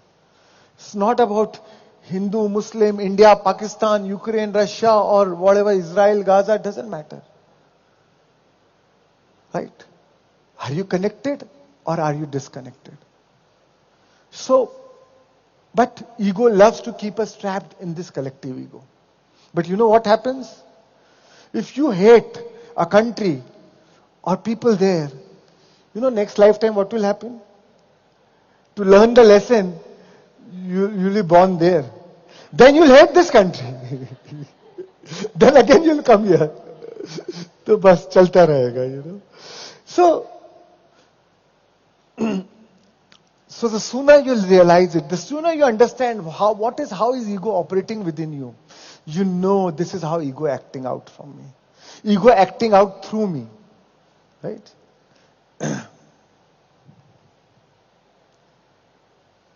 War. And it is a collective ego. Our politicians understand it very well. So they know how to use your collective ego for their advantage. Right? धर्म के नाम पे एक करना easy है. Progress के नाम पे बहुत डिफिकल्ट है, बट धर्म के नाम पे कोई एक ऐसा मुद्दा बना लो जो which you polarises the crowd one against another, then it is easy to collect vote. Right? Because they know how to tap that ego part in us.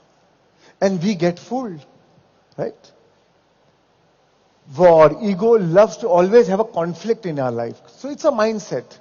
Ego loves conflicts. Because it loves to be in a resistant mode. So it loves conflict. Even for a virtue, you create a conflict, you know. But what you fight, you strengthen. What you resist, persist. You say, oh, even if you say war against poverty, war against drugs, war against crime, war against terrorism, war against cancer, and so on and so forth. But the moment you say war against, what you are doing is there's a resistance. There's an anger. There's a judgment. There's a negative emotional charge around it. That's why we are not able to solve the problem. During the Vietnam War, somebody asked Mother Teresa that we are taking a march. It is a march against war in Vietnam. So we would like you to lead the march. He said, sorry, I cannot lead it. But if you change the name to March for Peace, then I will lead it. Right? So, but ego loves to be, even for something which you feel, oh, you're fighting for a cause. You know, the word fight. I'm dead against it.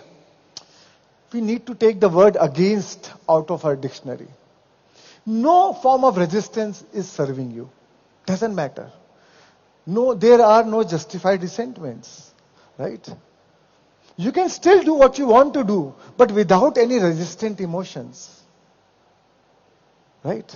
I met so many people who are doing so much of the social activist and then going through depression, going through cancer, going through some severe health issue. Because of being activist for a good cause, they've been always resistant against the system, against the people, against the society. You know?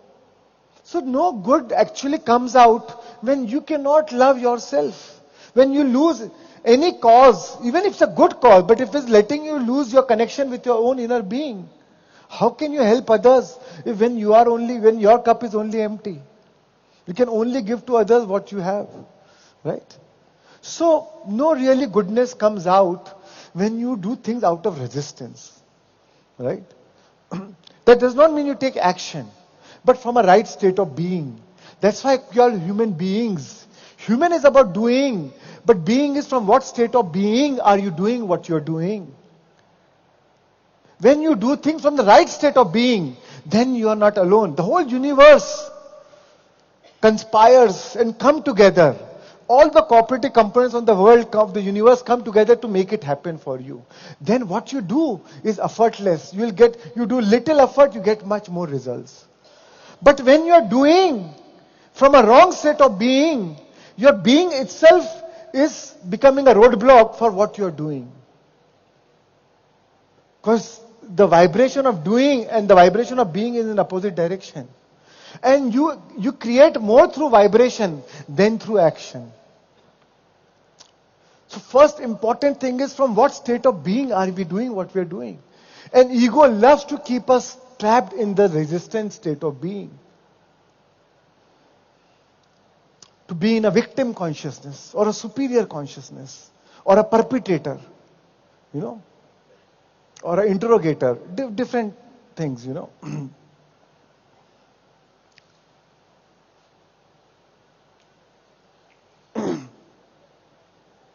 So hatred for violence will not bring peace. Love for peace will bring peace. And if we want world peace, the world peace will come through peaceful pieces. Right? If we all make ourselves peaceful, the world will be peaceful. Right? So the change starts from us.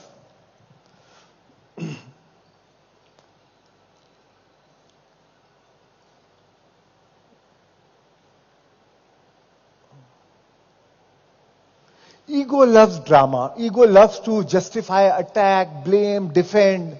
You know, you rather be right than at peace. Ego loves to create drama where there existed nothing but peace. You know, हम देखते हैं ना कई लोग बात का बतंगड़ बना देते हैं, राई का पहाड़ बना देते हैं, है ना, छोटी सी बात but इतना बड़ा drama. Because ego loves it. Ego thrives on it. Right? But what is important is to practice acceptance, allowance. Ego makes everything very serious, very heavy. आओ एक serious बात करनी है. You know. We want to take, but we are meant to be light-hearted. We are meant to be fun. We are meant to be spontaneous. We are meant to be joyful. But ego loves to make you serious. Feel like the heaviness of world of things. Right? Then one thing the ego only survives is by wanting. Wanting keeps the ego alive. Right? The moment there is no want, ego will not exist. So wanting keeps the ego alive. You are never happy with whatever you have right now. So that means to become happy, you need to want something. Because when you get that, then I'll be happy. Right? When you are at home, oh, you want to travel, you want to go on a holiday. When you're traveling, you're missing home or you're missing your work. If you're in a relationship, you're uninvolved, you say, if you're in a relationship, then you want to become uninvolved. Oh my God, I can't handle this drama. Right? When you're single, you want a relationship. When you're married, now you want a girlfriend. When you're with children, you want to escape from them. When you're in office, you're missing your children. So ego always says, oh, the current thing is not good enough. You need to want something to be happy. Right? So, but actually peace is in non-possession. It's not about not having things, but not possessing it. Not identify. Possession comes when you identify with it.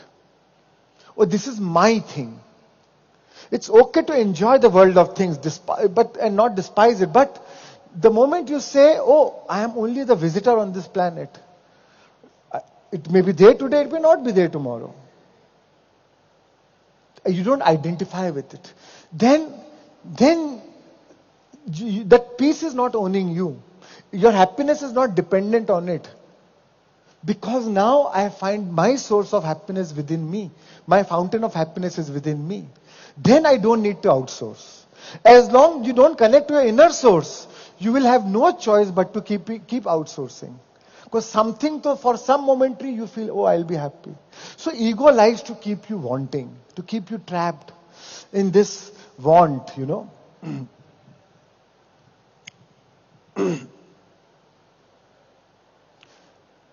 And then when you get it also, then ego will create something different. Oh, now if you get this, then you will be happy. Right? When you get a house, you will say, oh, now something else will shape. Oh, if my son gets admission in this college, then I will be happy. That happiness, you confuse pleasure for happiness. It's a very temporary dopamine rush, and the dopamine rush wears off, and again we are back in that same wanting mode. Oh, now if I get this, then I'll be happy. So actually we are always in a waiting room. We are always postponing happiness. You know, a few years back I was in Amsterdam with my friends. In the hotel I was staying, next to the hotel there was a beautiful, lovely bar, and there was a board there. Free beer tomorrow. I told my friends, अरे कल यहाँ आएंगे यार, यहाँ beer free मिलेगी. Next day same board was there. So ego keeps you believe, oh, free happiness tomorrow. कल अच्छे दिन आने वाले हैं. है ना, अच्छे दिन आने वाले. Ego will always keep you like that. आने वाले, आने वाले, आने वाले. You keep postponing your happiness. But you know that the experience always happens in the present moment. Even when that tomorrow comes, and when you will experience it, you will only experience in the form of present moment. So that means the present moment is all you have. And that present moment, when you combine all those present moments together, you call it life. So our life is nothing but slices of present moment. So if you can't learn to be happy now, you will never be happy. Because that has become your relationship with the present moment. That's why ego always resists present moment. The only thing that ego never likes is the present moment. Because ego always feels that something is wrong in the present moment. Something is missing in the present moment. So either you are dwelling in your past, or you're imagining, or you are thinking of some future, some expectation, some projection. So ego keeps the wanting alive, right? Keshav, next slide. No, next. Yeah. Go back.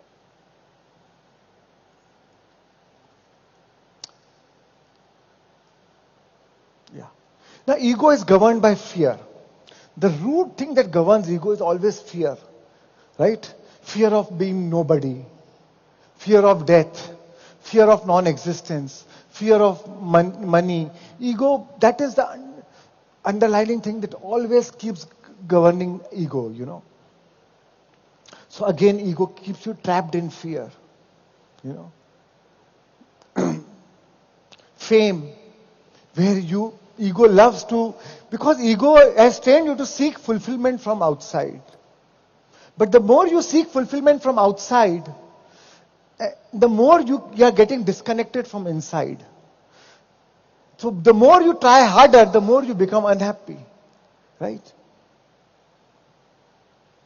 I've seen a very close friend of mine, very big film star, 2 movies got super hit. And she thought, when I'll get that, it was her dream, childhood dream, came from a very ordinary background and became such a big star. And she said, she'll be the happiest. After 10 days when I met her, she said, I don't want to tell in front of everybody, but I am feeling depressed, I am getting suicidal thoughts. I need help. Because all my life I thought when I'll become this, I'll be so happy. But actually I am very unhappy because I don't know why I'm not feeling happy.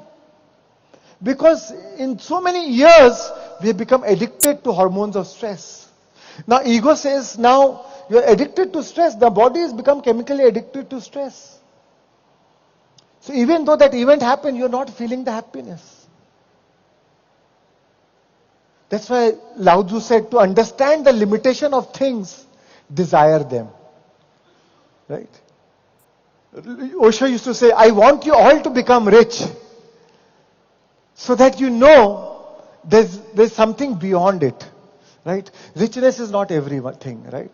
Jim Carrey said, I want everybody to become rich, to understand the limitation of richness. So, ego loves fame, believing that when I become famous, I'll be so happy.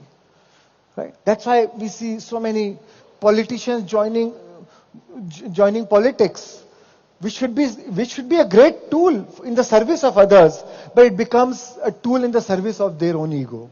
Right?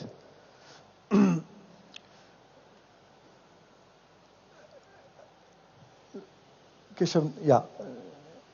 And another thing is, ego always resists present moment. Ego hates, as I told you, present moment. Right? This has become your relationship with time. Right? But we forget that today is the tomorrow you dreamt about yesterday. If you thought you will come for this summit, the only way you are experiencing this summit is only in the present moment. Right? So experience can only and only exist and happen in the present moment. And life is nothing beyond experiences. So that means life is nothing but present moment. So the power is always in the now. If you don't learn to be happy right now, you will run out of time. We try to see, when I shift this puzzle, when I fix this puzzle, when I rearrange the world of things, then I'll be happy. But no. So remember, this is how ego is working, to keep you resisting the present moment.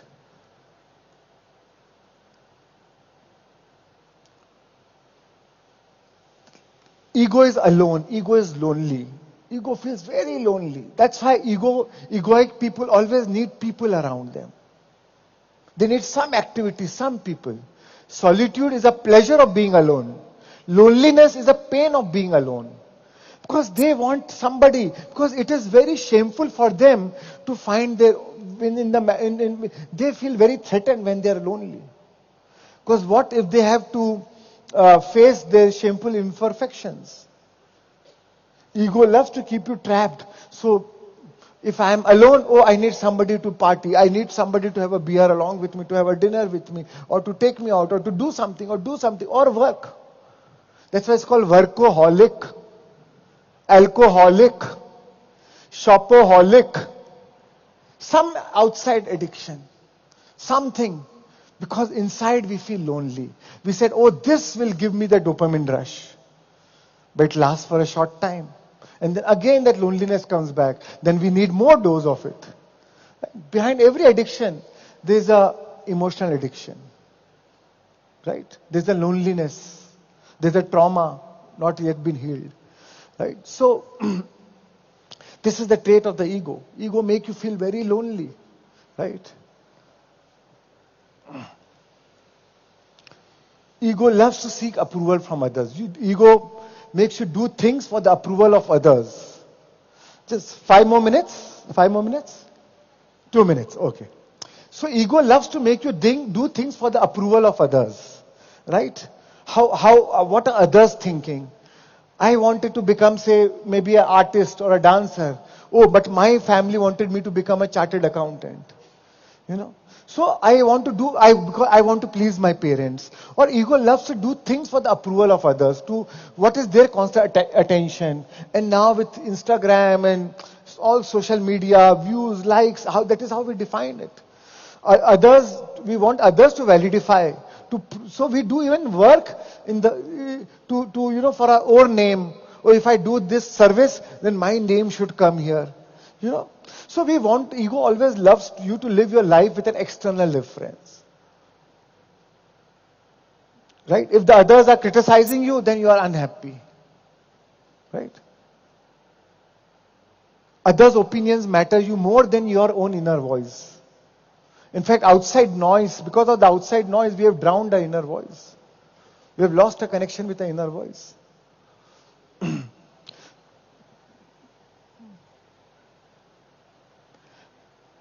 Ego loves to steal energy from others.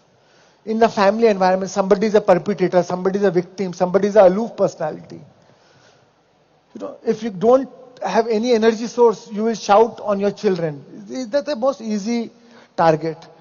Make them feel what wrong they are doing, so that they feel threatened, they feel victim, and you steal energy. Or you draw sympathy from others. You behave like a victim. Or how something wrong is being done to you. So you steal energy from others.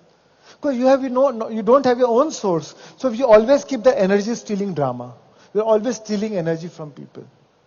Because we don't know to get from your own source. Because we are cut off from that. Right?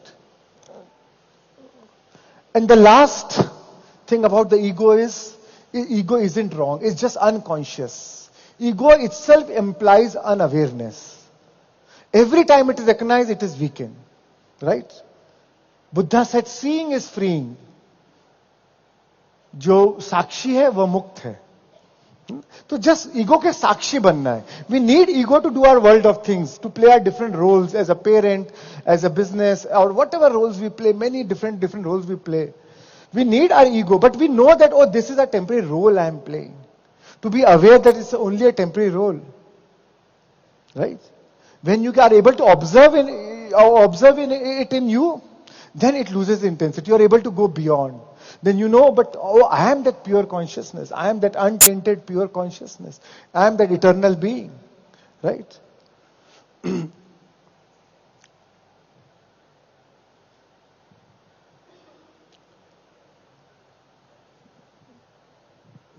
So, friends, Buddha said, lose your ego. That's why Buddha said, lose your ego like a loose-fitting garment. We need ego to function in this day-to-day reality, in this statement, but it should be like a loose-fitting garment, you know. Don't stick to it. Don't make it seriousness. Don't deal with so much of seriousness. Don't make it your identity, right?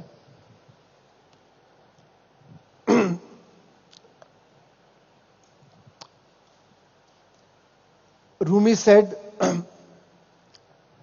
be like a melting snow. Be like a melting snow. Wash yourself of yourself. पिघलती हुई बर्फ बन जाओ, खुद से खुद को पिघल जाने दो, खुद से खुद को धो डालो. तो हमें अपने ही ईगो को खुद को ही धोना है, right? So it's not, we all the time we keep about trying to change others, but the key job is changing ourselves, right? So thank you so much. Thank you all for your time. Thank you for the gift of your time and attention. Thank you. Thank you, sir. Thank you so much for that amazing session and taking us through the layers and traits of ego so beautifully. And I hope all of us agree on all the points and we can work on these points through the hints given.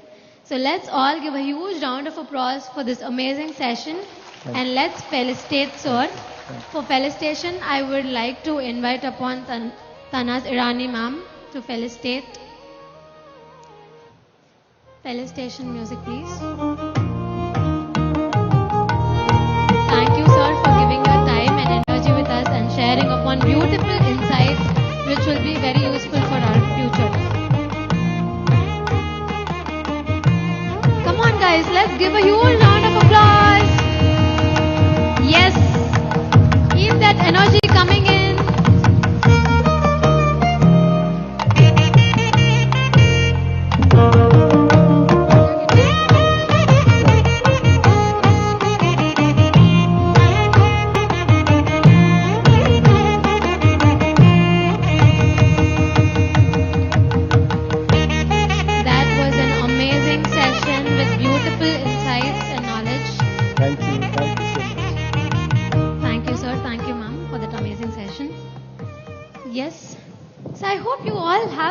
Lots and lots of energy, isn't it? Yes? Yes? No? I feel the energy is low. Can I get a big yes? Yeah. Hello. Awesome. Okay. Awesome. So let's get into the last and final activity for today. That is before we head back for dinner. So that is the brain activity by Christine Page. So she is here to guide us through this beautiful activity and let us energize ourselves even more better. Are you all ready for this activity? Awesome. Let's give a huge round of applause and let's welcome Christine Page.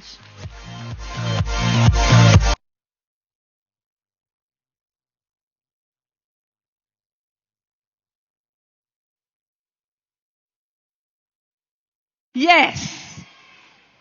Your body is your friend. It's not the enemy. I just saw a baby outside. The baby says, I'm tired. Let's go to sleep. How many of you feeling like going to sleep? How many of you have a body that's saying, I'm tired? How many of you have got a body who says, I'm hungry? I need you to understand your body doesn't lie. It wants you to listen.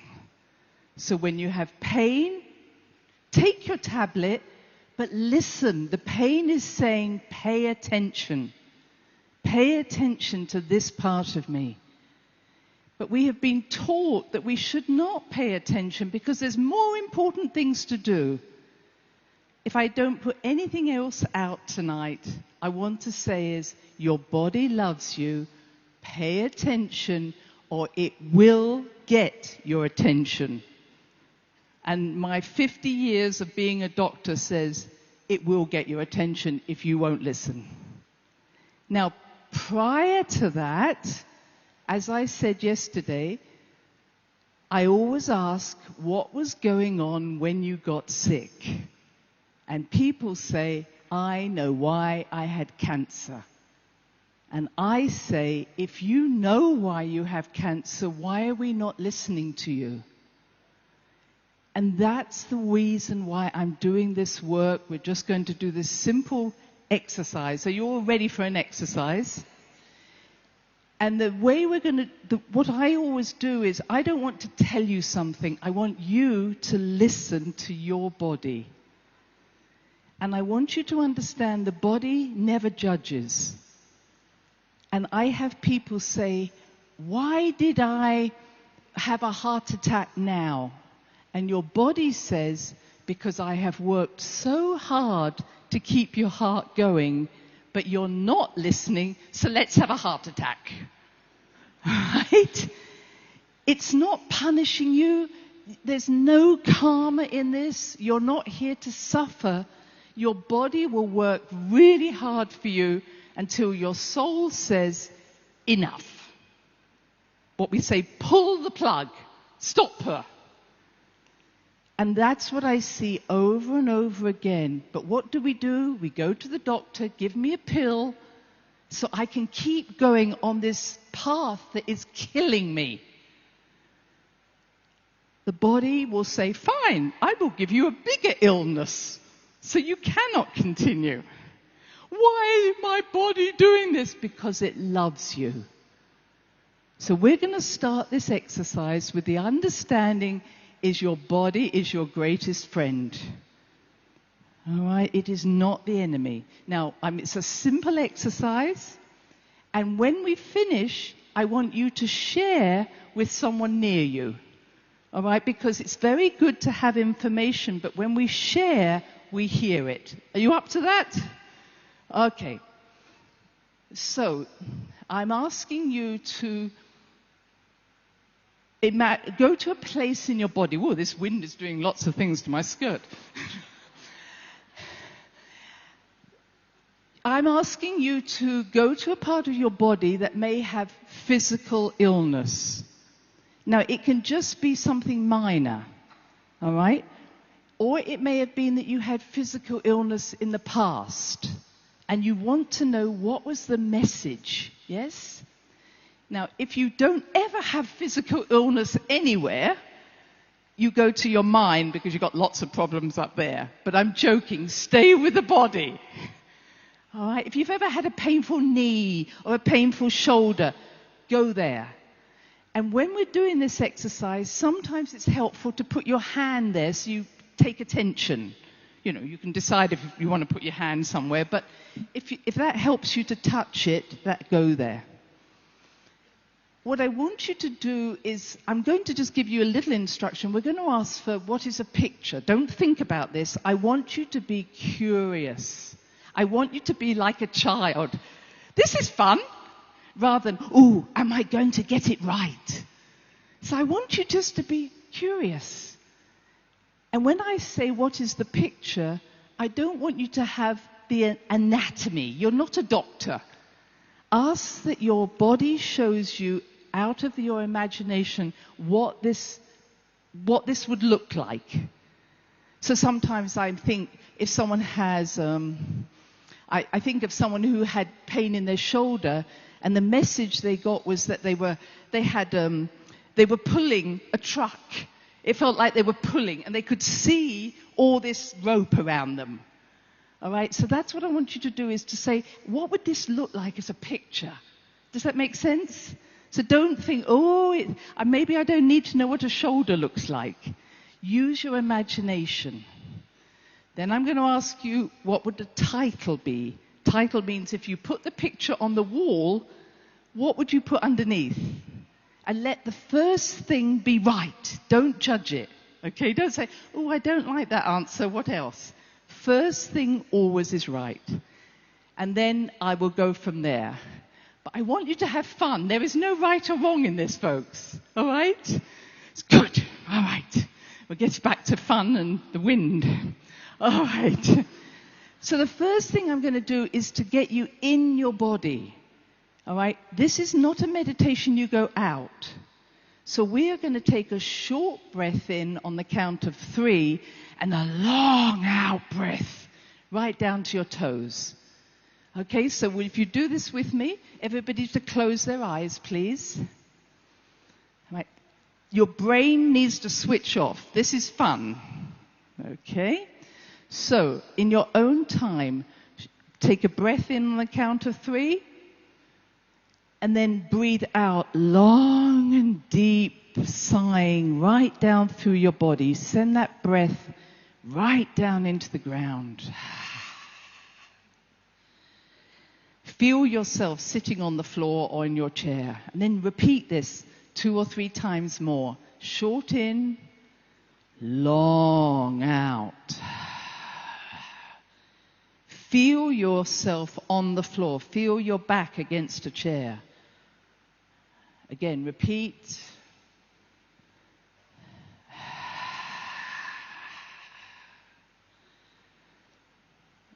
And as you breathe out, the last time, empty that brain of yours and just say, this is fun. I'm curious.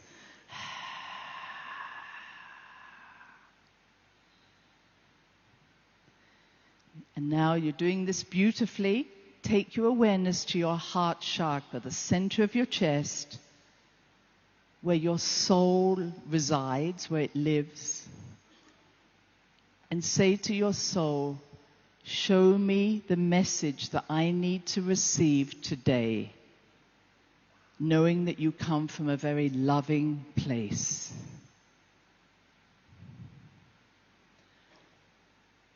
Very good, very good. Now, take your awareness to a part of your body that has had dis-ease, disease, illness, pain.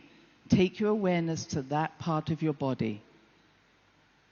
If it helps for you to put your hand on that part of the body, do that.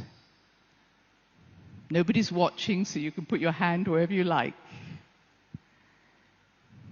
So your awareness is now on that part of your body. Now, ask your curious imagination, your childlike imagination, to show you a picture that represents this part of the body when it is not happy, when it is diseased. Let the first thought be the right one.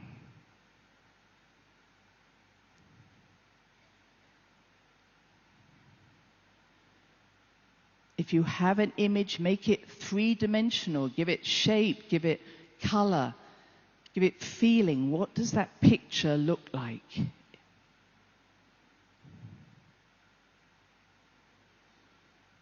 What does this part of the body look like when it is not in harmony?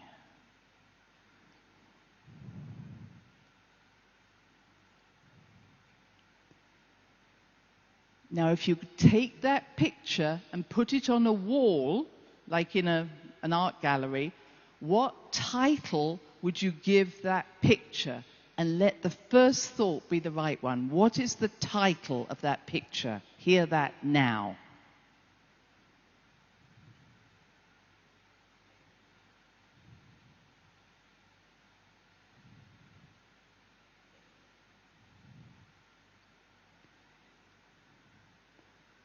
And if the picture could speak to you from a loving place, not a judgmental place, what is the body trying to ask you to do? Or what is the message of this disharmony? Hear the message now.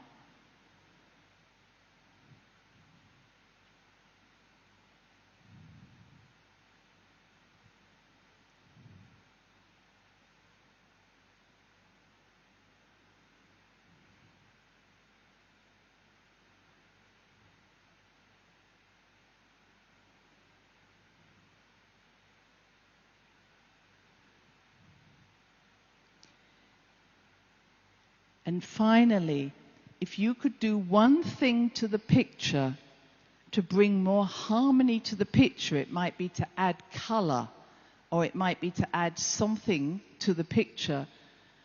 What change would you make to bring greater harmony to the picture? Do that now.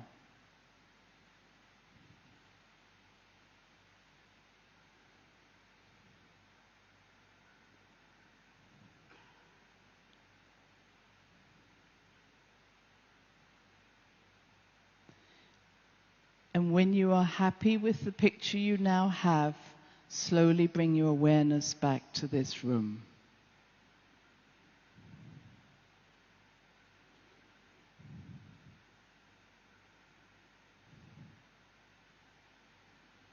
And in your own time to open your eyes.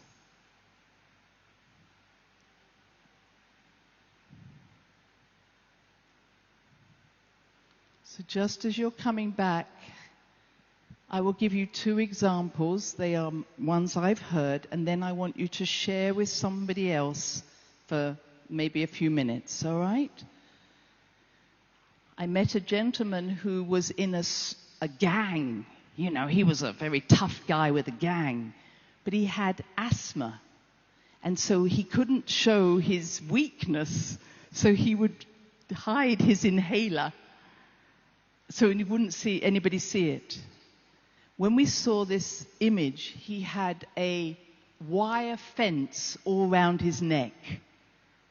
And that's why he said, I have to be tough, I have to be able to take pain, but the pain is so great I get the asthma, because he wasn't being himself. He had to be tough. So the image he got was cutting the fence, and then he turned it into chocolate, and he ate the chocolate. So by changing the image, he ate the chocolate, and his asthma wasn't a problem. So this is how we can change something and make ourselves better in that way. Another lady I saw who had cancer of her lungs, and she said she had an image of what we would call, they're rushes, but they're like plants in water. When she put the title up, the message was The Drowning Woman. And I said, why are you drowning? She said, everybody expects everything from me. I can't breathe. So what I'm trying to say is that when we practice this, we get some powerful messages that help us to understand the deeper meaning. And I hope you did get something. How many of you got a message that meant something? Can I see a show of hands? And others of you are going to do something more later. Please, even if you didn't get something, would you find a partner? And I'm just going to give 4 minutes, 2 minutes each to share, and then we're complete. So please find someone to talk to, someone who's awake and exciting to talk to. So find someone, and I'll time you for just 4 minutes, and we're finished. Please. Find someone interesting to talk to. You can talk about the weather if you want. You don't have to talk about this exercise. If you need to move yourself to find someone, do that. This is your opportunity to share.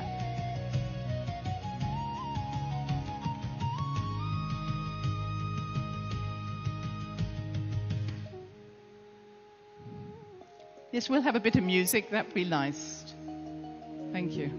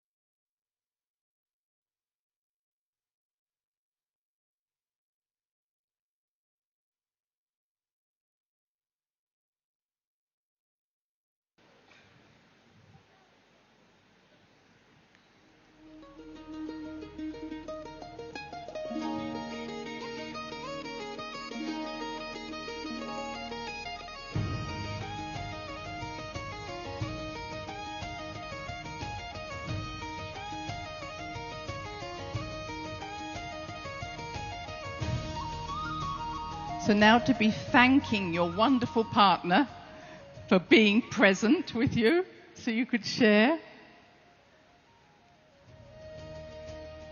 I hope that this gives you some way of listening to your body. And it's a very simple message. It's not complicated. It just needs to say, listen, I love you. What is the most loving and wise thing you can do for me? And maybe the most wise and loving thing you can do now is go and have dinner. So your body is happy, then you can go to sleep and your body is even happier.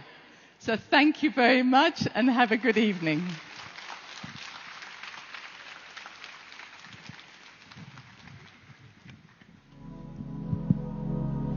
Thank you, ma'am, for that beautiful activity. I don't know how many of you all felt refreshed. You can raise your hands. At least I felt refreshed completely. Awesome. Okay. So how was day 2? Awesome? Amazing? Okay, thank you all for being here since the morning. So just before you all start going for dinners, can you all come up onto the stage so that let's take a group picture, no? Yeah? So I would like to call upon everyone onto the dais. We'll quickly take a group picture and then we can disperse for dinner. Yep.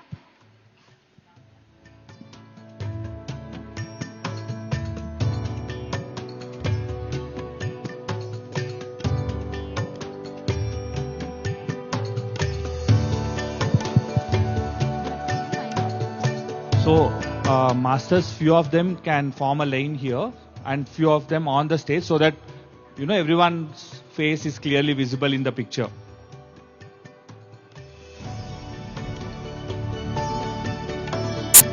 So whoever wants their picture to be clear can stand here as well and here as well. So let's divide so that everyone's picture comes, face comes very clearly in the picture.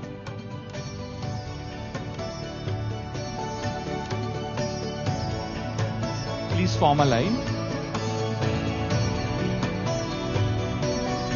And if whoever are young, and if you can kneel, please kneel down in the front.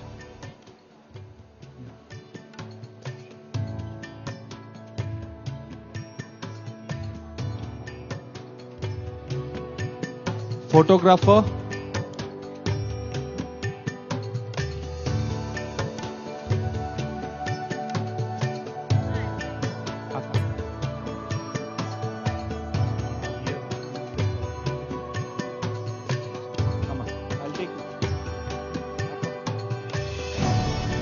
Excuse me. So we have Paryaka Center. Yeah. So little space, if you don't mind, for 15.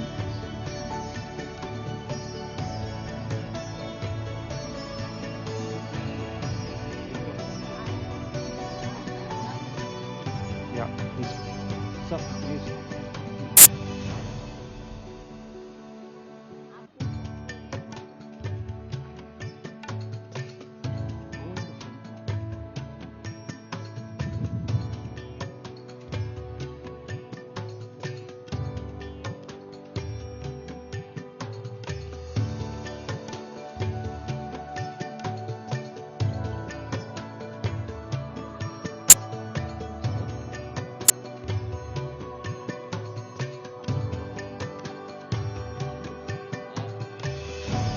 If anyone are behind and short, please come to the corners or to the bottom so that even you can be part of a picture. People in the back can come down as well if you feel.